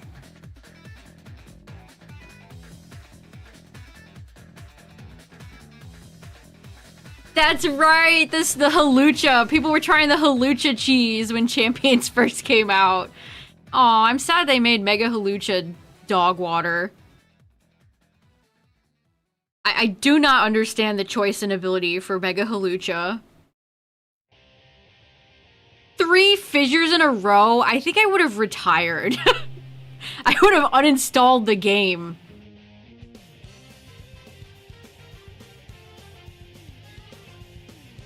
I would have been beside myself.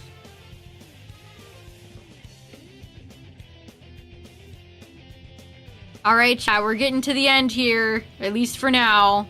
We're gonna hit 25k. Ancha.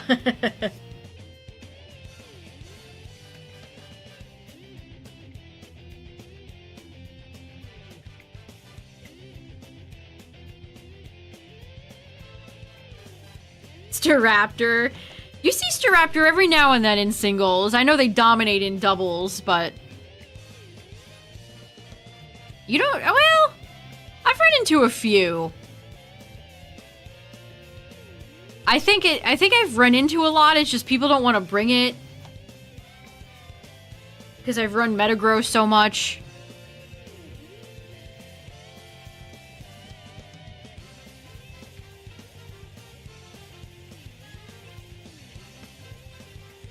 I don't know. It's a no guard is just a baffling choice for Halucha.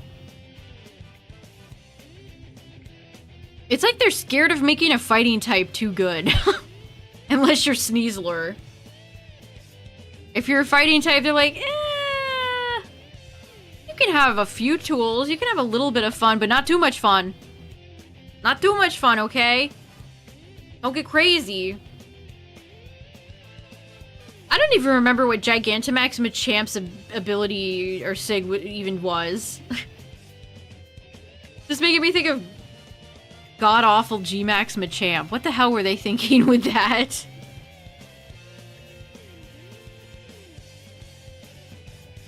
Some people just send Staraptor in and go for close combat. They just send the bird in and hit that close combat button and hope for the best.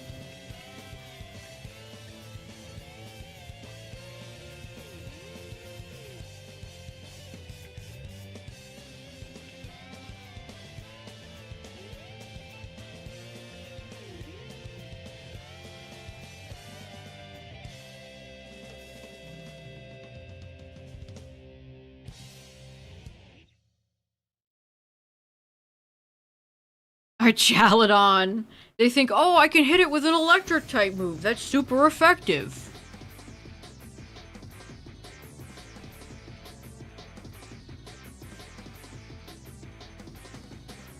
Where's our Chaladon sitting in singles right now? Our Chaladon's a constant pain. It's number 3. Wow, our Chaladon is top 5.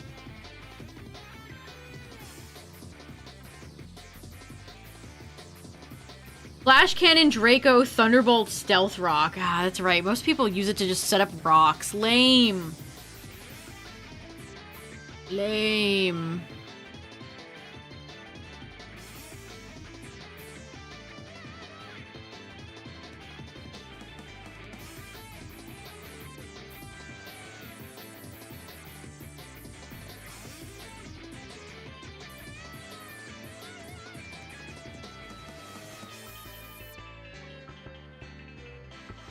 Pelly's Hurricane.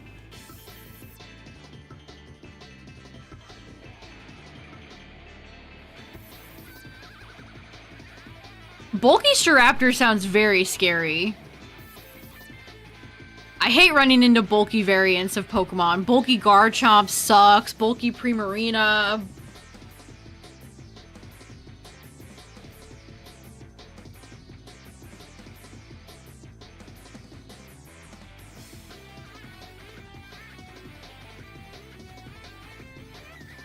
Hippowdon's yawn. I mean, Hippowdon...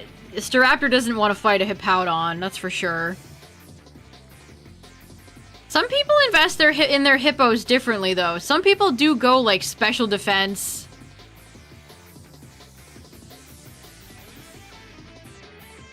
Some people go all HP, and some people go defense, impish.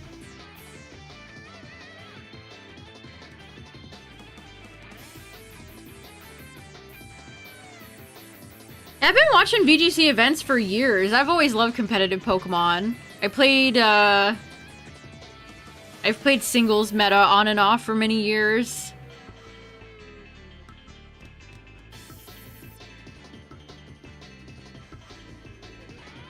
Let's see, what are the top hippo natures right now?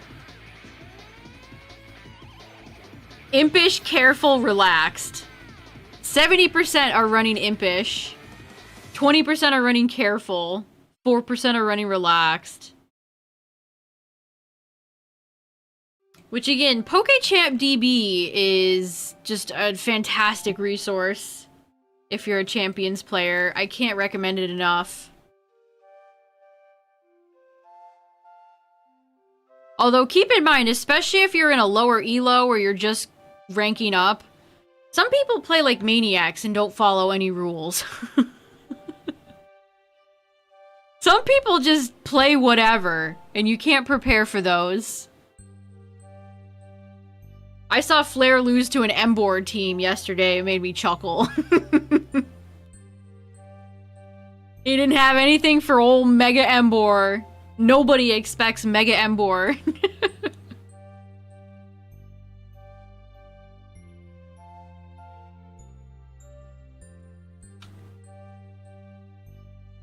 I'm telling you, the element of surprise can win you games. As long as you're not in an open team sheet, best of 3 setting, you can get some cheeky wins just by your opponent being like, huh? What? Huh? Yeah, the Emboar put in some work. The Mega Emboar put in some work. I was almost proud of him. I almost shed a little tear. I'm like, oh, he did it. Mega Emboar's doing something. Yay! Oh, I'm glad I don't have to deal with Oranguru in singles. Oranguru seems so annoying. The normal type on it is sneaky, too. You can't target it with ghost moves.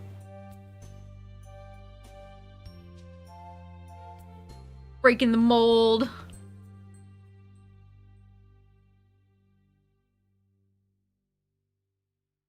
Breaking the mold. Breaking the mold. Alright, I'll get my last encounter in chat, and since we're talking about champions before the last ads of the night play, we'll do the champs check. I haven't done it all week. Which is just me checking my daily pull to see if it's shiny. 25k. God damn it. No. I'm officially over 3 times odds, chat. I am so sad.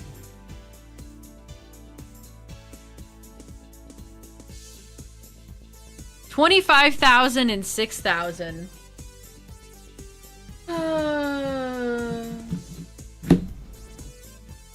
I cry.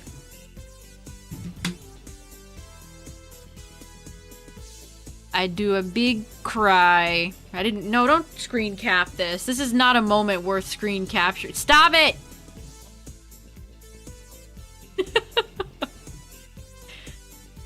Oi, oi, oi, oi. What am I doing? I'm playing champions. Right. My condolences. Yeah. What can you really say to somebody who's 3 times over odds? But that sucks. That sucks.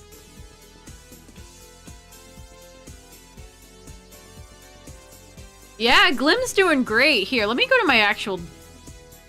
Boom, there I am. Let me go to my actual champions layout. We can investigate further in here. Now let me just claim all my... Unclaimed Cody. Cody. His name's not Cody. I always want to call him Cody. Hey, Cody.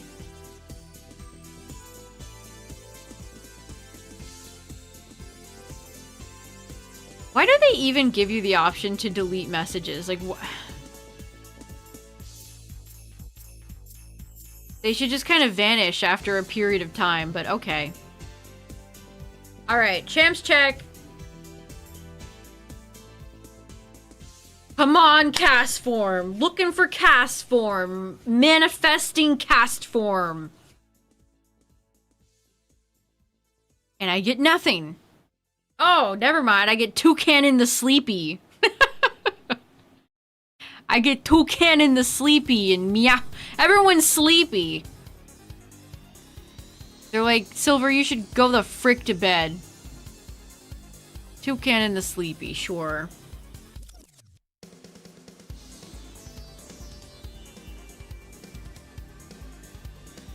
Okay, let's look at the battle data. A shiny Hippowdon. Oh no. Oh, there's where I ended up. I was like top 70. Fell back from not playing. Oh my god, I got my box. Back to Pokeball. Welcome back. Hey, Clown, thanks for the 16 months. I appreciate it. 1, 2, 3, 4, 5, 6, 7, 8, 9, 10, 11, 12, 13, 14, 15, 16. Thank you. Welcome back. I appreciate the support.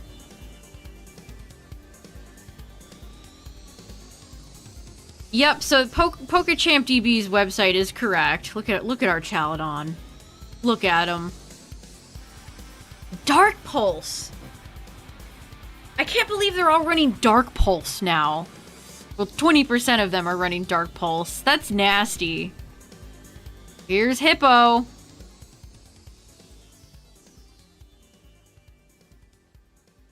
I've noticed a lot of Garys are Mega again. Yeah, look at that. I really liked my defensive Gary. Leftovers Gyarados is quite good.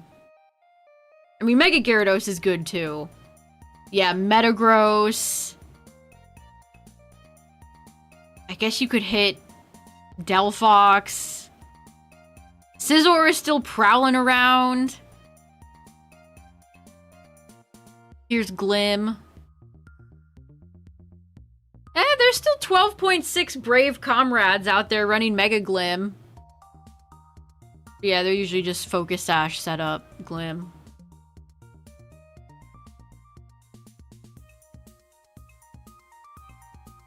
Wow, look at Basculegion at 15.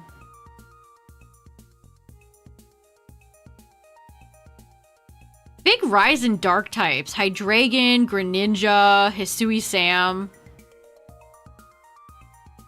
Hisui Sam was on the best Japanese players team. It was a team about cycling where you go for flip turn. You have flip turn on Mega Starmie. It's just a team built around flipping. Alright, let's check out doubles. Yep, King Gambit's number 1. Bask is 3. Wow, Staraptor's top 5. Farigiraf. I wish Farigiraf was a little bit better in singles. I like Farigiraf. It's a fun Pokemon. They're all Trick Room setters, though. There's Charizard. There's the titular Zard Slop. There it is. I think Sylveon is kind of underrated in singles, too. Sylveon can hit like a truck. It also has access to Misty Terrain. You could shut down Hippo real easy. Oh, look at little Sinistcha. Wow, Incineroar's not even top 10. A big rise in Raichu. I didn't realize Raichu had gotten so popular in doubles. Wow. Hey, Ultimate Poke Fan, thanks for the raid. I appreciate it. I unfortunately went over triple odds in FireRed, and now I'm cooling off with some final bits of Pokemon Champions. Yeah, poor Raichu X. 3.0. Aww.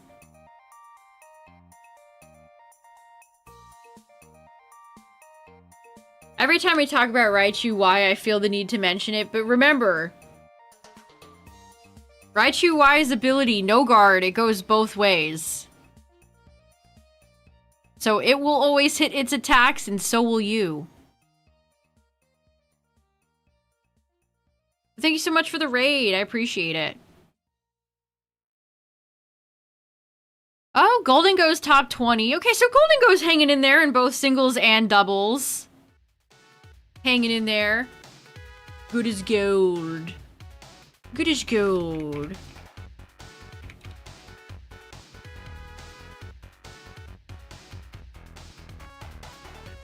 Yeah, No Guard is crazy. It affects everybody on the field.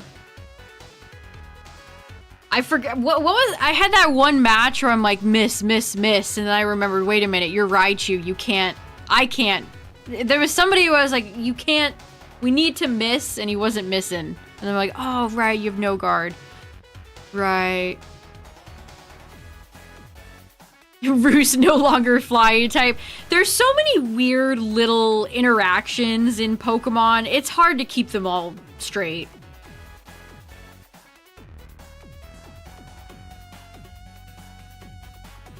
Oh, Kangaskhan's top 40 in dubs. She's come to reclaim her throne.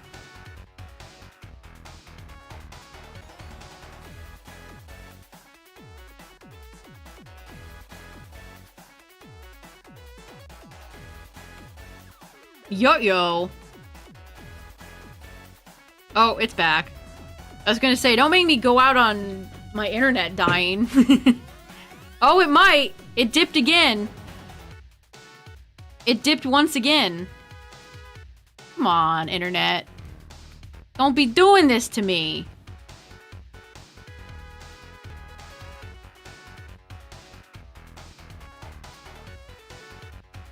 Is it my internet or is it OBS? Oh, no, it's not my internet. My internet's fine.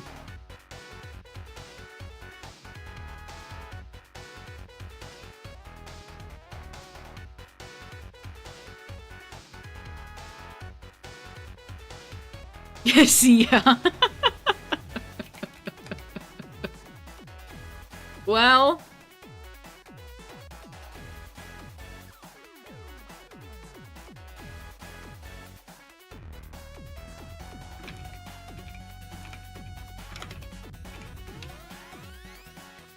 We tried.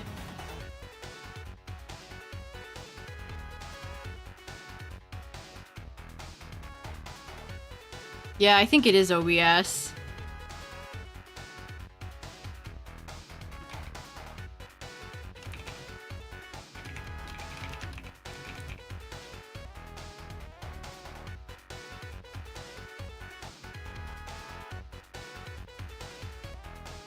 I don't think anybody can even hear me. I'm talking to the void.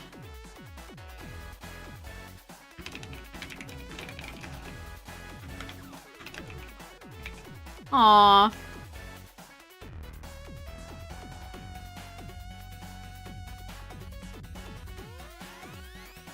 Wait. I'm still live? Oh. Okay, well I can do a proper sign-off then. It was OBS. It wasn't my internet, chat. You were right. You all knew. How'd you all know? It was OBS. What the frick? Yeah, it just, I don't know. It just had a little stutter. Well, anyway, chat, I was about to end stream anyway, so I guess it's better that it happened at the end of stream and not in the beginning. You would have been so mad. Well, thanks for hanging out, everybody. I appreciate it.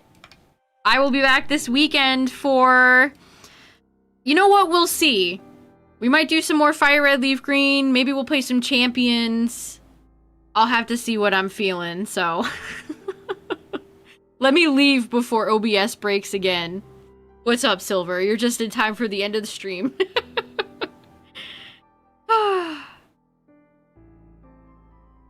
Yeah, whoa, new stream.